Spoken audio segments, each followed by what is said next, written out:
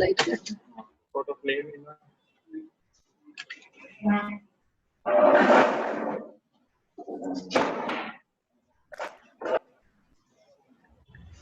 हाँ जी,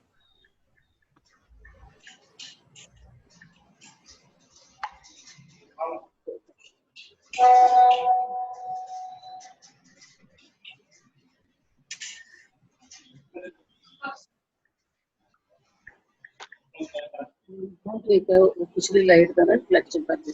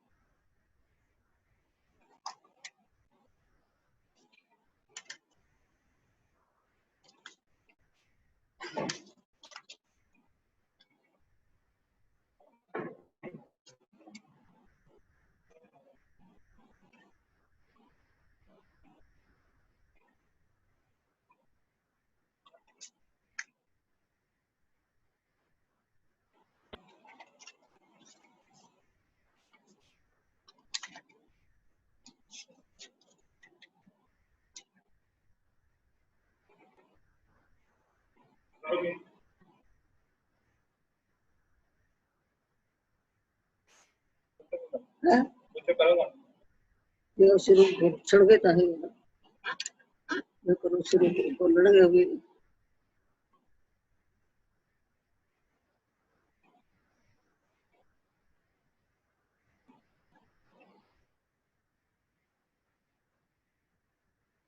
shall we start, Ankit? Yes, Aman, please. I hope everybody can see me and hear me. Welcome everybody to the Punjab Dialogues. This is episode 4. Though we had a slightly truncated third episode, but then we made up for it with another day of questions, and we were very happy that many people could put questions to Sucha Singh ji, and he answered them as well. Welcome everybody.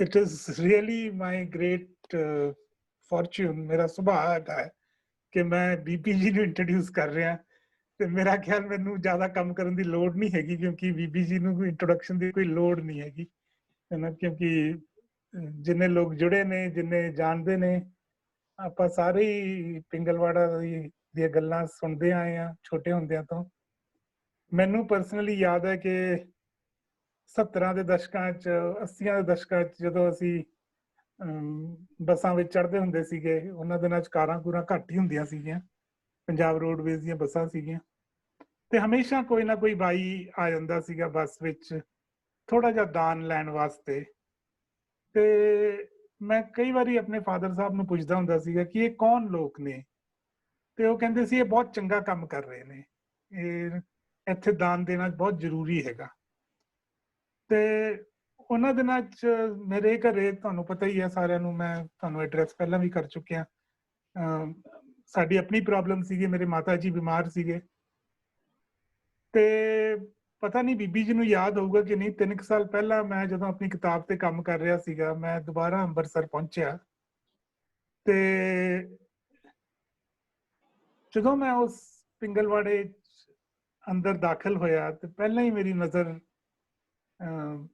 ਇੱਕ rickshaw ਤੇ ਪਈ ਤੇ ਉੱਥੇ ਲਿਖਿਆ ਹੋਇਆ ਸੀਗਾ ਕਿ ਭਗਤ ਪੂਰਨ ਜੀ ਇਸ ਰਿਕਸ਼ੇ ਤੇ ਐਂਬੂਲੈਂਸ ਬਣਾ ਕੇ ਲੋਕਾਂ ਨੂੰ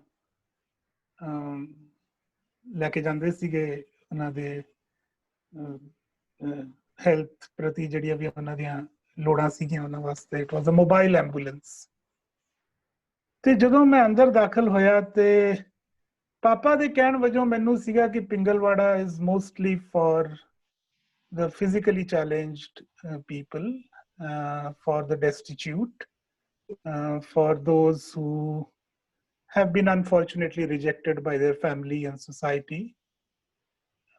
ਪਰ ਜਦੋਂ ਮੈਂ ਉੱਥੇ ਦੀਆਂ ਬੀਬੀਆਂ ਦੇਖੀਆਂ ਤੇ ਮੈਨੂੰ ਸਾਰਿਆਂ ਵਿੱਚ ਆਪਣੀ ਮਾਂ ਨਜ਼ਰ ਆਈ, ਕਿਉਂਕਿ ਉਹਨਾਂ ਨੂੰ ਵੀ ਮਤਲਬ ਸਾਰਿਆਂ ਨੂੰ ਨਹੀਂ ਪਰ ਕਈਆਂ ਨੂੰ ਉਹਨਾਂ ਨੂੰ ਮੇਰੇ ਮਾਂ ਵਾਂਗੂ ਹੀ ਮੈਂਟਲ ਇਲਨੈਸ ਸੀਗੀ। And I was very moved by that. And it sometimes takes you 40 years to recognize something which is just so in front of you, so close to you, which you can relate to from your own biography. ਤੇ ਮੈਂ ਬਹੁਤ ਦੇਰ ਬੈਠਾ ਰਿਹਾ ਉੱਥੇ। ਬੀਬੀ ਨੇ ਮੈਨੂੰ ਦੇਖਿਆ ਵੀ, ਉਹਨਾਂ ਨੇ ਪਤਾ ਨਹੀਂ ਬੀਬੀ ਨੂੰ ਮੈਂ ਯਾਦ ਹੋਊਂਗਾ ਕਿ ਨਹੀਂ, ਕਿਉਂਕਿ ਉਹਨਾਂ ਕੋਲ ਤਾਂ ਹਜ਼ਾਰਾਂ ਹੁੰਦੇ ਨੇ ਲੋਕ। ਤੇ she gave me time to sit there, to just sit among the women there. And then I asked her a few questions. She was at her desk. ਹਮੇਸ਼ਾ ਹੀ ਕੰਮ ਕਰਦੇ ਰਹਿੰਦੇ ਨੇ, ਹਮੇਸ਼ਾ ਹੀ ਭੀੜ ਉਮੜੀ ਰਹਿੰਦੀ ਇਹਨਾਂ ਦੇ ਕੋਲ, ਤੇ ਕੁਛ ਨਾ ਕੁਛ ਕਿਸੇ ਦਾ ਪਰਚੀਆਂ ਵੇਖ ਰਹੇ ਨੇ, ਨੰਬਰਸ ਲੈ ਰਹੇ ਨੇ। No, I think one of the busiest persons I saw in Punjab. And then I came out and I started looking up about the Pingalwada, and I realized they are into organic natural farming. Once I was traveling close to her village in Sangrur, and my friend said, "Ah, Bibi Inderjeet da ghar." मैं कहा अच्छा, मतलब ਇੰਨੀ ਵੱਡੀ ਪਹਿਚਾਨ। ਕੁਝ ਸਾਲ ਪਹਿਲਾਂ ਪ੍ਰੈਜ਼ੀਡੈਂਟ ਓਬਾਮਾ ਆਉਣ ਲੱਗੇ ਸੀਗੇ ਇਹਨਾਂ ਦੇ ਨੈਚੁਰਲ ਫਾਰਮ ਤੇ। ਉਸ ਤੋਂ ਬਾਅਦ ਨੈਚੁਰਲ ਫਾਰਮਿੰਗ ਦੀਆਂ ਗੱਲਾਂ ਬਹੁਤ ਇਹਨਾਂ ਨੇ ਚਲਾਈਆਂ ਨੇ, ਤੇ ਜਿਹੜੀ ਦੇਖਭਾਲ ਕਰ ਹੀ ਰਹੇ ਨੇ ਇਹ ਹੁਣ ਤਾਂ। ਮਤਲਬ ਪਿੰਗਲਵਾੜੇ ਦੀ ਸਥਾਪਨਾ 1947 ਚ ਹੋਈ ਸੀਗੀ। ਪੰਜਾਬ ਨੇ ਜੋ ਸੰਤਾਪ ਭੋਗਿਆ 1947 ਚ, ਉਹਦੇ ਵਿੱਚ ਭਗਤ ਪੂਰਨ ਸਿੰਘ ਜੀ ਨੇ ਸਾਡੇ ਤੇ ਮੱਲਮ ਲਾਇਆ ਕਿ ਇੱਕ ਇੰਸਟੀਟਿਊਸ਼ਨ ਹੀ ਬਣਾਤੀ ਜਿੱਥੇ ਹਜ਼ਾਰਾਂ ਤੋਂ ਹਜ਼ਾਰਾਂ ਲੋਕ ਅੱਜ ਤੱਕ, ਹੁਣ ਤੱਕ, ਜਿੱਥੇ ਉਹਨਾਂ ਨੂੰ ਘਰ ਮਿਲਦਾ ਹੈ, ਜਿੱਥੇ ਉਹਨਾਂ ਨੂੰ ਰੋਟੀ ਮਿਲਦੀ ਹੈ, ਜਿੱਥੇ ਉਹਨਾਂ ਨੂੰ ਪਿਆਰ ਮਿਲਦਾ ਹੈ, ਤੇ ਜਿੱਥੇ ਉਹਨਾਂ ਦੀ ਦੇਖਭਾਲ ਹੁੰਦੀ ਹੈ। ਇਹ ਇੰਨੀ ਵੱਡੀ ਸੇਵਾ ਦਾ ਇੰਸਟੀਟਿਊਸ਼ਨ, ਇੰਨਾ ਵੱਡਾ ਕੰਮ ਸੁਸਾਇਟੀ ਵਾਸਤੇ ਕਰਨਾ, ਤੇ ਬਿਲਕੁਲ ਹੀ ਸਟੇਟ ਤੇ ਸਟਰਕਚਰਸ ਤੋਂ ਬਾਹਰ ਨਿਕਲ ਕੇ ਇੰਡੀਪੈਂਡੈਂਟਲੀ ਕਰੀ ਜਾਣਾ, ਇਹ ਬਹੁਤ ਵੱਡਾ ਉਦਮ ਹੈ ਮੇਰਾ ਖਿਆਲ ਹੈ। And I am very thankful ਕਿ ਬੀਬੀ ਜੀ ਸਾਡੇ ਨਾਲ ਜੁੜੇ ਨੇ ਅੱਜ, ਐਂਡ ਸੇਵਾ ਦੇ ਉੱਤੇ ਗੱਲ ਕਰ ਰਹੇ ਨੇ। ਸੇਵਾ ਸਿੱਖੀ ਦਾ ਤਾਂ ਇੱਕ ਬਹੁਤ ਅਹਿਮ ਅੰਗ ਹੈਗਾ ਹੀ ਹੈ। ਬਾਬਾ ਨਾਨਕ ਨੇ ਆਪਾਂ ਨੂੰ ਲੰਗਰ ਦੀ ਵਿਧੀ ਸਿਖਾਈ ਸੀਗੀ, ਸੰਗਤ ਪੰਗਤ ਦੀ ਗੱਲ ਕੀਤੀ ਸੀਗੀ। ਪਰ ਜੇ ਪੰਜਾਬ ਦੀ ਧਰਤੀ ਜਿਹੜੀ ਕਈ ਮਿਲੀਨੀਆ 올ਡ ਹੈਗੀ ਹੈ, ਜਿੱਥੇ ਇੱਕ ਟਾਈਮ ਤੇ ਪੈਸਟੋਰਲਿਸਟਸ ਹੁੰਦੇ ਸੀਗੇ, ਜਿੱਥੇ ਕਾਊ ਹਰਡਸ ਹੁੰਦੇ ਸੀਗੇ, ਇਹ ਸੁਸਾਇਟੀ ਕਦੇ ਵਸ ਹੀ ਨਹੀਂ ਸਕੀ ਹੈ ਇੰਨੇ ਹਜ਼ਾਰਾਂ ਸਾਲਾਂ ਤੋਂ, ਕਿਉਂਕਿ ਇੱਥੇ ਬਹੁਤ ਸਾਰੇ ਇਨਵੇਡਰਸ ਵੀ ਆਏ ਨੇ, ਬਹੁਤ ਸਾਰੇ ਟਰੈਵਲਰਸ ਵੀ ਆਏ ਨੇ। ਤੇ ਇਸ ਸੁਸਾਇਟੀ ਵਿੱਚ ਲੰਗਰ ਦੀ ਪ੍ਰਥਾ ਜਿਹੜੀ ਸਿੱਖੀ ਦਾ ਇੱਕ ਖਾਸ ਅੰਗ ਹੈਗੀ ਹੈ ਸੇਵਾ ਦਾ, ਉਹ ਅਹਿਮ ਹੈ। ਬਟ ਪੰਜਾਬ ਦੇ ਸੰਦਰਭ 'ਚ ਵੀ ਸੇਵਾ ਹਰ ਥਾਂ ਤੇ ਪੰਜਾਬੀ ਜਾਣੇ ਜਾਂਦੇ ਨੇ ਆਪਣੀ ਵੋਲੰਟੀਅਰਿਜ਼ਮ ਕਰਕੇ, ਆਪਣੀ ਸੇਵਾ ਭਾਵ ਕਰਕੇ। ਤੇ ਉਸ ਨੂੰ ਆਪਾਂ ਥਿਅਰਾਈਜ਼ ਕਰੀਏ ਜੇ ਅੱਜ ਬੀਬੀ ਤੋਂ ਸੁਣੀਏ ਕਿ ਉਹ ਕਿਵੇਂ ਵੇਖਦੇ ਨੇ ਸੇਵਾ ਨੂੰ, ਪੰਜਾਬ ਦੀ ਸੇਵਾ ਨੂੰ, ਤੇ I think we will all learn something from it. Thank you ਬੀਬੀ ਜੀ, ਬਹੁਤ ਬਹੁਤ ਮਿਹਰਬਾਨੀ ਆਉਣ ਵਾਸਤੇ। ਵਾਹਿਗੁਰੂ ਜੀ ਕਾ ਖਾਲਸਾ, ਵਾਹਿਗੁਰੂ ਜੀ ਕੀ ਫਤਿਹ। ਬਹੁਤ ਖੁਸ਼ੀ ਹੈ ਕਿ ਇਹ ਤੁਹਾਡੀ ਸੰਸਥਾ ਜਿਹੜੀ ਹੈ ਇਹ ਪੰਜਾਬ ਬਾਰੇ ਚਿੰਤਿਤ ਹੈ, ਪੰਜਾਬ ਦੀਆਂ ਸਮੱਸਿਆਵਾਂ ਬਾਰੇ ਚਿੰਤਿਤ ਹੈ, ਪੰਜਾਬ ਦੇ ਕਲਚਰ ਬਾਰੇ, ਆਰਟ ਬਾਰੇ ਬਹੁਤ ਦਿਸ਼ਾਵਾਂ ਦੇ ਉੱਤੇ ਕੰਮ ਕਰ ਰਹੇ ਹੋ। ਸੇਵਾ ਜਿਹੜੀ ਹੈ ਉਹ ਨਾਮ ਤਾਂ ਇੱਕ ਲਫ਼ਜ਼ ਸੇਵਾ ਹੀ ਹੈ, ਉਹਦੇ ਬਹੁਤ ਕੁਛ ਕਰਨ ਵਾਲਾ ਹੁੰਦਾ ਉਹਦੇ ਵਿੱਚ। ਭਗਤ ਪੂਰਨ ਸਿੰਘ ਜੀ ਨੇ 1934 ਚੋਂ ਐਕਚੁਅਲੀ ਪਿੰਗਲਵਾੜਾ ਸ਼ੁਰੂ ਹੋ ਗਿਆ, ਜਦੋਂ ਪਹਿਲਾ ਬੱਚਾ ਗੁਰਦੁਆਰਾ ਡੇਰਾ ਸਾਹਿਬ ਵਿਖੇ ਪਿਆਰਾ ਸਿੰਘ ਜੀ ਦਾ ਨਾਮ ਰੱਖਿਆ। ਭਗਤ ਜੀ ਨੇ ਜਿਹੜਾ ਭਗਤ ਜੀ ਉਹਦਾ ਨਾਮ ਪਿਆਰਾ ਸਿੰਘ ਰੱਖਿਆ, ਕਿਉਂਕਿ ਬਹੁਤ ਪਿਆਰ ਕੀਤਾ। ਸੈਰਬਰਲ ਪਾਲਸੀ ਦਾ ਬੱਚਾ ਸੀ ਤੇ ਇਹੋ ਜਿਹੇ ਬੱਚਿਆਂ ਦੀ ਉਮਰ 32 ਸਾਲ ਤੋਂ ਵੱਧ ਨਹੀਂ ਹੁੰਦੀ, ਪਰ ਕਿਉਂਕਿ ਭਗਤ ਜੀ ਨੇ ਮਾਂ ਤੋਂ ਵੱਧ ਸੇਵਾ ਕੀਤੀ ਤਾਂ ਉਹਦੀ ਉਮਰ ਜਿਹੜੀ ਹੈ 64 ਸਾਲ ਦੀ, 58 ਸਾਲ ਜਿਹਦੇ ਚ ਭਗਤ ਜੀ ਨੇ ਸੇਵਾ ਕੀਤੀ। ਬਹੁਤ ਸਾਰੇ ਲੋਕ ਅੱਜ ਇਹੋ ਜਿਹੇ ਬੱਚਿਆਂ ਨੂੰ ਦਰਬਾਰ ਸਾਹਿਬ ਦੀ ਪਰਿਕਰਮਾ ਵਿੱਚ ਸੜਕ ਤੇ ਬਾਹਰ ਸੁੱਟ ਦਿੰਦੇ ਆ। ਕਈ ਵਾਰੀ ਪਿੰਗਲਵਾੜੇ ਦੇ ਬਾਹਰ ਹੀ ਕਿਸੇ ਬੱਚੇ ਨੂੰ ਸੜਕ ਦੇ ਉੱਤੇ ਕੱਚੇ ਪਾਸੇ ਪਾ ਜਾਂਦੇ ਆ ਤੇ ਫਿਰ ਬਿਠਾ ਜਾਂਦੇ ਆ ਕਹਿ ਕੇ ਅਸੀਂ ਹੁਣ ਆਉਂਦੇ ਹਾਂ ਚੀਜ਼ੀ ਲੈ ਕੇ।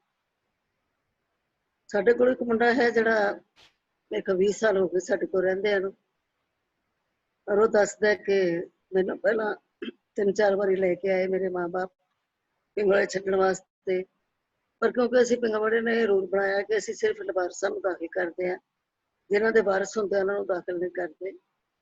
ਉਹਨਾਂ ਨੂੰ ਦਾਖਲਾ ਨਹੀਂ ਮਿਲਿਆ ਤਾਂ ਉਹ ਦੱਸਦਾ ਕਿ ਮੈਨੂੰ ਫਿਰ ਕਾਰ ਚ ਲੈ ਕੇ ਆਏ ਮੇਰੇ ਕਈ ਰਿਸ਼ਤੇਦਾਰ ਤੇ ਦਰਬਾਰ ਸਾਹਿਬ ਦੇ ਬਾਹਰ ਬਿਠਾ ਕੇ ਤੇ ਚਲੇ ਗਏ ਤੇ ਕਹਿੰਦੇ ਸੀ ਹੁਣੇ ਵਾਪਸ ਆਉਂਦੇ ਹਾਂ ਮੱਥਾ ਟੇਕ ਕੇ। ਅੱਜ 20 ਸਾਲ ਹੋ ਗਏ। ਉਸ ਤੋਂ ਬਾਅਦ ਕਿੰਨੇ ਆਉਣਾ ਸੀ, ਉਹ ਲਵਾਰਸ ਬਣਾ ਗਏ ਤੇ ਉਹ ਜਿਹੜਾ ਬੱਚਾ ਪਿੰਗਲਵਾੜੇ ਪਹੁੰਚ ਗਿਆ। ਤੇ ਜਿਹੜੀ ਸਭ ਤੋਂ ਵੱਡੀ ਜਿਹੜੀ ਇਸ ਵੇਲੇ ਸਮੱਸਿਆ ਹੈ ਪੰਜਾਬ ਦੇ ਵਿੱਚ, ਕਿ ਜਿਹੜੀ ਗੱਲ ਅਸੀਂ ਗੁਰੂ ਸਾਹਿਬਾਨ ਤੋਂ ਸਿੱਖੀ, ਪਿਆਰ ਕਰਨਾ, ਦਇਆ, ਪਰਉਪਕਾਰ, ਸੰਜਮਈ ਜੀਵਨ ਬਤੀਤ ਕਰਨਾ, ਉਹਦੇ ਤੋਂ ਬਿਲਕੁਲ ਸਾਡਾ ਜੀਵਨ ਉਲਟ ਪਾਸੇ ਜਾ ਰਿਹਾ ਹੈ। ਅਸੀਂ ਆਪਣੇ ਰਿਸ਼ਤੇਦਾਰਾਂ ਨੂੰ, ਆਪਣੇ ਭੈਣ ਭਰਾਵਾਂ ਨੂੰ, ਭੈਣ ਦੀ ਕੁੜੀ ਨੂੰ, ਭਰਾ ਦੇ ਬੱਚੇ ਨੂੰ ਏਦਾਂ ਜਿਹੜਾ ਅਪੰਗ ਹੈ ਉਹਨੂੰ ਸੜਕ ਤੇ ਸੁੱਟਣ ਲਈ ਤਿਆਰ ਆ। ਕੀ ਇਹ ਸਾਡਾ ਕਲਚਰ ਹੈ? ਪਹਿਲਾਂ ਲੋਕੀ ਰਿਸ਼ਤੇ ਹੁੰਦੇ ਸੀ, ਜੁਆਇੰਟ ਫੈਮਿਲੀਜ਼ ਹੁੰਦੀਆਂ ਸੀ, ਇਕੱਠੇ ਰਹਿੰਦੇ ਸੀ ਪਰਿਵਾਰ। ਜੇ ਕਿਸੇ ਬੱਚੇ ਦੇ ਮਾਂ-ਬਾਪ ਮਰ ਜਾਂਦੇ ਸੀ ਤਾਂ ਭੂਆ, ਮਾਸੀ, ਚਾਚਾ, ਮਾਮਾ, ਬਹੁਤ ਸਾਰੇ ਰਿਸ਼ਤੇਦਾਰ ਹੁੰਦੇ ਸੀ ਜਿਹੜੇ ਉਹਨੂੰ ਪਾਲ ਵੀ ਲੈਂਦੇ ਸੀ ਤੇ ਪੜ੍ਹਾ ਵੀ ਲੈਂਦੇ ਸੀ। ਤੇ ਆਪਣੇ ਘਰ ਦੀ ਗੱਲ ਕਰਾਂ ਤਾਂ ਸਾਡੇ ਘਰ ਚ ਵੀ ਕਿੰਨੇ ਹੀ ਬੱਚੇ ਇਸ ਤਰ੍ਹਾਂ ਦੇ ਪਲੇ। ਮੇਰੇ ਮਾਤਾ ਪਿਤਾ ਨੇ ਕਿਉਂਕਿ ਗੁਰਬਾਣੀ ਦੇ ਨਾਲ ਜੁੜੇ ਹੋਏ ਸੀਗੇ, ਜਿਹੜੀ ਸਾਨੂੰ ਇਹ ਸਿਖਾਉਂਦੀ ਹੈ ਕਿ ਹਰ ਇੱਕ ਦੇ ਵਿੱਚ ਅਕਾਲ ਪੁਰਖ ਹੈ। ਅਕਾਲ ਪੁਰਖ ਦੀ ਹੋਂਦ ਹਰ ਜੀਵ ਦੇ ਵਿੱਚ, ਹਰ ਰਚਨਾ ਦੇ ਵਿੱਚ ਅਕਾਲ ਪੁਰਖ ਆਪ ਰਮਿਆ ਹੋਇਆ ਹੈ। ਇਹ ਤੇ ਬਹੁਤ ਸਾਰੇ ਸ਼ਬਦ ਹਨ ਗੁਰਬਾਣੀ ਵਿੱਚ, ਸਭ ਮੈਂ ਜੋਤ ਜੋਤ ਹੈ ਸੋਏ, ਇਸ ਦੇ ਚਾਨਣ ਸਭ ਮੈਂ ਚਾਨਣ ਹੋਏ, ਨਾ ਕੋਈ ਵੈਰੀ ਨਾ ਹੀ ਬਗਾਨਾ, ਸਗਲ ਸੰਗ ਹਮਕੋ ਬਣਾਈ, ਉਰ ਤਾਰੇ ਜੋ ਅੰਤਰ ਨਾਮ, ਸਰਵ ਮੈਂ ਭੇਖੇ ਭਗਵਾਨ। ਬਾਕੀ ਧਰਮਾਂ ਚ ਵੀ ਕਿਸੇ ਨਾ ਕਿਸੇ ਤਰੀਕੇ ਨਾਲ ਗੱਲ ਸਮਝਾਈ ਗਈ ਹੈ। ਕੋਈ ਭਜਨ ਪੜ੍ਹਦਾ ਕਣ ਕਣ ਮੈਂ ਭਗਵਾਨ, ਪਰ ਉਹ ਪੜ੍ਹ ਛੱਡਣਾ ਤੇ ਉਹਨੂੰ ਮੁੜ ਕੇ ਉੱਤੇ ਅਮਲ ਨਾ ਕਰਨਾ, ਕਿਸੇ ਨੂੰ ਪੁੱਛਣਾ ਨਾ, ਕਿਸੇ ਨਾਲ ਹਮਦਰਦੀ ਨਾ ਜਤਾਉਣੀ, ਇੱਕ ਵੱਡਾ ਸੰਕਟ ਹੈ।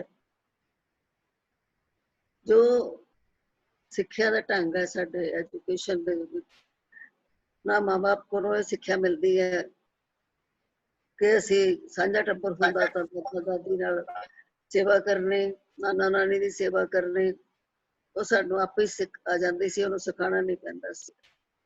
ਪਰ ਹੁਣ ਕਿਉਂ ਹੋ ਗਏ ਅਸੀਂ ਅਲੱਗ ਅਲੱਗ ਰਹਿਣ ਲੱਗ ਪਏ। ਉਹਦੇ ਵੱਖਰੇ ਕਾਰਨ ਵੀ ਨਾ, ਕਿਸੇ ਨੂੰ ਤਾਂ ਮਜਬੂਰੀ ਹੈ ਕਿ ਨੌਕਰੀ ਬਾਹਰ ਕਰਨੀ ਪੈਂਦੀ ਹੈ, ਪਰ ਆਪੋ ਧਾਪੀ ਬਹੁਤ ਪੈ ਗਈ ਸੰਸਾਰ ਦੇ ਵਿੱਚ। ਇਨਸਾਨ ਨਾਲੋਂ ਚੀਜ਼ਾਂ ਨੂੰ ਜ਼ਿਆਦਾ ਪਿਆਰ ਕਰਨ ਲੱਗ ਪਏ, ਪੈਸੇ ਨੂੰ ਜ਼ਿਆਦਾ ਪਿਆਰ ਕਰਨ ਲੱਗ ਪਏ, ਜਿਹੜਾ ਕਿ ਸਾਡਾ ਕਲਚਰ ਨਹੀਂ ਹੈ ਭਾਰਤ ਵਰਸ਼ ਦਾ। ਤੇ ਇਹ ਸਭ ਤੋਂ ਵੱਡਾ ਜਿਹੜਾ ਸਮੱਸਿਆ ਸਾਡੇ ਵਿੱਚ ਆ ਗਈ ਹੈ। ਇੱਕ ਸਾਡੇ ਦੇ ਦੇਸ਼ ਦੇ ਵਿੱਚ ਕਿ ਸਾਰੀ ਦੁਨੀਆ ਦੇ ਵਿੱਚ ਗਲੋਬਲਾਈਜੇਸ਼ਨ ਹੋਣ ਦੇ ਨਾਲ ਜਿਹੜਾ ਬਾਜ਼ਾਰ ਆ ਸਾਡੇ ਤੇ ਹਾਵੀ ਹੋ ਗਿਆ ਹੈ। ਉਹਨੂੰ ਮੀਡੀਆ ਰਾਹੀਂ ਅਸੀਂ ਬਾਜ਼ਾਰ ਨੂੰ ਇਸ ਤਰੀਕੇ ਨਾਲ ਵਰਤ ਲਿਆ ਹੈਗਾ कि हर चीज कारखानिਆਂ ਵਿੱਚ ਬਣਨ ਲੱਗ ਪਈ।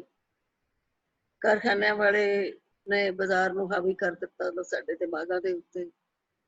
ਸਾਨੂੰ ਚੀਜ਼ਾਂ ਦੀ ਦੌੜ ਪੈ ਗਈ। ਮਾਂ ਬਾਪ ਵੀ ਸਿੱਖਿਆ ਦਿੰਦੇ ਆ ਕਿ ਪੜ੍ਹ ਲੈ, ਫਿਰ ਤੂੰ ਚੰਗੀ ਨੌਕਰੀ ਲੱਗ ਜਾਏਗਾ, ਆਰਾਮ ਨਾਲ ਜ਼ਿੰਦਗੀ ਬਤੀਤ ਕਰੇਗਾ, ਤੇਰੇ ਕੋਲ ਕੋਠੀ ਹੋਏਗੀ, ਕਾਰ ਹੋਏਗੀ। तो चीज़ों की लालसा बचपन तो ही साडे दिमाग दे विच पाती जाती है। जे स्कूलों में जाओ तो उत्थे भी यही सिक्ख्या मिलती है। किते सानू ये सिक्ख्या नहीं दी जाती कि तुसीं अच्छे इंसान बनना है, परोपकारी जीव बनना है, दूजे की मदद करनी है। जे साडे कोल सिख गुरुद्वारे ना होंदे, जे जिहड़ी थोड़ी बहुती साडे कोल बची है पूंजी प्यार दी, परोपकार दी, सेवा दी, शायद भी ना बचती। तो इस करके जो बहुत सारा चिंतन करने की जरूरत है कि नैतिक कदरां कीमतां दे उत्ते जे बाजार हावी हो गया है तो साडा देश नहीं बच सकता। भगत पूरन सिंह जी ने लिखा है साडा देश तां ही बचेगा जे असीं सच दे आधार ते सादा जीवन बतीत करांगे, संजमई जीवन बतीत करांगे। अपने असीं पिंडां दीयां बणीआं होईआं चीज़ां, पिंडां दा बणिया होया कपड़ा, पिंडां दीयां बणीआं जुत्तियां, पिंडां दीयां बणीआं होईआं जिहड़ियां तरखाणियां चीज़ां ने, ये सारियां वरतांगे। किन्ना सोहना साडी सभ्याचार सीगा पिंड दा। साडे पिंड दे विच खद्दर भी वरतदे सी। ਇਹ ਤੌਲੀਏ ਵੀ ਨਹੀਂ ਸੀ ਹੁੰਦੇ ਜਿਹੜੇ ਤੁਹਾਡੇ ਕੰਪਨੀਆਂ ਦੇ ਬਾਜ਼ਾਰ ਦੇ ਹੁੰਦੇ ਆ। ਖੱਦਰ ਤੇ ਹੀ ਤੌਲੀਆ ਹੁੰਦਾ ਸੀ ਘਰ ਵਿੱਚ। ਤੇ ਬਹੁਤ ਸਾਰਾ ਕੱਪੜਾ ਵੀ ਵਰਤਿਆ ਜਾਂਦਾ ਸੀ, ਖੇਸ ਵਰਤਦੇ ਸੀ ਜਿਹੜੇ ਘਰ ਵਿੱਚ ਬੁਣੇ ਜਾਂਦੇ ਸੀ। ਚੁਲਾਇਆ ਨੂੰ ਕੰਮ ਮਿਲਦਾ ਸੀ, ਤਰਖਾਣਾ ਨੂੰ ਕੰਮ ਮਿਲਦਾ ਸੀ, ਜਿਹੜੇ ਹਲ ਵਗੈਰਾ ਸਾਰਾ ਕੁਝ, ਗੱਡਾ ਸੀ, ਹਲ ਸੀ, ਹੋਰ ਚੀਜ਼ਾਂ ਸੀ, ਮੰਜੇ ਸੀ, ਉਹ ਸਾਰੇ ਜਿਹੜੇ ਸੀ ਤਰਖਾਣ ਵੀ ਬਣਾ ਲੈਂਦੇ ਸੀ। ਤਾਂ ਹਰ ਬੰਦੇ ਨੂੰ, ਹਰ ਕਾਰੀਗਰ ਨੂੰ ਕੰਮ ਮਿਲਦਾ ਸੀ। ਭਾਂਡੇ ਬਣਦੇ ਸੀ, ਮਿੱਟੀ ਦੇ ਬਣਦੇ ਸੀ, ਪਿੱਤਲ ਦੇ ਬਣਦੇ ਸੀ, ਔਰ ਸਿਹਤ ਵਾਸਤੇ ਚੰਗੇ ਵੀ ਬਹੁਤ ਹੁੰਦੇ ਸੀ। ਮਿੱਟੀ ਦੇ ਭਾਂਡਿਆਂ ਤੇ ਤਾਂ ਹੁਣ ਖੋਜ ਬਹੁਤ ਹੋ ਰਹੀ ਹੈ ਕਿ ਜਿਹੜੇ ਮਿੱਟੀ ਦੇ ਭਾਂਡੇ ਨੇ ਉਹ ਟੌਕਸਿਕ ਚੀਜ਼ਾਂ ਜਿਹੜੀਆਂ ਨੇ ਪਾਣੀ ਵਿੱਚੋਂ ਕੱਢ ਲੈਂਦੀਆਂ ਨੇ, ਤੇ ਜਿਹੜੇ ਚੰਗੇ ਐਲੀਮੈਂਟਸ ਜਿਹੜੇ ਸਾਡੀ ਸਿਹਤ ਵਾਸਤੇ ਮਾਈਕਰੋ ਐਲੀਮੈਂਟਸ ਜ਼ਰੂਰੀ ਨੇ, ਉਹ ਮਿੱਟੀ ਦੇ ਭਾਂਡਿਆਂ ਚੋਂ ਪੈ ਜਾਂਦੇ। ਇਸ ਤਰ੍ਹਾਂ ਹੀ ਕਾਪਰ ਦੇ, ਇਸੇ ਤਰ੍ਹਾਂ ਹੀ ਪਿੱਤਲ ਦੇ ਭਾਂਡੇ ਜਿਹੜੇ ਹੈ ਉਹ ਸਾਡੀ ਸਿਹਤ ਲਈ ਬਹੁਤ ਜ਼ਰੂਰੀ ਹੈ। ਅਸੀਂ ਸਾਰਾ ਕੁਝ ਛੱਡ ਕੇ ਅਸੀਂ ਪਲਾਸਟਿਕ ਵਰਤਣਾ ਸ਼ੁਰੂ ਕਰ ਦਿੱਤਾ, ਪਲਾਸਟਿਕ ਦੇ ਗਲਾਸ ਵਰਤਣੇ ਸ਼ੁਰੂ ਕਰ ਦਿੱਤੇ। ਹੁਣ ਇੱਕ ਹੋਰ ਢੋਂਗ ਚੱਲ ਗਿਆ ਕਿ ਪਲਾਸਟਿਕ ਇਸ ਕਰਕੇ ਗੱਤੇ ਦੇ ਗਲਾਸ ਬਣਨ ਲੱਗੇ, ਉੱਤੇ ਮੋਮ ਚੜਾ ਦਿੰਦੇ ਆ। ਤੇ ਜਿਹੜੀ ਮੋਮ ਆ ਕਿੰਨੀ ਖਰਾਬ ਹੁੰਦੀ ਹੈ। ਇਹਦੇ ਬਾਰੇ ਐਜੂਕੇਸ਼ਨ ਜਿਹੜੀ ਆ ਬਹੁਤ ਘੱਟ ਆ। ਅਸੀਂ ਫੈਸ਼ਨ ਦੇ ਤਰੀਕੇ ਨਾਲ ਹੋ ਗਏ, ਖਾਣ ਪੀਣਾ ਸਾਡਾ ਖਰਾਬ ਹੋ ਗਿਆ। ਅਸੀਂ ਲੱਸੀ ਪੀਂਦੇ ਸੀ, ਸ਼ਰਬਤ ਪੀਂਦੇ ਸੀ, ਸ਼ਰਦਾਈ ਪੀਂਦੇ ਸੀ, ਜਿਹੜੀਆਂ ਸਾਰੇ ਗੁਣਕਾਰੀ ਚੀਜ਼ਾਂ ਸੀਗੀਆਂ ਸਾਡੀ ਸਿਹਤ ਵਾਸਤੇ। ਕਦੇ ਕੱਚੀ ਲੱਸੀ ਪੀਣੀ, ਕਦੇ ਖੱਟੀ ਲੱਸੀ ਪੀਣੀ, ਕਦੇ ਅਸੀਂ ਸ਼ਰਦਾਈ ਬਣਾ ਕੇ ਪੀਣੀ, ਕਦੇ ਸ਼ਰਬਤ ਪੀਣਾ, ਸ਼ਿਕੰਜਵੀ ਪੀਣੀ, ਉਹ ਸਾਰਾ ਕੁਝ ਖਤਮ ਹੋ ਗਿਆ। ਹੁਣ ਅਸੀਂ ਕੋਕਾ ਕੋਲਾ ਦੀ ਬੋਤਲ ਜਾਂ ਕਿਸੇ ਕੋਲਡ ਡਰਿੰਕ ਦੀ ਬੋਤਲ ਲਿਆ ਕੇ ਪਲਾਸਟਿਕ ਦੇ ਨਿੱਕੇ ਨਿੱਕੇ ਗਲਾਸ ਅਸੀਂ ਲੋਕਾਂ ਦੇ ਅੱਗੇ ਪਰੋਸ ਦਿੰਦੇ। ਫਿਰ ਸਾਡਾ ਦਾਣਾ ਖਾਣਾ ਪੀਣਾ ਸੀਗਾ, ਭੱਠੀਆਂ ਦੇ ਦਾਣੇ ਹੁੰਦੇ ਸੀ। ਇਹਦੋਂ ਜ਼ਿਆਦਾ ਸਟਰਲਾਈਜ਼ ਚੀਜ਼ ਕਿਹੜੀ ਹੋਏਗੀ ਜਿਹਦੇ 'ਚ ਕੀਟਾਣੂ ਨਾ ਹੋਵੇ, ਪੈਸਟੀਸਾਈਡ ਵੀ ਨਾ ਹੋਵੇ, ਉਹ ਅਸੀਂ ਬੰਦ ਕਰ ਦਿੱਤਾ। ਹੁਣ ਅਸੀਂ ਪੈਕਟ ਵਾਲੀਆਂ ਚੀਜ਼ਾਂ ਖਾਂਦੇ ਹਾਂ, ਜਿਹਨੂੰ ਕਿ ਅਸੀਂ ਬਚਾਉਣ ਵਾਸਤੇ ਕਿ ਇਹਦੇ ਕੀੜਾ ਨਾ ਲੱਗੇ, ਅਸੀਂ ਇਹਦੇ 'ਚ ਕੁਛ ਨਾ ਕੁਛ ਦਵਾਈ ਪਾਉਂਦੇ ਹਾਂ। ਔਰ ਸਭ ਤੋਂ ਜ਼ਿਆਦਾ ਜੋ ਤਿਆਰ ਕੀਤੀਆਂ ਜਾਂਦੀਆਂ ਨੇ ਖਾਣ ਵਾਲੀਆਂ ਚੀਜ਼ਾਂ, ਇਹਦੇ ਵਿੱਚ ਜਿਹੜਾ ਸੜਿਆ ਹੋਇਆ ਤੇਲ ਜਿਹੜਾ ਕਿਤੇ ਨਹੀਂ ਵਰਤਿਆ ਜਾਂਦਾ, ਉਹਨੂੰ ਡੀਓਡਰਾਈਜ਼ ਕਰਕੇ ਉਹਦੇ ਵਿੱਚ ਅਸੀਂ ਬਿਸਕੁਟ ਬਣਾ ਲੈਂਦੇ ਹਾਂ, ਸਾਰਾ ਕੁਛ। ਔਰ ਬੜੇ ਚਾਅ ਨਾਲ ਸਾਰਾ ਕੁਝ ਖਾਂਦੇ ਹਾਂ। ਪਿੰਡਾਂ ਵਿੱਚ ਵੀ ਇਹ ਗੱਲ ਪਹੁੰਚ ਗਈ ਹੈ, ਹੁਣ ਸ਼ਹਿਰਾਂ ਦੀ ਤਾਂ ਗੱਲ ਹੀ ਛੱਡੋ। ਤਾਂ ਸਾਡਾ ਜਿਹੜਾ ਇਹ ਕਲਚਰ ਹੈ, ਜਿਹੜਾ ਸਾਡਾ ਖਾਣਾ ਸੀਗਾ, ਗੁਰੂ ਨਾਨਕ ਪਾਤਸ਼ਾਹ ਨੇ ਕਿਹਾ ਬਾਬਾ ਹੋ ਖਾਣਾ ਖੁਸ਼ੀ ਖਿਆਰ, ਜਿੱਤ ਖਾਧੇ ਤਨ ਪੀੜੀਏ ਮਨ ਮੈਂ ਚਲੇ ਵਿਕਾਰ। ਜਿਹੜੀ ਬਿਮਾਰੀਆਂ ਦਾ ਘਰ ਅਸੀਂ ਆਪ ਲੈ ਕੇ ਆ ਰਹੇ ਹਾਂ ਕਿ ਅਸੀਂ ਸਾਡਾ ਖਾਣਾ ਪੀਣਾ ਕਿੰਨਾ ਗਲਤ ਹੋ ਗਿਆ, ਬਿਮਾਰੀਆਂ ਭਰਮਾਰ ਹੋ ਗਈਆਂ, ਹਸਪਤਾਲਾਂ ਦੇ ਵਿੱਚ ਥਾਂ ਨਹੀਂ ਮਿਲਦੀ ਹੈਗੀ। ਫਿਰ ਅਸੀਂ ਆਪਣਾ ਸਾਡਾ ਇਹ ਸੁਭਾਅ ਸੀਗਾ, ਅਸੀਂ ਗਲੀਆਂ ਮੈਂ ਦੇਖਦੀ ਹਾਂ ਛੋਟੇ ਹੁੰਦੇ ਅਸੀਂ ਜਿਹੜੇ ਸ਼ਹਿਰ 'ਚ ਰਹਿੰਦੇ ਸੀ, ਆਪਣੀਆਂ ਗਲੀਆਂ ਬਾਰੇ ਅਸੀਂ ਬੜੇ ਚਿੰਤਤ ਹੁੰਦੇ ਸੀ। ਆਪਣੇ ਘਰ ਦੇ ਕੋਲ ਨਾਲੀਆਂ ਅਸੀਂ ਆਪੇ ਵੀ ਸਾਫ਼ ਕਰ ਲੈਂਦੇ ਸੀ। ਔਰ ਹੁਣ ਅਸੀਂ ਸਾਰਾ ਕੁਛ ਉਮੀਦ ਰੱਖਦੇ ਹਾਂ ਵੀ ਅਸੀਂ ਆਪ ਕੁਛ ਨਹੀਂ ਕਰਨਾ, ਜਾਂ ਤਾਂ ਸਰਕਾਰਾਂ ਕਰਨ ਸਾਡੇ ਲਈ। ਤੇ ਸਰਕਾਰਾਂ ਜਿਹੜੀਆਂ ਨੇ ਉਹ ਕਹਿੰਦੀਆਂ ਨੇ ਵੀ ਸਾਡੇ ਕੋਲ ਵਕਤ ਨਹੀਂ ਹੈਗਾ, ਸਾਡੇ ਕੋਲ ਤਾਂ ਸਿਰਫ ਆਪਣੇ ਕੰਮਾਂ ਲਈ ਵਕਤ ਹੈਗਾ, ਅਸੀਂ ਜਿਹੜੇ ਰਾਜਨੀਤਿਕ ਲੋਕ ਨੇ ਉਹ ਛੋਟੇ ਬੱਚਿਆਂ ਨੂੰ ਵਰਗਲਾ ਕੇ ਉਹਨਾਂ ਨੂੰ ਤੋਂ ਗਲਤ ਕੰਮ ਕਰਾ ਕੇ ਉਹਨਾਂ ਨੂੰ ਅੱਜ ਕੱਲ ਬਹੁਤ ਸਾਰੇ ਹੀ ਜਿਹੇ ਨੇ ਜਿਹੜੇ ਬਹੁਤ ਸਾਰੇ ਜਵਾਨ ਬੱਚਿਆਂ ਨੂੰ ਨਸ਼ਿਆਂ ਤੇ ਲਾਤੇ ਜਿੱਤਣ ਵਾਸਤੇ, ਵੋਟਾਂ ਜਿੱਤਣ ਵਾਸਤੇ। ਮੈਨੂੰ ਪਤਾ ਹੈ ਕਿ ਨਸ਼ਾ ਸਪਲਾਈ ਹੁੰਦਾ ਸੀਗਾ। ਤੋ ਇਹ ਜਿਹੜੀਆਂ ਮਤਲਬ ਸਾਰੀਆਂ ਗੱਲਾਂ ਹੈ, ਇਹਨਾਂ ਤੇ ਕਦਰਾਂ ਕੀਮਤਾਂ ਦਾ ਘਾਣ ਹੋ ਗਿਆ ਸਾਡਾ, ਕਿਉਂਕਿ ਅਸੀਂ ਆਪਣੇ ਧਰਮ ਗ੍ਰੰਥਾਂ ਤੋਂ ਦੂਰ ਹੋ ਗਏ। ਸਿਰਫ ਅਸੀਂ ਗੁਰਦੁਆਰੇ ਜਾਂਦੇ ਹਾਂ ਤਾਂ ਮੱਥਾ ਹੀ ਟੇਕਣ ਜਾਂਦੇ ਹਾਂ।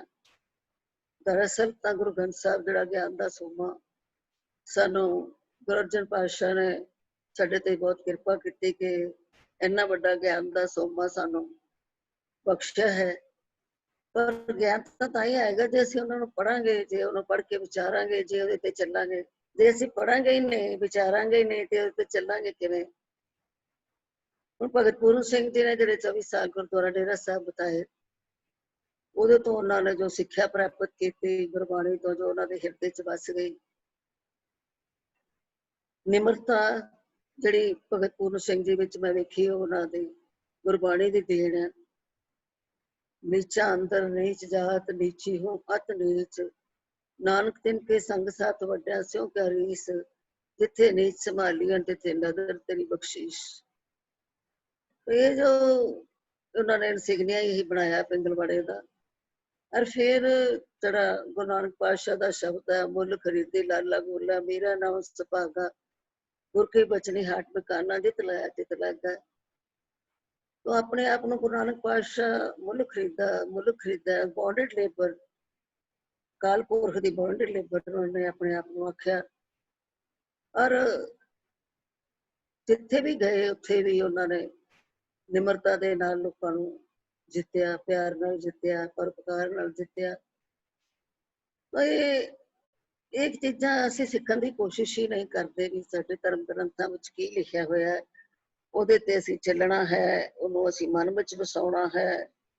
ਇਹ ਜਿਹੜੀਆਂ ਸਾਰੀਆਂ ਗੱਲਾਂ ਨੇ,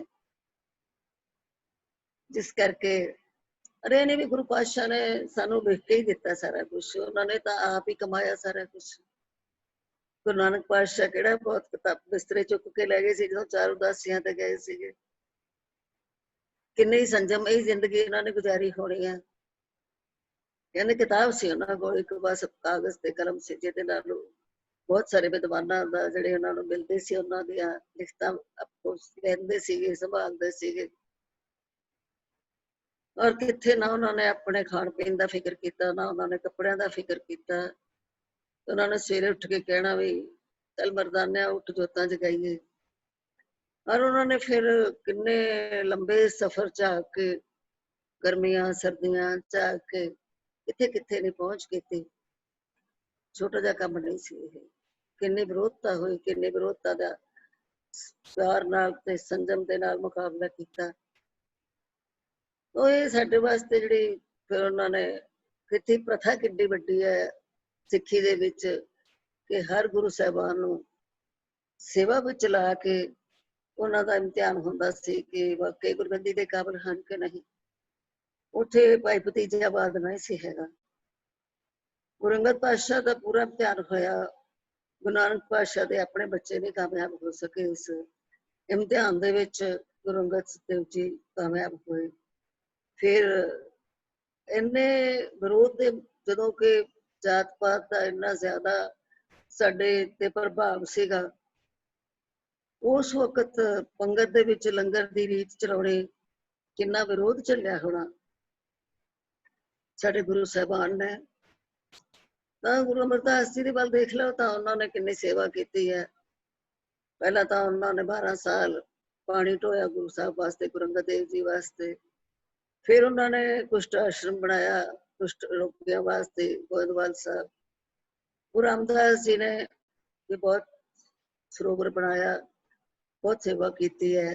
ਕਿੱਥੋਂ ਉੱਠ ਕੇ ਕਿੱਥੇ ਪਹੁੰਚੇ ਹੈ, ਘੁੰਗੜੀਆਂ ਵੇਚਦੇ ਵੇਚਦੇ। ਕਿੱਡਾ ਇਮਤਿਹਾਨ ਸੀ ਉਹਨਾਂ ਦਾ। ਉਹਨਾਂ ਨੇ ਫਿਰ ਗੋਇੰਦਵਾਲ ਸਾਹਿਬ ਜਦੋਂ ਬੋਲੀ ਸਾਹਿਬ ਬਣ ਰਹੀ ਸੀ ਤਾਂ ਕਿੰਨੇ ਸਿਰ ਤੇ ਮਿੱਟੀ ਢੋਈ ਹੈ, ਔਰ ਕਿੰਨੇ ਨਿਮਰਤਾ ਸਹਿਤ ਸੇਵਾ ਕੀਤੀ ਹੈ।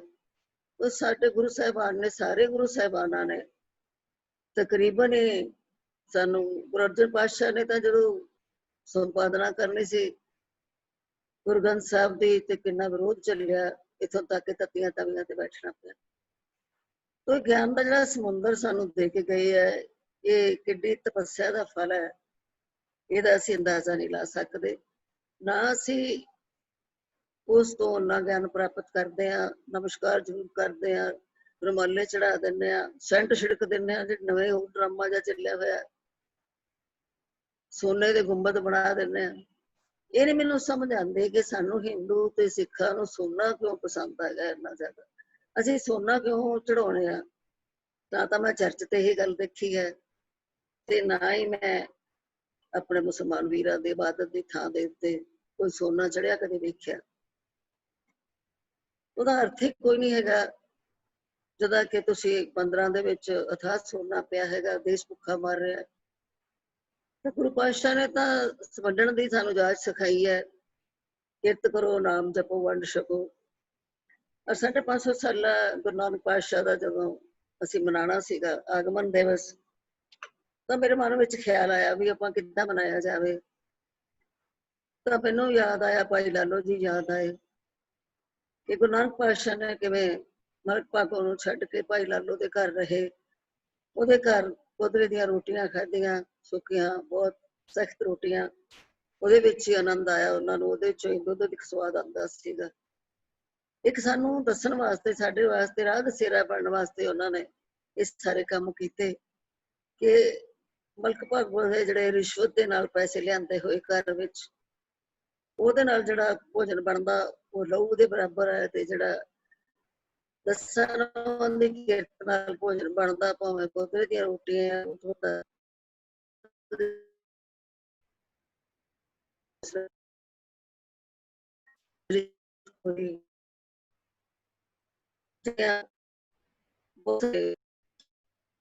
ਜਿਹੜੇ ਤਾਕਤ ਹੈ ਉਹ ਅੱਜ ਉਹਦਾ ਦੁਰਉਪਯੋਗ ਕਰ ਰਹੇ ਨੇ, ਪੈਸੇ ਦਾ ਦੁਰਉਪਯੋਗ ਕਰ ਰਹੇ ਨੇ, ਤਾਕਤ ਦਾ ਦੁਰਉਪਯੋਗ ਕਰ ਰਹੇ ਨੇ, ਲੋਕਾਂ 'ਚ ਵੰਡੀਆਂ ਪਾ ਰਹੇ ਨੇ। ਔਰ ਸਾਨੂੰ ਪਤਾ ਹੈ ਕਿ ਅੰਗਰੇਜ਼ਾਂ ਦੀ ਇਹ ਪਾਲਿਸੀ ਡਿਵਾਈਡ ਐਂਡ ਰੂਲ ਜਿਹੜੀ ਹੈ, ਉਹਦੇ ਕਰਕੇ ਹੀ ਉਹ ਸਾਡੇ ਤੇ ਕਾਬਜ਼ ਹੋਏ। ਪਰ ਹਜੇ ਵੀ ਅਸੀਂ ਉਸੇ ਪਾਲਿਸੀ ਦੇ ਮਗਰ ਲੱਗੇ ਹੋਏ ਆ, ਕਿੱਡੇ ਮਤਲਬ ਦੁੱਖ ਦੀ ਗੱਲ ਹੈਗੀ ਹੈ। ਤਾਂ ਪਿੰਗੋੜੇ ਸੰਸਥਾ ਨੇ ਗੁਰੂ ਨਾਨਕ ਪਾਤਸ਼ਾਹ ਦੇ ਇਸ ਨੂੰ ਕਿਰਤ ਨੂੰ ਦਸਵਾਂ ਦੀ ਕਿਰਤ ਕਮਾਈ ਨੂੰ ਦਾ ਉਪਮਾ ਕਰਨ ਵਾਸਤੇ ਅਸੀਂ ਕਿਰਤੀ ਮੇਲਾ ਕੀਤਾ ਪਿੰਗੋੜਾ ਸੰਸਥਾ ਵੱਲੋਂ। 5 ਦਿਨ ਦਾ ਇਹ ਮੇਲਾ ਸੀਗਾ। ਔਰ ਕਿਰਤੀ ਜਿਹੜੇ ਸੀਗੇ ਸਾਰੇ ਭਾਰਤ ਵਰਸ਼ ਵਿੱਚੋਂ ਸਾਡੇ ਕੋਲ ਆਏ ਸੀ। ਕੋਈ 70 ਕਿਰਤੀ ਸੀ, 70 ਆਰਟਿਸਟ ਸੀਗੇ ਜਿਹੜੇ ਪੇਂਟਿੰਗ ਕਰਦੇ ਆ ਜਾਂ ਸਕਲਪਚਰ ਬਣਾਉਂਦੇ ਆ। ਇਹਨਾਂ ਸਾਰਿਆਂ ਨੂੰ ਅਸੀਂ ਬਣਦਾ ਮਾਣ ਸਤਿਕਾਰ ਦਿੱਤਾ, ਇਹਨਾਂ ਤੇ ਫੁੱਲਾਂ ਦੀ ਵਰਖਾ ਕੀਤੀ। ਔਰ ਇਹਨਾਂ ਨੂੰ ਇੱਕ ਤਾਂ ਬੜਾ ਵਧੀਆ ਮੈਂ ਆਪ ਜੀ ਨਾਲ ਇਹ ਗੱਲ ਕਰਾਂਗੀ ਕਿ ਜਿਹੜੀ ਮੈਨੂੰ ਧੁਰ ਅੰਦਰੋਂ ਮਹਿਸੂਸ ਹੋਈ, ਅਸੀਂ ਉਸ ਕਿਰਤੀ ਮੇਲੇ ਦੇ ਵਿੱਚ ਸਹਿਯੋਗ ਲਿਆ ਮਿਸ਼ਨਰੀ ਕਾਲਜ ਦਾ। ਇੱਕ ਰੋਪੜ ਮਿਸ਼ਨਰੀ ਕਾਲਜ ਹੈਗਾ, ਬਾਬਾ ਜੁਝਾਰ ਸਿੰਘ ਮਿਸ਼ਨਰੀ ਕਾਲਜ ਚੌਂਤਾ ਕਲਾਂ। ਇੱਕ ਅੰਮ੍ਰਿਤਸਰ ਦੇ ਵਿੱਚ ਮਿਸ਼ਨਰੀ ਕਾਲਜ ਹੈ ਜਿਹੜਾ ਕਿ ਸ਼੍ਰੋਮਣੀ ਕਮੇਟੀ ਵੱਲੋਂ ਚਲਾਇਆ ਜਾਂਦਾ। ਤੇ ਇਹਨਾਂ ਨੂੰ ਬੇਨਤੀ ਕੀਤੀ ਕਿ ਸਾਨੂੰ ਵਲੰਟੀਅਰ ਚਾਹੀਦੇ ਆ, ਤੁਹਾਡੇ ਵਿਦਿਆਰਥੀ ਚਾਹੀਦੇ ਆ ਉਸ ਕਿਰਤੀ ਮੇਲੇ 'ਚ ਸੇਵਾ ਕਰਨ ਵਾਸਤੇ। ਤੁਸੀਂ ਸੱਚ ਜਾਣਿਓ ਕਿ ਉਹਦਾ ਜਿਹੜਾ ਪ੍ਰਭਾਵ ਸੀ ਉਹ ਇੰਨਾ ਵਧੀਆ ਸੀਗਾ, ਕਿਉਂਕਿ ਬੱਚੇ ਸਾਰੇ ਅੰਮ੍ਰਿਤਧਾਰੀ ਸਨ। ਔਰ ਉਹਨਾਂ ਦੀ ਜਿਹੜੀ ਯੂਨੀਫਾਰਮ ਸੀ ਉਹਦਾ ਇੰਨਾ ਪ੍ਰਭਾਵ ਸੀਗਾ ਕਿ ਭਾਵੇਂ ਅਸੀਂ ਉਹਦਾ ਨਾਮ ਮੇਲਾ ਰੱਖਿਆ, ਕਿਰਤੀ ਮੇਲਾ ਰੱਖਿਆ, ਪਰ ਕਿਸੇ ਵੀ ਗਲਤ ਆਦਮੀ ਦੇ ਅੰਦਰ ਆਉਣ ਦੀ ਹਿੰਮਤ ਨਹੀਂ ਪਈ ਉਸ ਮੇਲੇ ਦੇ ਵਿੱਚ। ਤੇ ਨਾ ਹੀ ਉਹਨਾਂ ਬੱਚਿਆਂ ਨੇ ਕਿਸੇ ਬੱਚੇ, ਬਹੁਤ ਸਟੂਡੈਂਟਸ ਆਏ, ਵਿਦਿਆਰਥੀ ਆਏ, ਸਕੂਲਾਂ ਕਾਲਜਾਂ ਤੋਂ ਆਏ, ਹੋਰ ਵੀ ਬੱਚੀਆਂ ਬੀਬੀਆਂ ਬਹੁਤ ਆਈਆਂ ਮੇਲਾ ਦੇਖਣ ਵਾਸਤੇ, ਚੀਜ਼ਾਂ ਖਰੀਦਣ ਵਾਸਤੇ। ਪਰ ਕਿਸੇ ਵੀ ਬੱਚੇ ਨੇ ਕੋਈ ਇਹੋ ਜਿਹੀ ਗੱਲ ਨਹੀਂ ਕਹੀ ਕਿ ਸਾਨੂੰ ਸ਼ਰਮਿੰਦਾ ਹੋਣਾ ਪੈਂਦਾ। ਤਾਂ ਇੱਥੋਂ ਸਮਝ ਆਉਂਦੀ ਹੈ ਕਿ ਜਿਹੜੀ ਗੁਰੂ ਗ੍ਰੰਥ ਸਾਹਿਬ ਦੀ ਵਿਦਿਆ ਹੈ ਉਹ ਇਨਸਾਨ ਨੂੰ ਇੰਨਾ ਉੱਚਾ ਕਰ ਦਿੰਦੀ ਹੈ। ਉਹ ਕਦਰਾਂ ਕੀਮਤਾਂ ਜਿਹੜੀਆਂ ਸਾਨੂੰ ਅਪਣਾਉਣੀਆਂ ਚਾਹੀਦੀਆਂ, ਜਿਹੜੀਆਂ ਸਾਨੂੰ ਮਾਂ ਬਾਪ ਕੋਲੋਂ ਸਿੱਖਣ ਨੂੰ ਮਿਲਣੀਆਂ ਚਾਹੀਦੀਆਂ ਸੀ, ਜਿਹੜੀਆਂ ਸਾਨੂੰ ਅਧਿਆਪਕਾਂ ਤੋਂ ਸਿੱਖਣ ਮਿਲਣੀਆਂ ਚਾਹੀਦੀਆਂ ਸੀ, ਉਹ ਨਹੀਂ ਮਿਲੀਆਂ। ਪਰ ਮਿਸ਼ਨਰੀ ਕਾਲਜ ਦੇ ਬੱਚਿਆਂ ਨੂੰ ਕਿਉਂਕਿ ਸਾਰਾ ਕੁਝ ਪੜਾਇਆ ਜਾਂਦਾ, ਸਾਰਾ ਕੁਝ ਦੱਸਿਆ ਜਾਂਦਾ, ਸਿੱਖ ਇਤਿਹਾਸ ਦੱਸਿਆ ਜਾਂਦਾ। ਤਾਂ ਉਹਨਾਂ ਦਾ ਜੀਵਨ ਇੰਨਾ ਫਰਕ ਸੀਗਾ ਬਾਕੀਆਂ ਨਾਲ, ਔਰ ਉਹਨਾਂ ਨੇ ਇੰਨੀ ਸੇਵਾ ਕੀਤੀ ਸਾਰੇ ਕਿਰਤੀਆਂ ਦੀ, ਭਾਵੇਂ ਕਿਰਤੀ ਮੁਸਲਮਾਨ ਸੀ, ਭਾਵੇਂ ਹਿੰਦੂ ਸੀ, ਭਾਵੇਂ ਸਿੱਖ ਸੀ, ਭਾਵੇਂ ਕਿਸੇ ਵੀ ਜਾਤ ਤੋਂ ਸੀ ਕਿਰਤੀ। ਉਹਦੀ ਜਾਤ ਪਾਤ ਅਸੀਂ ਵੇਖਣੀ ਕੀ ਸੀ, ਕਿਉਂਕਿ ਅਸੀਂ ਤਾਂ ਗੁਰੂ ਨਾਨਕ ਦਾ ਸਮਰਪਿਤ ਸੀਗੇ। ਤਾਂ ਉਹਨਾਂ ਦੀਆਂ ਸਟਾਲਾਂ ਤੇ ਬੈਠਿਆ ਹੀ ਉਹਨਾਂ ਨੂੰ ਸਾਰਾ ਕੁਝ ਪਹੁੰਚਾਉਂਦੇ ਰਹੇ। ਮੇਰੇ ਬੱਚੇ ਜਿਹੜੇ ਸੀਗੇ ਮਿਸ਼ਨਰੀ ਕਾਲਜ ਦੇ ਵਿਦਿਆਰਥੀ, ਮੇਰਾ ਸਿਰ ਝੁਕਦਾ ਉਹਨਾਂ ਅੱਗੇ ਬੱਚਿਆਂ ਅੱਗੇ। ਇਹਦੇ ਤੋਂ ਸਾਨੂੰ ਸਿੱਖਿਆ ਮਿਲਦੀ ਹੈ, ਕਿਉਂਕਿ ਬਹੁਤ ਸਾਰੇ ਪੜ੍ਹੇ ਲਿਖੇ ਮਾਂ ਬਾਪ ਇਹ ਨਹੀਂ ਚਾਹੁੰਦੇ ਕਿ ਸਾਡੇ ਬੱਚੇ ਮਿਸ਼ਨਰੀ ਕਾਲਜ ਵਿੱਚ ਪੜ੍ਹਨ ਜਾਂ ਸਿੱਖ ਇਤਿਹਾਸ ਪੜ੍ਹਨ ਜਾਂ ਗੁਰੂ ਗ੍ਰੰਥ ਸਾਹਿਬ ਦਾ ਅਧਿਐਨ ਕਰਨ। ਇਹ ਚਾਹੁੰਦੇ ਹੈ ਕਿ ਡਾਕਟਰ ਬਣਨ, IAS ਬਣਨ, ਇੰਜੀਨੀਅਰ ਬਣਨ। ਇਸ ਵਿਦਿਆ ਨੂੰ ਜ਼ਿਆਦਾ ਉਪਮਾ ਦਿੱਤੀ ਜਾਂਦੀ ਹੈ, ਜਿਹਦੇ ਕਰਕੇ ਸਾਡੇ ਇਖਲਾਕ ਜਿਹੜਾ ਉਹ ਗਿਰ ਚੁੱਕਾ ਹੈ। ਜਿਹੜੇ ਬਲਾਤਕਾਰ ਹੁੰਦੇ ਹੈ, ਜਿਹੜੇ ਨਸ਼ੇ ਹੁੰਦੇ ਹੈ, ਜਿਹੜੇ ਨਸ਼ਿਆਂ ਦਾ ਜਿਹੜਾ ਪ੍ਰਭਾਵ ਫੈਲ ਗਿਆ ਸਾਡੇ ਪੰਜਾਬ ਦੇ ਵਿੱਚ, ਖਾਸ ਤੌਰ ਤੇ ਜਿਹੜੀਆਂ ਅਸੀਂ ਜ਼ਹਿਰਾਂ ਛਿੜਕਣ ਲੱਗ ਪਏ ਹਾਂ। ਕਿਉਂਕਿ ਸਰਬੱਤ ਦੇ ਭਲੇ ਦੀ ਤਾਂ ਅਸੀਂ ਗੱਲ ਹੀ ਨਹੀਂ ਕਰਦੇ ਨਾ। ਗੁਰੂ ਨਾਨਕ ਨਾਮ ਚੜ੍ਹਦੀ ਕਲਾ ਤੇਰੇ ਭਾਣੇ, ਸਰਬੱਤ ਦਾ ਭਲਾ। ਜਦੋਂ ਅਸੀਂ ਜ਼ਹਿਰ ਛਿੜਕਦੇ ਹਾਂ ਖਾਣ ਵਾਲੀਆਂ ਚੀਜ਼ਾਂ ਦੇ ਉੱਤੇ, ਤਾਂ ਸਰਬੱਤ ਦਾ ਭਲਾ ਕਿਵੇਂ ਹੋ ਗਿਆ? ਅਸੀਂ ਤਾਂ ਆਪਣਾ ਭਲਾ ਵੀ ਨਹੀਂ ਕਰਦੇ, ਅਸੀਂ ਤਾਂ ਆਪ ਜ਼ਹਿਰ ਖਾਂਦੇ ਹਾਂ ਤੇ ਦੂਜਿਆਂ ਨੂੰ ਵੀ ਖਵਾਉਂਦੇ ਹਾਂ। ਤਾਂ ਇਹ ਜਿਹੜੀ ਫਿਲਾਸਫੀ ਹੈ ਸਾਡੇ ਕੋਲ, ਸਿੱਖ ਫਿਲਾਸਫੀ ਹੈ ਜਾਂ ਹੋਰ ਧਰਮਾਂ ਦੇ ਵਿੱਚ ਵੀ, ਸਾਰੇ ਧਰਮਾਂ ਦੇ ਵਿੱਚ ਪਰਉਪਕਾਰ ਨੂੰ, ਸੰਜਮਈ ਜੀਵਨ ਨੂੰ, ਖਾਸ ਕਰਕੇ ਜੇ ਭਾਰਤ ਵਰਸ਼ ਦਾ ਸੱਭਿਆਚਾਰ ਹੈ, ਸਾਦਗੀ ਦੇ ਉੱਤੇ ਨਿਰਭਰ ਸੀਗਾ। ਅਸੀਂ ਅੱਜ ਪੱਛਮੀ ਸੱਭਿਅਤਾ ਅਪਣਾਉਣ ਦੇ ਵਿੱਚ ਬੜਾ ਫਖਰ ਮਹਿਸੂਸ ਕਰਦੇ ਹਾਂ। ਬੱਚੇ ਬਾਹਰ ਜਾਣ 'ਚ ਬੜਾ ਫਖਰ ਮਹਿਸੂਸ ਕਰ ਰਹੇ ਨੇ। ਬਾਹਰ ਜਾ ਕੇ ਮੈਂ ਦੇਖਿਆ ਇਹ ਕੀ ਹਾਲ ਹੈ ਇਹਨਾਂ ਬੱਚਿਆਂ ਦਾ। ਮੈਂ ਬਹੁਤ ਸਾਰੇ ਦੇਸ਼ਾਂ ਵਿੱਚ ਗਈ, ਔਰ ਖਾਸ ਕਰਕੇ ਪਿੱਛੇ ਆਸਟ੍ਰੇਲੀਆ ਵਿੱਚ ਗਈ। ਬਹੁਤ ਸਾਰੀਆਂ ਕੁੜੀਆਂ 12 ਜਮਾਤਾਂ ਪੜ੍ਹ ਕੇ ਮਾਂ-ਬਾਪ ਕੱਲੀਆਂ ਨੂੰ, ਕੱਲੇ ਮੁੰਡਿਆਂ ਨੂੰ, ਕੱਲੀਆਂ ਕੁੜੀਆਂ ਨੂੰ ਭੇਜ ਦਿੰਦੇ ਆ, ਜਿਵੇਂ ਉੱਥੇ ਪਤਾ ਨਹੀਂ ਡਾਲਰ ਦਰਖਤਾਂ ਤੇ ਲੱਗੇ ਤੋੜ ਕੇ ਲੈ ਆਉਣਗੇ। ਤਾਂ ਉੱਥੇ ਉਹਨਾਂ ਦਾ ਜੋ ਹਾਲ ਹੁੰਦਾ ਉਹਨਾਂ ਬੱਚਿਆਂ ਦਾ, ਮੈਂ ਤਾਂ ਦੇਖ ਕੇ ਨਾ ਮੇਰੇ ਤਾਂ ਹੰਝੂ ਆਉਂਦੇ ਸੀਗੇ। ਛੋਟੇ ਛੋਟੀਆਂ ਢਾਬੇ ਜੇ, ਜਿਨ੍ਹਾਂ ਨੂੰ ਛੋਟੀ ਛੋਟੀ ਦੁਕਾਨਾਂ ਕਹਿ ਲਓ ਤੁਸੀਂ, ਅਸਲ ਤਾਂ ਇੱਥੇ ਪੰਜਾਬ 'ਚ ਢਾਬੇ ਕਹਿੰਦੇ ਆ ਉਹਨਾਂ ਨੂੰ। ਤੇ ਉਹਨਾਂ ਦੇ ਉੱਤੇ ਉਹ ਕੰਮ ਕਰਨ ਲੱਗੇ ਹੋਏ ਸੀਗੇ। ਵੱਖਰੀ ਗੱਲ ਹੈ ਕਿ ਯੂਨੀਫਾਰਮ ਪਾਉਂਦੇ, ਸਫਾਈ ਹੁੰਦੀ ਸੀਗੀ, ਪਰ ਕੰਮ ਤਾਂ ਉਹਨਾਂ ਨੇ ਉਹੀ ਕਰਨਾ ਸੀ। ਭਾਂਡੇ ਜੂਠੇ ਚੁੱਕ ਲਏ, ਧੋ ਲਏ, ਸਰਵ ਕਰ ਲਿਆ ਸਾਰਾ ਕੁਛ। ਇਹ ਪੈਸੇ ਕਮਾਉਣਾ ਉਹਨਾਂ ਲਈ ਜ਼ਰੂਰੀ ਸੀ, ਕਿਉਂਕਿ ਉਹਨਾਂ ਨੇ ਉੱਥੇ ਰੋਟੀ ਖਾਣੀ ਹੁੰਦੀ ਸੀ, ਤਾਂ ਹੀ ਅੱਗੋਂ ਪੜ ਸਕਦੇ ਸੀ। ਪਰ ਉਹਨਾਂ ਨੂੰ ਕੌਣ ਸਾਂਭੇ ਇਸ ਜਵਾਨੀ ਦੀ ਉਮਰ ਦੇ ਵਿੱਚ, ਜਦੋਂ ਕਿ ਬੱਚੇ ਦੀ ਅਲੜ ਉਮਰ ਹੁੰਦੀ ਹੈ, ਜਦੋਂ ਵਾਸ਼ਨਾਵਾਂ ਜਿਹੜੀਆਂ ਨੇ ਤੁਹਾਡੇ ਤੇ ਕਾਬੂ ਪਾ ਲੈਂਦੀਆਂ ਨੇ, ਜਦੋਂ ਮਾਂ-ਬਾਪ ਦੀ ਸਿੱਖਿਆ ਜਾਂ ਧਰਮ ਗ੍ਰੰਥਾਂ ਦੀ ਸਿੱਖਿਆ ਦੀ ਬਹੁਤ ਲੋੜ ਹੁੰਦੀ ਹੈ। ਉਸ ਟਾਈਮ ਤੇ ਤੁਸੀਂ ਬੱਚਿਆਂ ਨੂੰ ਕੱਲਿਆਂ ਨੂੰ ਬਾਹਰ ਭੇਜ ਕੇ ਉਹਨਾਂ ਦਾ ਕੀ ਭਵਿੱਖ ਸਵਾਰਦੇ ਹੋ, ਮੇਰੇ ਸਮਝ ਤੋਂ ਬਾਹਰ ਆ। ਜਦੋਂ ਮੈਂ ਇੱਕ ਕੁੜੀ ਨੂੰ ਪੁੱਛਿਆ, ਮੈਂ ਬੇਟੇ ਤੁਸੀਂ ਇੱਥੇ ਪੜ੍ਹਨ ਆਏ ਹੋ? ਕਹਿੰਦੇ ਹਾਂਜੀ। ਮੈਂ ਕਿਹਾ ਨਾਲ ਕੰਮ ਕਰਦੇ ਹਾਂ? ਤਾਂ ਮੈਂ ਉਹਨੂੰ ਘੁੱਟ ਕੇ ਜੱਫੀ ਪਾ ਲਈ। ਤਾਂ ਉਹਨੇ ਫਟਾਫਟ ਰੋ ਪਈ, ਕਹਿੰਦੀ ਮੇਰੀ ਮੰਮੀ ਯਾਦ ਆ ਗਏ। ਤਾਂ ਇਹ ਨਹੀਂ ਸੋਚਦੇ ਕਿ ਬੱਚਿਆਂ ਨੂੰ ਅਸੀਂ ਕਿਸ ਰਾਹ ਤੇ ਤੋਰ ਰਹੇ ਹਾਂ। ਅਸੀਂ ਉਹਨਾਂ ਨੂੰ ਕਦਰਾਂ ਕੀਮਤਾਂ ਸਿਖਾਉਣ ਦੀ ਬਜਾਏ ਅਸੀਂ ਪੈਸੇ ਕਮਾਉਣ ਦੀਆਂ ਮਸ਼ੀਨਾਂ ਹੀ ਬਣਾ ਦਿੱਤੀਆਂ। ਅਸੀਂ ਇਨਸਾਨ ਨੂੰ ਇਨਸਾਨ ਹੀ ਨਹੀਂ ਸਮਝਿਆ, ਅਸੀਂ ਉਹਨੂੰ ਤਾਂ ਇਨਸਾਨ ਨੂੰ ਮਸ਼ੀਨ ਬਣਾ ਦਿੱਤਾ। ਤਾਂ ਇਸ ਕਰਕੇ ਜੇ ਸਾਡਾ ਜਿਹੜਾ ਅੱਜ ਦਾ ਵਿਸ਼ਾ ਹੈ ਪੰਜਾਬ ਦਾ, ਕਿ ਸਾਰੇ ਦੁਨੀਆ ਦਾ, ਸਾਰੇ ਹਿੰਦੁਸਤਾਨ ਦਾ, ਹੁਣ ਆ ਜੋ ਹਾਲਾਤ ਚੱਲ ਰਹੇ ਨੇ ਅੱਜ ਕੱਲ੍ਹ, ਵੈਸੇ ਮੈਨੂੰ ਮਾਣ ਹੈ ਜੇ ਸਿੱਖਾਂ ਨੇ ਦੁਨੀਆ ਨੂੰ ਭੁੱਖਮਰੀ ਤੋਂ ਬਚਾ ਲਿਆ। ਚਾਹੇ ਉਹ ਭਾਰਤ ਵਰਸ਼ ਸੀ, ਚਾਹੇ ਪੰਜਾਬ ਸੀ, ਚਾਹੇ ਬਾਹਰਲੇ ਦੇਸ਼ ਸੀਗੇ। ਖਾਲਸਾ ਏਡ ਤੇ ਹੋਰ ਕਈ ਸੰਸਥਾਵਾਂ ਨੇ, ਗੁਰਦੁਆਰਿਆਂ ਨੇ, ਜੋ ਲੰਗਰ ਲਾ ਕੇ ਲੋਕਾਂ ਨੂੰ ਬਚਾਇਆ ਹੈ ਭੁੱਖਮਰੀ ਤੋਂ। ਇਹ ਕਿੱਡੀ ਵੱਡੀ ਸੇਵਾ ਦਾ ਉਦਾਹਰਨ ਸਾਡੇ ਸਾਹਮਣੇ ਹੈ, ਔਰ ਸਿਰ ਝੁਕਦਾ ਹੈ। ਗੁਰੂ ਸਾਹਿਬਾਨ ਨੇ ਜੋ ਆਪ ਕਰਕੇ ਦਿਖਾਇਆ। ਜੇ ਦਿੱਲੀ ਦੇ ਵਿੱਚ ਚੇਚਕ ਫੈਲ ਗਈ ਤੇ ਗੁਰੂ ਹਰਕ੍ਰਿਸ਼ਨ ਸਾਹਿਬ ਨੇ ਸੇਵਾ ਕੀਤੀ। ਜੇ ਹੈਜਾ ਫੈਲ ਗਿਆ ਤਾਂ ਗੁਰੂ ਅਰਜਨ ਦੇਵ ਜੀ ਨੇ ਸੇਵਾ ਕੀਤੀ। ਤਾਂ ਸਾਡੇ ਸਾਹਮਣੇ ਸਾਨੂੰ ਸਾਡੇ ਆਦਰਸ਼ ਨੇ, ਜਿਨ੍ਹਾਂ ਨੇ ਕੰਮ ਕਰਕੇ ਦਿਖਾਇਆ। ਇਹ ਛੋਟੀ ਜਿਹੀ ਗੱਲ ਨਹੀਂ ਹੈਗੀ। ਇਸ ਤੋਂ ਬਾਅਦ ਜਿਹੜੇ ਗੁਰੂ ਸਾਹਿਬ ਤੋਂ ਸਿੱਖਿਆ ਲੈ ਕੇ ਕਈ ਸਿੱਖ ਨੇ ਸਾਡੇ ਕੋਲ, ਜਿਨ੍ਹਾਂ ਦਾ ਅਸੀਂ ਮਾਣ ਕਰ ਸਕਦੇ ਹਾਂ। ਬਾਬਾ ਮੰਝ ਨੇ, ਭਾਈ ਬਹਿਲੋ ਨੇ, ਭਾਈ ਮਨੀ ਸਿੰਘ ਹੈ, ਭਾਈ ਤਾਰੂ ਸਿੰਘ ਹੈ। ਇਖਲਾਕ ਨੂੰ ਨਹੀਂ ਗਿਰਨ ਦਿੱਤਾ, ਆਪਣੀਆਂ ਜਾਨਾਂ ਦੇ ਦਿੱਤੀਆਂ। ਕੀ ਸਾਹਿਬਜ਼ਾਦਿਆਂ ਦੀ ਜ਼ਿੰਦਗੀ ਸੀ। ਤੋ ਇਹ ਬਹੁਤ ਜ਼ਰੂਰੀ ਹੈ ਕਿ ਅਸੀਂ ਜੇ ਚਾਹੁੰਦੇ ਹਾਂ ਕਿ ਪੰਜਾਬ ਕੀ ਸਾਰੀ ਦੁਨੀਆ ਦੇ ਵਿੱਚ ਅਮਨ, ਸੁਖ, ਸ਼ਾਂਤੀ, ਪਿਆਰ ਤੇ ਪਰਉਪਕਾਰ ਹੋਵੇ ਤਾਂ ਸਾਨੂੰ ਜਿਹੜੀ ਹੈ ਇਹ ਸੇਧ ਲੈਣੀ ਪਏਗੀ। ਸੇਵਾ ਕਰਨੀ ਸੌਖੀ ਨਹੀਂ ਹੈ। ਗੁਰੂ ਨਾਨਕ ਪਾਤਸ਼ਾਹ ਨੇ ਸੇਵ ਕੀਤੀ ਸੰਤੋਖੀ, ਜਿਹਨੇ ਸੱਚੋ ਸੱਚ ਧਿਆਇਆ। ਉਹਨੇ ਦੁਨੀਆ ਤੋੜੇ ਬੰਧਨਾਂ ਨੂੰ ਪਾਣੀ ਥੋੜਾ ਖਾਇਆ। ਉਹ ਜੋ ਗੁਰੂ ਸਾਹਿਬ ਨੇ ਸਾਨੂੰ ਸਿੱਖਿਆ ਦਿੱਤੀ ਹੈ ਵੀ ਤੁਹਾਨੂੰ ਦੁਨੀਆ ਦੇ ਜਿਹੜੀਆਂ ਬੰਧਨਾਂ ਤੋੜ ਕੇ ਤੇ ਸੁਕ੍ਰਿਤ ਕਰਮ ਅੱਛੇ ਕਰਮ ਕਰਮਾਣੇ ਪੈਣਗੇ, ਤਾਂ ਤੁਸੀਂ ਜਾ ਕੇ ਤੇ ਸੰਤੋਖ ਹੋਏਗਾ ਤੁਹਾਡੇ ਵਿੱਚ।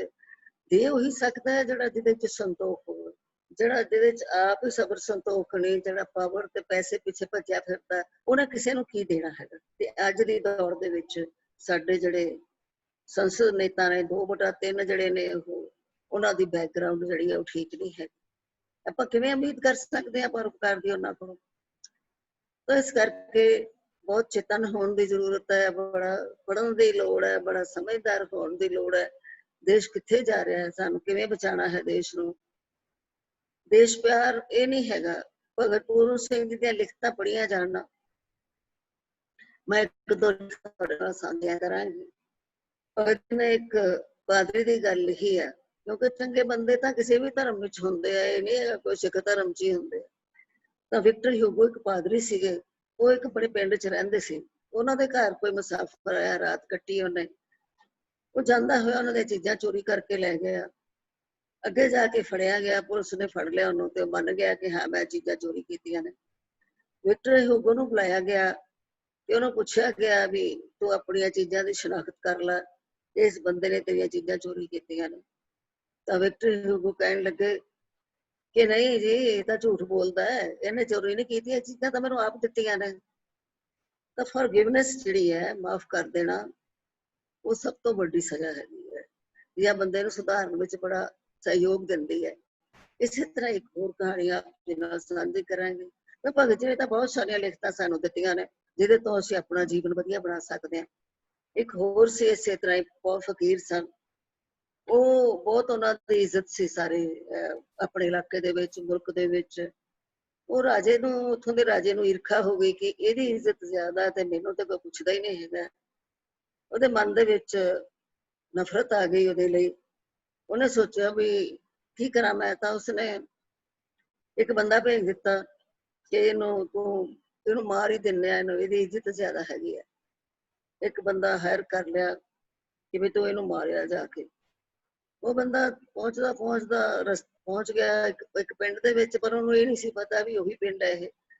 ਉਹ ਉੱਥੇ ਹੀ ਰਿਹਾ ਉਹਨਾਂ ਦੇ ਘਰ, ਕਿਉਂਕਿ ਉਹ ਫਕੀਰ ਸੀ, ਸਭ ਨੂੰ ਉਹੀ ਭਗਤ ਕਰਦਾ ਸੀ। ਉਹਦੇ ਘਰ ਹੀ ਲੋਕਾਂ ਨੇ ਕਹਿਤਾ ਵੀ ਤੂੰ ਠਹਿਰ ਜਾ, ਤਾਂ ਠਹਿਰ ਗਿਆ ਰਾਤ। ਸਵੇਰੇ ਉੱਠ ਕੇ ਉਹਨੇ ਜਲਦੀ ਮਤਲਬ ਉੱਠ ਗਿਆ ਨੇਰੇ ਵੀ ਮੈਂ ਅੱਗੇ ਜਾਣਾ। ਉਹਨੇ ਘੋੜਾ ਆਪਣਾ ਸਟਾਰਟ ਕੀਤਾ ਤੇ ਉਹਨੂੰ ਫਕੀਰ ਨੂੰ ਪੁੱਛਣ ਲੱਗਿਆ ਵੀ ਮੈਂ ਫਲਾਣੇ ਪਿੰਡ ਜਾਣਾ। ਉਹ ਕਹਿੰਦੇ ਉਹ ਤਾਂ ਇਹੀ ਪਿੰਡ ਹੈ, ਮੈਂ ਫਲਾਣੇ ਬੰਦੇ ਨੂੰ ਮਿਲਣਾ ਹੈ। ਕਹਿੰਦੇ ਮੈਂ ਉਹੀ ਆ, ਮੈਂ ਹੀ ਆ ਉਹ ਬੰਦਾ। ਤਾਂ ਕਹਿੰਦਾ ਅੱਛਾ। ਕਹਿੰਦੇ ਮੈਨੂੰ ਤਾਂ ਰਾਜੇ ਨੇ ਭੇਜਿਆ ਸੀਗਾ ਵੀ ਮੈਂ ਤੇਰਾ ਸਿਰ ਵੱਢ ਦਿੱਤਾ ਸੰਸਾਰ ਦੇ ਵਿੱਚ, ਪਰ ਮੈਂ ਬਹੁਤ ਸ਼ਰਮਿੰਦਾ ਹਾਂ। ਉਹ ਪੈਰਾਂ ਤੇ ਡਿੱਗ ਪਿਆ, ਮਾਫੀ ਮੰਗੀ ਤੇ ਕਹਿੰਦਾ ਮੈਂ ਇਹ ਨਹੀਂ ਕੰਮ ਕਰ ਸਕਦਾ। ਉਹ ਕਹਿੰਦੇ ਨਹੀਂ ਤੂੰ ਇੰਝ ਕਰ, ਅਜੇ ਹਨੇਰਾ ਹੀ ਹੈ, ਅਜੇ ਬਹੁਤਾ ਚਾਨਣ ਨਹੀਂ ਹੋਇਆ, ਤੂੰ ਮੇਰਾ ਸਿਰ ਵੱਢ ਲੈ ਤੇ ਰਾਜੇ ਨੂੰ ਦੇ ਦੇ ਤੇ ਆਪਣੇ ਪੈਸੇ ਲੈ ਲਈ ਉਹਦੇ ਕੋਲੋਂ ਜਾ ਕੇ। ਜੇ ਦਿਨ ਚੜਿਆ ਤਾਂ ਫਿਰ ਤਾਂ ਕਿਸੇ ਨੇ ਤੈਨੂੰ ਮੇਰਾ ਸਿਰ ਵੱਢਣ ਨਹੀਂ ਦੇਣਾ ਹੈਗਾ, ਲੋਕਾਂ ਨੇ ਤੇਰੇ ਮਗਰ ਪੈ ਜਾਣਾ, ਫੜ ਲੈਣਾ, ਤੈਨੂੰ ਮਾਰ ਦੇਣਾ। ਤੂੰ ਇਸ ਕਰਕੇ ਤੂੰ ਨੇਰੇ ਸੀ ਮੇਰਾ ਸਿਰ ਵੱਢ ਲੈ। ਉਹਨੇ ਕੀ ਸਿਰ ਵੱਢਣਾ ਸੀ ਵਿਚਾਰੇ ਨੇ। ਉਹ ਵਾਪਸ ਚਲਾ ਗਿਆ ਨੇ ਰਾਜੇ ਨੂੰ ਸਾਰੀ ਕਹਾਣੀ ਦੱਸੀ। ਰਾਜਾ ਕਹਿੰਦਾ ਚੰਗਾ ਤੂੰ ਨਹੀਂ ਉਹਨੂੰ ਮਾਰਿਆ, ਇੰਨੇ ਚੰਗੇ ਬੰਦੇ ਨੂੰ ਤੂੰ ਮਾਰ ਦਿੰਦਾ, ਮੈਂ ਤੈਨੂੰ ਮਾਰ ਦੇਣਾ ਸੀ। ਤੋ ਜੋ ਚੰਗਿਆਈ ਦੀ ਜਿਹੜੀ ਖੁਸ਼ਬੂ ਹੈ ਨਾ, ਉਹ ਬਹੁਤ ਦੂਰ ਤੱਕ ਫੈਲਦੀ ਹੈ। ਇਸੇ ਤਰ੍ਹਾਂ ਹੀ ਭਗਤ ਜੀ ਨੇ ਦੋ ਦੇਸ਼ ਭਗਤੀ ਦੀਆਂ ਗੱਲਾਂ ਸਾਂਝੀਆਂ ਕੀਤੀਆਂ ਹੋਈਆਂ ਆਪਣੇ ਲਿਖਤਾਂ ਦੇ ਵਿੱਚ। ਇਹ ਨਹੀਂ ਕਿ ਦੇਸ਼ ਭਗਤੀ ਉਹੀ ਹੁੰਦੀ ਹੈ ਕਿ ਤੂੰ ਸੂਲੀ ਤੇ ਚੜ ਜਾਓ, ਫਾਂਸੀ ਤੇ ਚੜ ਜਾਓ, ਇਹੀ ਦੇਸ਼ ਭਗਤੀ ਨਹੀਂ ਹੁੰਦੀ। ਦੇਸ਼ ਭਗਤੀ ਹੋਰ ਵੀ ਹੁੰਦੀ ਹੈ, ਛੋਟੇ ਛੋਟੇ ਕੰਮਾਂ 'ਚ ਵੀ ਦੇਸ਼ ਭਗਤੀ ਹੁੰਦੀ ਹੈ। ਜੇ ਤੁਸੀਂ ਕਰਪਸ਼ਨ ਨਹੀਂ ਕਰਦੇ ਤਾਂ ਵੀ ਦੇਸ਼ ਭਗਤੀ ਹੈ, ਜੇ ਤੁਸੀਂ ਇਮਾਨਦਾਰੀ ਦੀ ਕਮਾਈ ਕਰਦੇ ਹੋ ਤਾਂ ਵੀ ਦੇਸ਼ ਭਗਤੀ ਹੈ। ਆਪਣੇ ਦੇਸ਼ ਦੀ ਤੁਸੀਂ ਬਿਜਲੀ ਨਹੀਂ ਵੇਸਟ ਕਰਦੇ, ਇਹ ਵੀ ਦੇਸ਼ ਭਗਤੀ ਹੈ। ਆਪਣੇ ਦੇਸ਼ ਦਾ ਪਾਣੀ ਨਹੀਂ ਖਰਾਬ ਕਰਦੇ, ਇਹ ਵੀ ਦੇਸ਼ ਭਗਤੀ ਹੈ। ਤਾਂ ਉਹਨਾਂ ਨੇ ਜੋ ਛੋਟੇ ਉਹ ਗੱਲਾਂ ਸੁਣਾਈਆਂ ਦੇਸ਼ ਭਗਤੀ ਦੀਆਂ ਕਿ ਇੱਕ ਲੜਕਾ ਸੀਗਾ, ਉਹ ਡੰਗਰ ਚਾਰ ਰਿਹਾ ਸੀਗਾ ਤੇ ਰੇਲਵੇ ਲਾਈਨ ਕੋਲੋਂ ਦੀ ਲੰਘਦੀ ਸੀ, ਨਾਲ ਨਦੀ ਸੀ, ਨਦੀ ਦੇ ਉੱਤੇ ਪੁਲ ਸੀਗਾ, ਪਰ ਨਦੀ ਦੇ ਉੱਤੇ ਜਿਹੜੀ ਰੇਲਵੇ ਲਾਈਨ ਸੀ ਨਾ ਉਹ ਟੁੱਟੀ ਹੋਈ ਸੀ, ਪੁਲ ਟੁੱਟਿਆ ਹੋਇਆ ਸੀਗਾ। ਤਾਂ ਉਹਨੇ ਦੇਖਿਆ ਵੀ ਰੇਲ ਗੱਡੀ ਆ ਰਹੀ ਹੈ ਤੇ ਲੋਕੀ ਜਿਹੜੇ ਨੇ ਰੇਲਵੇ ਗੱਡੀ ਲੰਘੇਗੀ, ਡਿੱਗ ਜਾਏਗੀ, ਬਹੁਤ ਸਾਰੇ ਲੋਕੀ ਮਰ ਜਾਣਗੇ। ਤਾਂ ਬੱਚੇ ਨੇ ਸੋਚਿਆ ਵੀ ਹੁਣ ਕਰਾਂ ਤੇ ਕੀ ਕਰਾਂ। ਤਾਂ ਉਹ ਜਿਹੜਾ ਉਹਨੂੰ ਸੁਝਿਆ, ਉਹਨੇ ਸੋਚਿਆ ਵੀ ਮੈਂ ਹੀ ਰੇਲਵੇ ਲਾਈਨ ਤੇ ਲੇਟ ਜਾਣਾ ਤੇ ਆਪੇ ਗੱਡੀ ਖਲੋ ਜਾਏਗੀ ਤੇ ਜਿਹੜੀਆਂ ਸਵਾਰੀਆਂ ਬਚ ਜਾਣਗੀਆਂ। ਉਹ ਲੇਟ ਗਿਆ, ਪਰ ਰੇਲ ਗੱਡੀ ਨੇ ਤਾਂ ਖਲੋਂਦਾ ਹੀ ਖਲੋਣਾ ਸੀਗਾ, ਉਹ ਵੱਢਿਆ ਗਿਆ ਵਿਚਾਰਾ ਤੇ ਰੇਲ ਗੱਡੀ ਖਲੋ ਗਈ। ਪਰ ਜਦੋਂ ਲੋਕਾਂ ਨੇ ਉਤਰ ਕੇ ਦੇਖਿਆ ਅੱਗੇ ਪੁਲ ਟੁੱਟਿਆ ਹੋਇਆ ਸੀ ਤਾਂ ਉਹਦੀ ਕੁਰਬਾਨੀ ਨੂੰ ਦਾਤ ਦਿੱਤੀ। ਇਸੇ ਤਰ੍ਹਾਂ ਹੀ ਭਗਤ ਜੀ ਨੇ ਲਿਖਿਆ ਕਿ ਹਾਲੈਂਡ ਸ਼ਹਿਰ ਹੈ ਜਿਹੜਾ, ਉੱਥੇ ਜਿਹੜਾ ਸਮੁੰਦਰ ਹੈ ਧਰਤੀ ਤੋਂ ਉੱਚਾ ਹੈਗਾ। ਇਹ ਗੂਗਲ ਤੋਂ ਅਸੀਂ ਦੇਖਿਆ ਵੀ ਉਹਦਾ ਕੁਝ ਪੋਰਸ਼ਨ ਸਮੁੰਦਰ ਦਾ ਧਰਤੀ ਤੋਂ ਉੱਚਾ ਹੈ। ਉਹਦੇ ਚ ਕਹਿੰਦੇ ਮੋਰੀ ਹੋ ਗਈ ਇੱਕ ਵਾਰੀ ਤਾਂ ਉਹਦੇ ਚ ਪਾਣੀ ਰਿਸਣ ਲੱਗ ਗਿਆ। ਕੋਈ ਬੰਦਾ ਕੋਲ ਖੜਾ ਸੀ, ਉਹਨੇ ਸੋਚਿਆ ਵੀ ਇਹ ਪਾਣੀ ਰਿਸਣ ਲੱਗ ਗਿਆ, ਜੋ ਜ਼ਿਆਦਾ ਪਾੜ ਪੈ ਗਿਆ ਤੇ ਸਾਰਾ ਸ਼ਹਿਰ ਡੁੱਬ ਜਾਏਗਾ। ਤਾਂ ਉਹਨੇ ਆਪਣੀ ਉਂਗਲੀ ਵਿੱਚ ਪਾ ਦਿੱਤੀ, ਫਿਰ ਉਹਨੇ ਦੇਖਿਆ ਪਾਣੀ ਅਜੇ ਵੀ ਆ ਰਿਹਾ, ਫਿਰ ਉਹਨੇ ਹੱਥ ਪਾਤਾ, ਫਿਰ ਉਹਨੇ ਬਾਂਹ ਪਾਤੀ।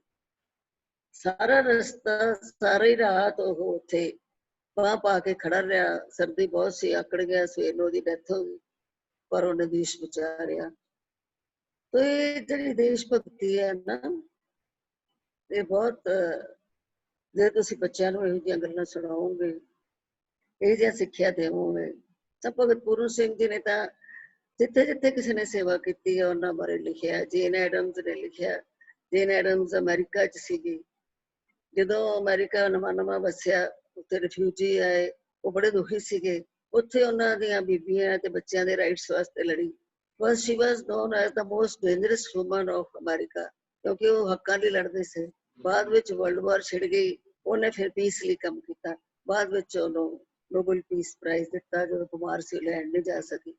ਪਿੱਛੇ ਜੇ ਮੈਂ ਨਿਊਯਾਰਕ ਗਈ ਤਾਂ ਮੈਂ ਭਗਤ ਜੀ ਨੇ ਲਿਖਿਆ ਸੀ ਕਿ ਉਹਨੇ ਉੱਥੇ ਹਲ ਹਾਊਸ ਬਣਾਇਆ, ਤਾਂ ਮੈਨੂੰ ਲੱਗਿਆ ਵੀ ਉੱਥੇ ਹਲ ਹਾਊਸ ਜ਼ਰੂਰ ਹੋਣਾ ਚਾਹੀਦਾ, ਕਿਉਂਕਿ ਭਗਤ ਜੀ ਨੇ ਲਿਖਿਆ।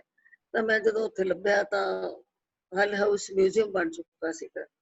ਉਹ ਜੇਨ ਐਡਮਜ਼ ਦੀ ਜਿਹੜੀ ਯਾਦ ਦੇ ਵਿੱਚ ਮਿਊਜ਼ੀਅਮ ਬਣਿਆ ਹੋਇਆ ਸੀ, ਫਿਰ ਮੈਂ ਉਹ ਵਿਜ਼ਿਟ ਕੀਤਾ। ਤਾਂ ਇਸੇ ਤਰ੍ਹਾਂ ਹੀ ਮਤਲਬ ਜਿਹੜੇ ਲੋਕਾਂ ਨੇ ਸਮਾਜ ਸੇਵਾ ਦੇ ਵਿੱਚ ਹਿੱਸਾ ਪਾਇਆ, ਉਹਨਾਂ ਦੀਆਂ ਕਹਾਣੀਆਂ ਬੱਚਿਆਂ ਨੂੰ ਸੁਣਾਉਣੀਆਂ ਕਿੰਨੀ ਜ਼ਰੂਰੀ ਨੇ, ਗੁਰਬਾਣੀ ਨਾਲ ਜੋੜਨਾ ਕਿੰਨਾ ਜ਼ਰੂਰੀ ਹੈ। ਸੋ ਸੇਵਕ ਹਰ ਆਖੇ, ਜੋ ਹਰ ਆਖੇ ਉਤਾਰ, ਮਨ ਤਨ ਸੌਂਪਿਆ ਅੱਗੇ ਤੇਰੇ ਹਉਮੈ ਵਿੱਚੋਂ ਵਾਰ ਮਾਰ, ਤਨ ਗੁਰਮੁਖ ਸੋ ਕੁਰਬਾਨ ਹੈ ਜੋ ਕਦੇ ਨਾ ਵਿਹਾਰ। ਤਾਂ ਸਭ ਤੋਂ ਪਹਿਲਾਂ ਹਉਮੈ ਖਤਮ ਕਰਨੀ ਪੈਂਦੀ ਹੈ। ਭਾਈ ਗੁਰਦਾਸ ਜੀ ਨੇ ਲਿਖਿਆ, ਮੁਰਦਾ ਹੋਏ ਮੁਰੀਦ ਨਾ ਗੱਲੇ ਹੋਣਾ, ਸਾਬਰ ਸਿਦਕ ਸ਼ਹੀਦ ਭਰਮ ਕੋ ਖੋਣਾ, ਬੋਲਾ ਮੁੱਲ ਖਰੀਦ ਕਾਰੇ ਜੋਗਣਾ, ਨਾ ਤੇ ਭੁੱਖ ਨਾ ਨੀਂਦ ਨਾ ਖਾਣਾ ਸੋਵਣਾ। ਤਾਂ ਜਿਹੜਾ ਭਾਈ ਗੁਰਦਾਸ ਜੀ ਨੇ ਇਹ ਗੱਲ ਕਹੀ ਹੈ, ਮੈਨੂੰ ਤਾਂ ਪਹਿਲਾਂ ਨਹੀਂ ਸਮਝ ਆਉਂਦੀ ਸੀ। ਮੈਨੂੰ ਨਹੀਂ ਪਤਾ ਤੁਹਾਨੂੰ ਇਸ ਗੱਲ ਦੀ ਸਮਝ ਆਈ ਹੈ ਕਿ ਨਹੀਂ ਆਈ, ਕਿ ਇਸ ਸ਼ਲੋਕ ਦਾ ਅਰਥ ਕੀ ਹੈਗਾ। ਭਾਈ ਗੁਰਦਾਸ ਜੀ ਕਹਿੰਦੇ ਆ ਕਿ ਤੁਸੀਂ ਮੁਰੀਦ ਬਣ ਲਈ, ਤੁਹਾਨੂੰ ਮੁਰਦਾ ਬਣਨਾ ਪਏਗਾ। ਮੁਰਦਾ ਹੋਏ ਮੁਰੀਦ ਨਾ, ਗੱਲਾਂ ਬਾਤਾਂ ਨਾਲ ਨਹੀਂ ਤੁਸੀਂ ਬਣ ਸਕਦੇ ਮੁਰੀਦ, ਸ਼ਾਗਿਰਦ, ਕਿਸੇ ਦੇ ਗੁਰੂ ਸਾਹਿਬ ਦੇ ਸੇਵਕ ਕਹਿ ਲਓ, ਨਹੀਂ ਬਣ ਸਕਦੇ ਜਦ ਤੱਕ ਤੁਸੀਂ ਮੁਰਦਾ ਨਹੀਂ ਹੁੰਦੇ। ਮੁਰਦਾ ਦਾ ਮਤਲਬ ਤੁਸੀਂ ਆਪਣਾ ਹੰਕਾਰ ਬਿਲਕੁਲ ਨਹੀਂ ਖਤਮ ਕਰ ਦਿੰਦੇ। ਸਾਬਰ ਸਿਦਕ ਸ਼ਹੀਦ ਭਰਮ ਕੋ ਖੋਣਾ, ਤੁਹਾਡੇ ਭਰਮ ਸਾਰੇ ਦੂਰ ਹੋ ਜਾਣ, ਡਰ ਖਤਮ ਹੋ ਜਾਵੇ ਸੇਵਾ ਕਰਦਿਆਂ। ਤਾਂ ਆਪਣੇ ਆਪ ਨੂੰ ਮੁੱਲ ਖਰੀਦਿਆ, ਗੋਲਾ ਮਤਲਬ ਬੌਂਡਡ ਲੇਬਰ ਸਮਝੋ ਉਸ ਰੱਬ ਦਾ, ਤੇ ਫਿਰ ਤੁਸੀਂ ਸੇਵਾ ਕਰੋ। ਤੇ ਸੇਵਾ ਕਰਨ ਦੇ ਵਿੱਚ ਤੁਹਾਨੂੰ ਨਾ ਭੁੱਖ ਨਾ ਨੀਂਦ ਨਾ ਪਿਆਸ, ਉਹਦੀ ਹੋਸ਼ ਹੀ ਨਾ ਰਹੇ। ਤੋ ਏਦਾਂ ਦੀ ਜਿਹੜੀ ਸੇਵਾ ਹੈਗੀ ਹੈ ਭਗਤ ਪੂਰਨ ਸਿੰਘ ਜੀ ਨੇ ਕਰਕੇ ਵਿਖਾਈ ਸਾਨੂੰ। ਨਾ ਕੋਈ ਵੈਰੀ ਨਾ ਹੀ ਬੇਗਾਨਾ, ਸਗਲ ਸੰਗਮ ਕੋ ਬਣਾਈ। ਉਹਨਾਂ ਨੇ ਤਾਂ ਸਾਰੀ ਰਚਨਾ ਦੀ ਸੇਵਾ ਕੀਤੀ, ਇਕੱਲੇ ਮਨੁੱਖਾਂ ਦੀ ਜਾਂ ਹੈਂਡੀਕੈਪ ਲੋਕਾਂ ਦੀ ਸੇਵਾ ਨਹੀਂ ਕੀਤੀ। ਉਹਨਾਂ ਨੇ ਬਨਸਪਤੀ ਦੀ ਸੇਵਾ ਕੀਤੀ, ਉਹਨਾਂ ਨੇ ਪਵਨ ਗੁਰੂ, ਪਾਣੀ ਪਿਤਾ, ਮਾਤਾ ਤਤ ਮਹੱਤਾ, ਹੋਕਾ ਦਿੱਤਾ। ਉਹਨਾਂ ਨੇ ਬਹੁਤ ਸਾਰੇ ਲੇਖ ਲਿਖੇ, ਹਜ਼ਾਰਾਂ ਹੀ। ਐਤਕੀ ਮੈਨੂੰ ਬੜੀ ਖੁਸ਼ੀ ਹੈ ਕਿ ਬਹੁਤ ਸਾਰੇ ਲੈਕਚਰ ਮੈਂ ਕਰਵਾਏ ਹੈ ਐਤਕੀ YouTube ਤੇ Facebook ਦੇ ਉੱਤੇ। ਮੈਂ ਬੇਨਤੀ ਕਰਾਂਗੀ ਸੰਗਤਾਂ ਨੂੰ ਕਿ ਉਹ Facebook ਤੇ YouTube ਤੇ ਪਏ ਨੇ, all India Bengal charitable society ਦੀ Facebook ਤੇ ਤੁਸੀਂ ਜਾਓ ਤਾਂ ਇੱਕ ਪ੍ਰੋਫੈਸਰ ਗੁਰਨਾਇਬ ਸਿੰਘ ਜੀ ਨੇ, ਉਹਨਾਂ ਦੇ ਸਟੂਡੈਂਟ ਨੇ ਭਗਤ ਜੀ ਦੀਆਂ ਲਿਖਤਾਂ ਦੇ ਉੱਤੇ PhD ਕੀਤੀ ਹੈ।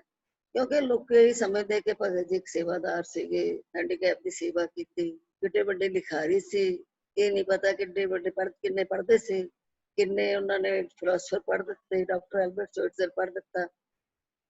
ਉਹਨਾਂ ਨੇ ਡਾਕਟਰ ਐਲਬਰਟ ਸਵਿਟਜ਼ਰ ਬਹੁਤ ਕੁਝ ਸਿੱਖਿਆ।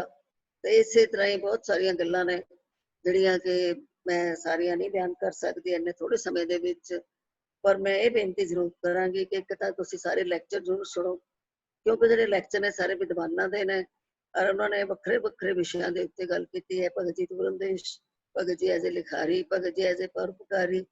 ਤਾਂ ਇਸ ਤਰ੍ਹਾਂ ਮੇਰਾ ਜਿਹੜਾ ਸੀ ਭਗਤ ਜੀ ਇੱਕ ਪਾਰਸ ਮੈਂ ਬੋਲਿਆ ਸੀਗਾ। तो ये सारे ਜਿਹੜੇ ਲੈਕਚਰ ਨੇ ਤੁਸੀਂ YouTube ਤੇ Facebook ਤੇ ਸੁਣ ਸਕਦੇ ਹੋ, ਦੇਖ ਸਕਦੇ ਹੋ, ਸੁਣ ਸਕਦੇ ਹੋ, ਤਾਂ ਕਿ ਤੁਹਾਨੂੰ ਭਗਤ ਜੀ ਦੀਆਂ ਜਿਹੜੀਆਂ ਵੱਖਰੀਆਂ ਵੱਖਰੀਆਂ ਗੁਣ ਨੇ ਉਹਨਾਂ ਬਾਰੇ ਤੁਹਾਨੂੰ ਪਤਾ ਲੱਗੇ। ਕਿਉਂਕਿ ਹੀ ਵਾਸ ਅ ਵੋਰੇਸ਼ੀਅਸ ਰੀਡਰ 18 ਘੰਟੇ ਪੜ੍ਹਦੇ ਸੀ ਕਈ ਵਾਰੀ ਔਰ ਹਰ ਵਕਤ ਲਿਖਦੇ ਰਹਿੰਦੇ ਸੀ। ਸਭ ਤੋਂ ਵੱਡੀ ਗੱਲ ਜਿਹੜੀ ਅਖੀਰੀ ਮੈਂ ਆਪ ਜੀ ਦੇ ਨਾਲ ਸਾਂਝੀ ਕਰਨਾ ਚਾਹੁੰਦੀ ਹਾਂ ਕਿ ਰੱਬ ਦੇ ਉੱਤੇ ਬਹੁਤ ਵੱਡਾ ਭਰੋਸਾ, ਜਿੰਨੇ ਦੇਰ ਤੁਹਾਨੂੰ ਰੱਬ ਤੇ ਭਰੋਸਾ ਨਾ ਹੋਵੇ ਤੁਸੀਂ ਸੇਵਾ ਕਰ ਹੀ ਨਹੀਂ ਸਕਦੇ। ਤੁਹਾਨੂੰ ਆਪਣੇ ਹੀ ਰੋਟੀ ਪਾਣੀ ਦਾ, ਆਪਣੇ ਮਕਾਨ ਦਾ, ਆਪਣੀ ਕਾਰ ਦਾ, ਆਪਣੀ ਛੱਤ ਦਾ ਫਿਕਰ ਪਿਆ ਰਹਿੰਦਾ, ਕਿਉਂਕਿ ਤੁਹਾਨੂੰ ਰੱਬ ਤੇ ਤਾਂ ਭਰੋਸਾ ਹੈ ਨਹੀਂ ਕਿ ਰੱਬ ਤੁਹਾਨੂੰ ਸਾਰਾ ਕੁਝ ਦੇਵੇਗਾ। ਇਹ ਵੀ ਨਹੀਂ ਸਾਨੂੰ ਪਤਾ ਲੱਗਦਾ ਆਪਣੇ ਕਲਚਰ ਦੇ ਮੁਤਾਬਕ ਸ਼ੱਕਰਪੁਰੇ ਨੂੰ ਰੱਬ ਸ਼ੱਕਰ ਦਿੰਦਾ ਹੈ। ਤੋ ਇਸ ਕਰਕੇ ਜਿਹੜਾ ਦੇਣ ਵਿੱਚ ਮਜ਼ਾ ਹੈ ਨਾ ਉਹ ਲੈਣ ਵਿੱਚ ਨਹੀਂ ਹੈਗਾ। ਕਦੇ ਦੇ ਕੇ ਦੇਖੋ ਕਿੰਨਾ ਸਵਾਦ ਆਉਂਦਾ ਹੈ। ਕਿਸੇ ਗਰੀਬ ਬੱਚੇ ਨੂੰ ਪੜ੍ਹਾ ਕੇ ਵੇਖੋ, ਕਿਸੇ ਦੀ ਪੜ੍ਹਾਈ ਵਿੱਚ ਮਦਦ ਕਰਕੇ ਦੇਖੋ, ਜਦੋਂ ਪੜ੍ਹ ਜਾਏਗਾ, ਲਾਇਕ ਹੋ ਜਾਏਗਾ, ਕੁਛ ਵੱਡਾ ਬਣ ਜਾਏਗਾ ਤਾਂ ਤੁਹਾਨੂੰ ਕਿੰਨਾ ਮਜ਼ਾ ਆਏਗਾ। ਇਸੇ ਤਰ੍ਹਾਂ ਪਿੰਗਲਾ ਸੰਸਥਾ ਵਿੱਚ ਅਸੀਂ ਜਿਹੜਾ ਵਿਦਿਆ ਤੇ ਕੰਮ ਕਰ ਰਹੇ ਹਾਂ, ਬਹੁਤ ਸਾਰੇ ਬੱਚੇ ਜਿਹੜੇ ਨੇ ਗਰੀਬ ਬੱਚੇ ਜਿਨ੍ਹਾਂ ਨੂੰ ਅਸੀਂ ਮੁਫਤ ਵਿਦਿਆ ਦਿੱਤੀ ਜਾਂਦੀ ਹੈ ਪਿੰਗਲਾ ਸੰਸਥਾ ਵੱਲੋਂ। ਇਸ ਤਰ੍ਹਾਂ ਡੈਫ ਬੱਚਿਆਂ ਨੂੰ, ਇਸੇ ਤਰ੍ਹਾਂ ਸਪੈਸ਼ਲ ਬੱਚਿਆਂ ਨੂੰ, ਡੈਫ ਬੱਚਿਆਂ ਦੇ ਉੱਤੇ ਕੰਨਾਂ ਦਾ ਆਪਰੇਸ਼ਨ ਕਰਾਇਆ, ਕੋਕਲੀਅਰ ਇੰਪਲਾਂਟ, ਜਿਹਦੇ ਨਾਲ ਉਹਨਾਂ ਨੂੰ ਸੁਣਨ ਲੱਗ ਗਿਆ। ਸਟਾਫ ਨਰਸਿੰਗ ਸਟਾਫ ਰੱਖ ਕੇ ਅਸੀਂ ਮਰੀਜ਼ਾਂ ਨੂੰ ਪ੍ਰੋਪਰ ਦਵਾਈ ਦਿੰਦੇ ਆ। ਬਹੁਤ ਸਾਰੇ ਮਰੀਜ਼ ਜਿਹੜੇ ਆ ਰਾਜੀ ਹੋ ਕੇ ਘਰਾਂ ਨੂੰ ਚਲੇ ਜਾਂਦੇ ਆ, ਹਰ ਸਾਲ ਆਪਣੇ ਪਰਿਵਾਰ ਨਾਲ ਮਿਲ ਜਾਂਦੇ ਆ। ਤੋ ਇਸੇ ਤਰ੍ਹਾਂ ਹੀ ਬਹੁਤ ਸਾਰੇ ਸੇਵਾ ਦੇ ਕਾਰਜ ਹੈ, ਬਣਾਵਟੀ ਅੰਗ ਲਗਾਉਂਦੇ ਆ। ਪਿੰਗਲਾ ਸੰਸਥਾ ਵੱਲੋਂ ਬਹੁਤ ਸਾਰੇ ਬੱਚਿਆਂ ਦੇ ਵਿਆਹ ਕਰ ਦਿੱਤੇ ਆ। ਬੱਚੀਆਂ ਬਹੁਤ ਪੜ੍ਹ ਗਏ ਆ ਪਿੰਗਲਾ ਸੰਸਥਾ ਦੇ, ਪੋਸਟ ਗ੍ਰੈਜੂਏਸ਼ਨ ਤੱਕ ਪੜ੍ਹਾਈ ਕਰ ਲਈ ਹੈ। ਤੋ ਇਹ ਜਿਹੜੇ ਸਾਰੇ ਕੰਮ ਨੇ ਭਗਤ ਪੂਰਨ ਸਿੰਘ ਜੀ ਤੋਂ ਸਿੱਖਿਆ ਲੈ ਕੇ ਪਰਉਪਕਾਰ ਤੇ ਉਹਨਾਂ ਦੇ ਰਾਹ ਤੇ ਤੁਰਦੇ ਆ, ਗੁਰੂ ਨਾਨਕ ਸਾਹਿਬ ਦੇ ਰਾਹ ਤੇ ਤੁਰਦੇ ਆ, ਜੋ ਅਕਾਲ ਪੁਰਖ ਵੱਲੋਂ ਬਖਸ਼ਿਸ਼ ਹੁੰਦੇ ਆ। ਜਿੰਨੀ ਕੁ ਉਹਨਾਂ ਨੇ ਦਿਮਾਗ ਦਿੱਤਾ ਹੈ ਉਸ ਹਿਸਾਬ ਨਾਲ ਆਪਣੀ ਟੀਮ ਦੇ ਨਾਲ, ਬਹੁਤ ਸਾਰੀ ਜਿਹੜੀ ਟੀਮ ਵਧੀਆ ਹੈ, ਬਹੁਤ ਟੀਮ ਸਹਿਯੋਗ ਦਿੰਦੀ ਹੈ ਹਰ ਕੰਮ ਦੇ ਵਿੱਚ। ਔਰ ਬਹੁਤ ਸਾਰੇ ਆਨਰੇਰੀ ਮੇਰੇ ਵੀਰ ਜਿਹੜੇ ਨੇ ਇੱਥੇ ਆ ਕੇ ਸੇਵਾ ਨਿਭਾ ਰਹੇ ਨੇ। ਕੋਈ ਡੈਫ ਸਕੂਲ ਦਾ ਕੰਮ ਕਰ ਰਿਹਾ, ਕੋਈ ਦੂਜੇ ਸਕੂਲ ਦਾ ਕੰਮ ਕਰ ਰਿਹਾ। ਰਾਜਵੀਰ ਜੀ ਖੇਤੀ ਦਾ ਕੰਮ ਕਰ ਰਿਹਾ, ਸਾਹਿਬ ਮੁਖਤਾਰ ਸਿੰਘ ਜੀ ਕੰਸਟਰਕਸ਼ਨ ਦਾ ਕੰਮ ਕਰ ਰਿਹਾ। ਤੋ ਸਾਰੇ ਇੱਕ ਵੱਡੀ ਟੀਮ ਹੈ ਔਰ ਬਹੁਤ ਅਕਾਲ ਪੁਰਖ ਦੀ ਬਖਸ਼ਿਸ਼ ਹੈ ਕਿ ਕਿਸੇ ਨੂੰ ਇੰਨੇ ਇਮਾਨਦਾਰ ਲੋਕ, ਓਨੈਸਟ ਤੇ ਮਿਹਨਤੀ ਟੀਮ ਨਹੀਂ ਮਿਲਦੀ। ਜੇ ਪਤਾ ਨਹੀਂ ਭਗਤ ਪੂਰਨ ਸਿੰਘ ਦੀਆਂ ਅਸੀਸਾਂ ਦੇ ਕੇ ਗਏ ਨੇ ਜਾਂ ਅਕਾਲ ਪੁਰਖ ਦੀ ਬਖਸ਼ਿਸ਼ ਹੈ ਕਿ ਪਿੰਗਲਾ ਸੰਸਥਾ ਦੇ ਵਿੱਚ ਬਹੁਤ ਸਾਰੇ ਭੈਣ ਭਰਾ ਜਿਹੜੇ ਨੇ ਆਪਣਾ ਸਮਾਂ ਦਿੰਦੇ ਪਏ ਆ, ਬੱਚਿਆਂ ਨੂੰ ਪੜ੍ਹਾਉਂਦੇ ਪਏ ਆ, ਬੱਚਿਆਂ ਨੂੰ ਕੀਰਤਨ ਸਿਖਾਉਂਦੇ ਪਏ ਆ, ਬੱਚਿਆਂ ਨੇ ਕੀਰਤਨ ਕਰਦੇ ਆ ਰਾਗਾਂ ਦੇ ਵਿੱਚ। ਤੋ ਇਹ ਸਾਰੀਆਂ ਜਿਹੜੀਆਂ ਬਖਸ਼ਿਸ਼ਾਂ ਨੇ ਇਹ ਸਾਧ ਸੰਗਤ ਦੇ ਸਹਿਯੋਗ ਨਾਲ ਜਿਹੜਾ ਤੁਸੀਂ ਤਿਲ ਕਰਕੇ ਪੈਸੇ ਭੇਜ ਦਿਓ। ਬਹੁਤ ਸਾਰੀਆਂ ਕਿਤਾਬਾਂ ਭਗਤ ਪੂਰਨ ਸਿੰਘ ਜੀ ਤੋਂ ਬਾਅਦ 250 ਕਿਤਾਬਾਂ ਨਵੀਆਂ ਵੀ ਛਪ ਗਈਆਂ ਨੇ, ਜਿਹੜੀਆਂ ਪੁਰਾਣੀਆਂ ਸੀ ਉਹ ਵੀ ਦੁਬਾਰਾ ਪ੍ਰਿੰਟ ਕਰਕੇ ਅਸੀਂ ਲੋਕਾਂ ਤੋਂ ਵੰਡਦੇ ਆ। ਤਾਂ ਬਹੁਤ ਸਾਰਾ ਜਿਹੜਾ ਲਿਟਰੇਚਰ ਹੈ, ਜਿਹੜਾ ਸਾਹਿਤ ਹੈ, ਉਹ ਜ਼ਰੂਰ ਪੜ੍ਹੋ। ਭਗਤ ਜੀ ਸਰਕੋੜੇ ਭਗਤ ਜੀ ਬਹੁਤ ਸਾਰਾ ਕੁਛ ਦੇ ਗਏ ਆ ਸਾਨੂੰ। ਮੈਨੂੰ ਕਹਿੰਦੇ ਸੀ ਕਿ ਬਹੁਤ ਸਾਰਾ ਪੜ੍ਹ ਕੇ ਮੈਂ ਤੁਹਾਨੂੰ ਜਿਸਟ ਕੱਢ ਕੇ ਦੇ ਚੱਲਿਆ, ਪਰ ਅਸੀਂ ਜਿਸਟ ਵੀ ਨਹੀਂ ਪੂਰਾ ਪੜ੍ਹ ਸਕੇ ਹਾਲੇ ਤੱਕ। ਤੋ ਸੰਗਤਾਂ ਅੱਗੇ ਹੱਥ ਜੋੜ ਕੇ ਬੇਨਤੀ ਹੈ ਕਿ ਜਿਹੜਾ ਸਾਡਾ ਸਾਹਿਤ ਸਾਡੇ ਸਟਾਲਾਂ ਤੇ ਮਿਲਦਾ, ਇਹ ਨਾ ਸੋਚੋ ਵੀ ਕਾਗਜ਼ ਰੱਦੀ ਹੈ, ਉਹ 'ਚ ਬੜੇ ਅਨਮੋਲ ਵਚਨ ਹੁੰਦੇ ਆ, ਬੜੇ ਸਿੱਖਿਆਦਾਇਕ ਹੁੰਦੇ ਆ। ਤਾਂ ਭਗਤ ਜੀ ਇਸ ਰੱਦੀ ਕਾਗਜ਼ ਤਾਂ ਵਰਤਦੇ ਸੀ ਕਿ ਨਵੇਂ ਕਾਗਜ਼ ਨਵੇਂ ਬਣਾਉਣ ਨਾਲ ਦਰਖਤ ਵੱਢੇ ਜਾਂਦੇ ਆ। ਤੋ ਇਸ ਕਰਕੇ ਇਹ ਵੀ ਸਾਡੇ ਲਈ ਇੱਕ ਉਦਾਹਰਨ ਸੀ ਰੀਸਾਈਕਲਿੰਗ। ਇਸੇ ਤਰ੍ਹਾਂ ਸਾਨੂੰ ਹਰ ਚੀਜ਼ ਜਿਹੜੀ ਹੈ ਰੀਸਾਈਕਲਿੰਗ ਕਰਨੀ ਚਾਹੀਦੀ ਹੈ। ਪਲਾਸਟਿਕ ਬਹੁਤ ਗੰਦਾ ਹੋ ਗਿਆ। ਬਹੁਤ ਸਾਰੇ ਕੰਮ ਨੇ ਸੇਵਾ ਦੇ ਜਿਹੜੇ ਸਾਨੂੰ ਕਰਨਾ ਜ਼ਰੂਰੀ ਨੇ। ਆਪਣਾ ਪੰਜਾਬ, ਹਿੰਦੁਸਤਾਨ ਕੀ ਸਾਰੀ ਦੁਨੀਆ ਨੂੰ ਬਚਾਉਣਾ ਬਹੁਤ ਜ਼ਰੂਰੀ ਹੈ। ਅੱਜ ਬੰਬਾਂ ਦੀ ਦੁਨੀਆ ਦੇ ਵਿੱਚ ਭਗਤ ਪੂਰਨ ਸਿੰਘ ਦੇ ਉਪਦੇਸ਼ਾਂ ਦੀ ਬਹੁਤ ਜ਼ਿਆਦਾ ਲੋੜ ਹੈ, ਗੁਰੂ ਨਾਨਕ ਦੇ ਉਪਦੇਸ਼ਾਂ ਦੀ ਬਹੁਤ ਜ਼ਿਆਦਾ ਲੋੜ ਹੈ। ਆਓ ਉਧਰ ਧਿਆਨ ਦਈਏ, ਅਸੀਂ ਦੁਨੀਆ ਦੇ ਵਿੱਚ ਸੁਖ ਸ਼ਾਂਤੀ ਲਈ ਅਰਦਾਸ ਕਰੀਏ। ਵਾਹਿਗੁਰੂ ਜੀ ਕਾ ਖਾਲਸਾ, ਵਾਹਿਗੁਰੂ ਜੀ ਕੀ ਫਤਿਹ। ਵਾਹਿਗੁਰੂ ਜੀ ਕਾ ਖਾਲਸਾ, ਵਾਹਿਗੁਰੂ ਜੀ ਕੀ ਫਤਿਹ। ਇੰਦਰਜੀਤ ਜੀ ਕਾਫੀ ਡੂੰਘੀਆਂ ਗੱਲਾਂ ਕੀਤੀਆਂ ਤੁਸੀਂ, ਖੂਬ ਧੰਨਵਾਦ। ਕਾਫੀ ਸੋਚਣ ਤੇ ਮਜਬੂਰ ਕੀਤਾ ਕਾਫੀ ਚੀਜ਼ਾਂ ਬਾਰੇ। ਆਈ ਥਿੰਕ ਕਾਫੀ ਤੁਸੀਂ 25-30 ਮਿੰਟਾਂ 'ਚ ਕਾਫੀ ਗਰਾਊਂਡ ਕਵਰ ਕਰ ਲਿਆ। ਇੰਡਸਟਰੀਅਲਾਈਜੇਸ਼ਨ ਦੀ ਗੱਲ ਕੀਤੀ ਕਿ ਕਿੱਦਾਂ ਆਪਾਂ ਜਿਹੜਾ ਇੱਕ ਵੈਸਟਰਨ ਤਰੀਕਾ ਹੈ ਜੀਣ ਦਾ, ਇਕਨੋਮੀ ਦਾ, ਉਹਦੇ ਵੱਲ ਤੁਰ ਪਏ ਆ। ਤੁਸੀਂ ਫੂਡ ਹੈਬਿਟਸ ਦੀ ਗੱਲ ਕੀਤੀ, ਕਿੱਦਾਂ ਸਾਡੀ ਫੂਡ ਹੈਬਿਟਸ ਡਿਗਰੇਡ ਹੁੰਦੀਆਂ ਜਾ ਰਹੀਆਂ ਨੇ। ਤੇ ਤੁਸੀਂ ਸਿੱਖਿਆ ਦੀ ਵੀ ਕਾਫੀ ਗੱਲ ਕੀਤੀ ਹੈ ਨਾ, ਕਿੱਦਾਂ ਦੀ ਸਿੱਖਿਆ ਦੀ ਲੋੜ ਹੈ, ਬੱਚਿਆਂ ਨੂੰ ਕੀ ਦੱਸਣ ਦੀ ਲੋੜ ਹੈ। ਤੇ ਆਈ ਥਿੰਕ ਮੈਂ ਸਭ ਤੋਂ ਪਹਿਲਾਂ ਜਿਹੜਾ ਸਵਾਲ ਹੈ ਉਹ ਤੁਹਾਡੀ ਪਰਸਨਲ ਲਾਈਫ ਤੋਂ ਹੀ ਪੁੱਛਣਾ ਚਾਹਾਂਗਾ ਕਿ ਕਿਉਂਕਿ ਤੁਸੀਂ ਇੱਕ ਕੁਆਲੀਫਾਈਡ ਡਾਕਟਰ ਹੈਗੇ ਹੋ, ਜਿਹੜੀ ਤੁਹਾਡੀ ਜਰਨੀ ਰਹੀ ਹੈ ਇੱਕ ਮੈਡੀਕਲ ਪ੍ਰੋਫੈਸ਼ਨਲ ਤੋਂ ਇੱਕ ਸੋਸ਼ਲ ਰਿਫਾਰਮਰ, ਉਹ ਕਿੱਦਾਂ ਦੀ ਰਹੀ ਹੈ। ਤੇ ਇੱਕ ਹੋਰ ਚੀਜ਼ ਇੱਥੇ ਐਡ ਕਰਾਂਗੇ ਕਿ ਅੱਜ ਨਾ ਜਿਹੜੀ ਆਡੀਅנס, ਜਿਹੜੇ ਲੋਕ ਹੈਗੇ ਨੇ ਨਾ, ਕਾਫੀ ਯੂਥ ਹੈਗਾ, ਤੇ ਜਿਹੜਾ ਏਦਾਂ ਦਾ ਕੰਮ ਹੈ, ਸਮਾਜ ਸੁਧਾਰ ਵਾਲਾ ਜਿਹੜਾ ਕੰਮ ਹੈ, ਉਸ ਡਾਇਰੈਕਸ਼ਨ ਵਿੱਚ ਉਹ ਤੁਰ ਪਿਆ ਹੈ। ਆਈ ਥਿੰਕ ਉਹ ਜਿਹੜੀ ਤੁਹਾਡੀ ਲਾਈਫ ਦੀ ਜਰਨੀ ਰਹੀ ਹੈ ਇੱਕ ਸੋਸ਼ਲ ਰਿਫਾਰਮਰ ਦੀ, ਉਹਦੇ ਤੇ ਕਾਫੀ ਇੰਸਪੀਰੇਸ਼ਨ ਲੈ ਸਕਦੇ ਨੇ। ਤੇ ਅੱਗੇ ਕੁਝ ਮੈਸੇਜ ਵੀ ਹੈਗਾ ਤੁਹਾਡਾ ਉਹਨਾਂ ਦੇ ਵਾਸਤੇ ਵੀ, ਤੇ ਪਲੀਜ਼ ਸ਼ੇਅਰ ਕਰੋ ਆਪਣੇ ਲਾਈਫ ਜਰਨੀ। ਐਕਚੁਅਲੀ ਮੈਂ ਜਿਹੜਾ ਪਰਿਵਾਰ 'ਚ ਪੈਦਾ ਹੋਈ ਉਹ ਗੁਰਬਾਣੀ ਦੇ ਨਾਲ ਜੁੜਿਆ ਹੋਇਆ ਸੀਗਾ। ਪਰ ਮੇਰੇ ਮਾਤਾ ਪਿਤਾ ਜਿਹੜੇ ਸੀ ਉਹਨੂੰ ਅਮਲੀ ਰੂਪ ਦਿੰਦੇ ਸੀ ਗੁਰਬਾਣੀ ਨੂੰ। ਸੇਵਾ ਤੇ ਸਿਮਰਨ ਜਿਹੜੀਆਂ ਦੋ ਚੀਜ਼ਾਂ ਸਾਨੂੰ ਦੋ ਪਹੀਏ ਨੇ ਸਾਡੀ ਜ਼ਿੰਦਗੀ ਦੇ, ਗੁਰਬਾਣੀ ਦੇ ਮੁਤਾਬਕ ਉਹਦੇ ਨਾਲ ਜੁੜਿਆ ਹੋਇਆ ਸੀਗਾ। ਸੇਵਾ ਵਾਲੇ ਪਾਸੇ ਮੇਰੇ ਪਾਪਾ ਜੀ ਨੇ ਮੈਨੂੰ ਭਗਤ ਪੂਰਨ ਸਿੰਘ ਜੀ ਬਾਰੇ ਦੱਸਿਆ, ਭਾਈ ਵੀਰ ਸਿੰਘ ਦੀਆਂ ਲਿਖਤਾਂ ਪੜ੍ਹਾਈਆਂ, ਬਾਬਾ ਨੌਰ ਸਿੰਘ ਸਮਾਜ ਦਾ ਸੁਧਾਰ ਹੱਥੀ ਬਾਬਾ ਨੌਰ ਸਿੰਘ ਜਿਹੜਾ ਨਾਵਲ ਹੈ ਭਾਈ ਵੀਰ ਸਿੰਘ ਦਾ ਲਿਖਿਆ ਹੋਇਆ, ਜਿਹਦੇ 'ਚ ਉਹਨਾਂ ਨੇ ਇੱਕ ਲਿਖਿਆ ਕਿ ਗੁਰਸਿੱਖ ਦਾ ਜੀਵਨ ਕਿੱਦਾਂ ਦਾ ਹੋਣਾ ਚਾਹੀਦਾ, ਉਹ ਗੁਆਂਢੀ ਨਾਲ ਦਾ ਵਰਤਾਓ ਕਿਸ ਤਰ੍ਹਾਂ ਹੋਣਾ ਚਾਹੀਦਾ ਹੈ। ਤਾਂ ਬਹੁਤ ਮਤਲਬ ਮੈਨੂੰ ਉਹਦੇ ਤੋਂ ਕਾਫੀ ਸਿੱਖਿਆ ਮਿਲਦੀ ਹੈ। ਉਹ ਬਹੁਤ ਜਿਹੜਾ ਸੀਗਾ ਨਾਵਲ ਸੀ, ਮੇਰੇ ਪਿਤਾ ਜੀ ਬਹੁਤ ਲੋਕਾਂ ਨੂੰ ਵੰਡਦੇ ਰਹੇ, ਵਿਆਹ ਦੇ ਵਿੱਚ ਵੀ ਦਿੰਦੇ ਸੀ, ਤੇ ਹੁਣ ਵੀ ਅਸੀਂ ਇਹੀ ਜਿਹੜਾ ਜਾਰੀ ਰੱਖਿਆ ਹੈਗਾ। ਤੇ ਉਹਦੇ ਨਾਲ ਜਿਹੜੇ ਸੰਸਕਾਰ ਮੇਰੇ ਵਿੱਚ ਬਣ ਗਏ ਸੀਗੇ, ਤੇ ਮੇਰੇ ਵਿੱਚ ਖਾਸ਼ ਪੈਦਾ ਹੋਈ ਕਿ ਮੈਂ ਦਰਸ਼ਨ ਕਰਨੇ ਆ ਭਾਈ ਵੀਰ ਸਿੰਘ ਜੀ ਦੇ ਤੇ ਭਗਤ ਪੂਰਨ ਸਿੰਘ ਜੀ ਦੇ। ਭਾਈ ਵੀਰ ਸਿੰਘ ਦੇ ਮੈਂ ਦਰਸ਼ਨ ਨਹੀਂ ਕਰ ਸਕੇ, ਉਹਨਾਂ ਦੀਆਂ ਲਿਖਤਾਂ ਹੀ ਪੜ੍ਹੀਆਂ ਮੈਂ, ਤੇ ਭਗਤ ਪੂਰਨ ਸਿੰਘ ਜੀ ਨੂੰ ਫਿਰ ਜਿਹੜੀ ਮੇਰੀ ਖਾਹਿਸ਼ ਸੀ ਉਹ ਪੂਰੀ ਹੋ ਗਈ ਮਿਲਣ ਦੀ। ਤੇ ਮਿਲਣ ਤੋਂ ਮੈਂ ਬਹੁਤ ਪ੍ਰਭਾਵਿਤ ਹੋਈ ਉਹਨਾਂ ਤੋਂ। ਤਾਂ ਮੈਂ ਆਪਣੇ ਭੈਣ ਭਰਾਵਾਂ ਸਭ ਤੋਂ ਵੱਡੀ ਸੀ, ਤੇ ਡਾਕਟਰੀ ਕਰਤੀ ਜਦੋਂ 75 ਦੇ ਵਿੱਚ ਮੇਰੇ ਪਾਪਾ ਚਲੇ ਗਏ, ਤੇ ਅਸੀਂ ਸਾਰੇ ਭੈਣ ਭਰਾ ਮੇਰੇ ਤੋਂ ਛੋਟੇ ਸੀ ਤੇ ਸਾਰੇ ਹੀ ਅਜੇ ਪੜ੍ਹ ਪੁੜ ਰਹੇ ਸੀਗੇ। ਤੇ ਇਸ ਕਰਕੇ ਬੜੀ ਵੱਡੀ ਜ਼ਿੰਮੇਵਾਰੀ ਸੀ ਮੇਰੇ ਸਿਰ ਤੇ ਪਈ ਹੋਈ ਸੀ। ਸਰਕਾਰੀ ਨੌਕਰੀ ਮੈਂ 5 ਸਾਲ ਕੀਤੀ, ਪਰ ਜੇ ਇਮਾਨਦਾਰੀ ਨਾਲ ਨੌਕਰੀ ਕਰੋ ਤਾਂ ਉਹਦੇ ਨਾਲ ਐਡਾ ਵੱਡਾ ਟੱਬਰ ਨਹੀਂ ਪਾਲ ਸਕਦੇ। ਤੇ ਮੈਂ ਪ੍ਰਾਈਵੇਟ ਪ੍ਰੈਕਟਿਸ, ਕਿਉਂਕਿ ਪਾਪਾ ਪ੍ਰੈਕਟਿਸ ਕਰਦੇ ਸੀ, ਇਸ ਕਰਕੇ ਮੈਂ ਸ਼ੁਰੂ ਕਰ ਦਿੱਤੀ। ਪਰ ਜਿਹੜੀਆਂ ਸਮੱਸਿਆਵਾਂ ਆਉਂਦੀਆਂ ਮਾਂ ਪਿਤਾ ਜੀ ਦੇ ਜਾਣ ਤੋਂ ਬਾਅਦ, ਕਈ ਪਰਿਵਾਰ 'ਚ ਇਹੋ ਜਿਹੀਆਂ ਸਮੱਸਿਆਵਾਂ ਆ ਜਾਂਦੀਆਂ ਤੇ ਕਿਸੇ ਨਾ ਕਿਸੇ ਵੱਡੇ ਕੋਲੋਂ ਸਿੱਖਿਆ ਲੈਣੀ ਜ਼ਰੂਰੀ ਹੋ ਜਾਂਦੀ ਹੈ। ਤਾਂ ਮੈਂ ਹਰ 15 ਦਿਨਾਂ ਬਾਅਦ ਭਗਤ ਪੂਰਨ ਸਿੰਘ ਜੀ ਕੋਲ ਆ ਜਾਂਦੀ ਸੀ ਸੰਗਰੂਰ ਤੋਂ। ਸਵੇਰੇ ਆਉਣਾ, ਸ਼ਾਮ ਨੂੰ ਵਾਪਸ ਚਲੇ ਜਾਣਾ।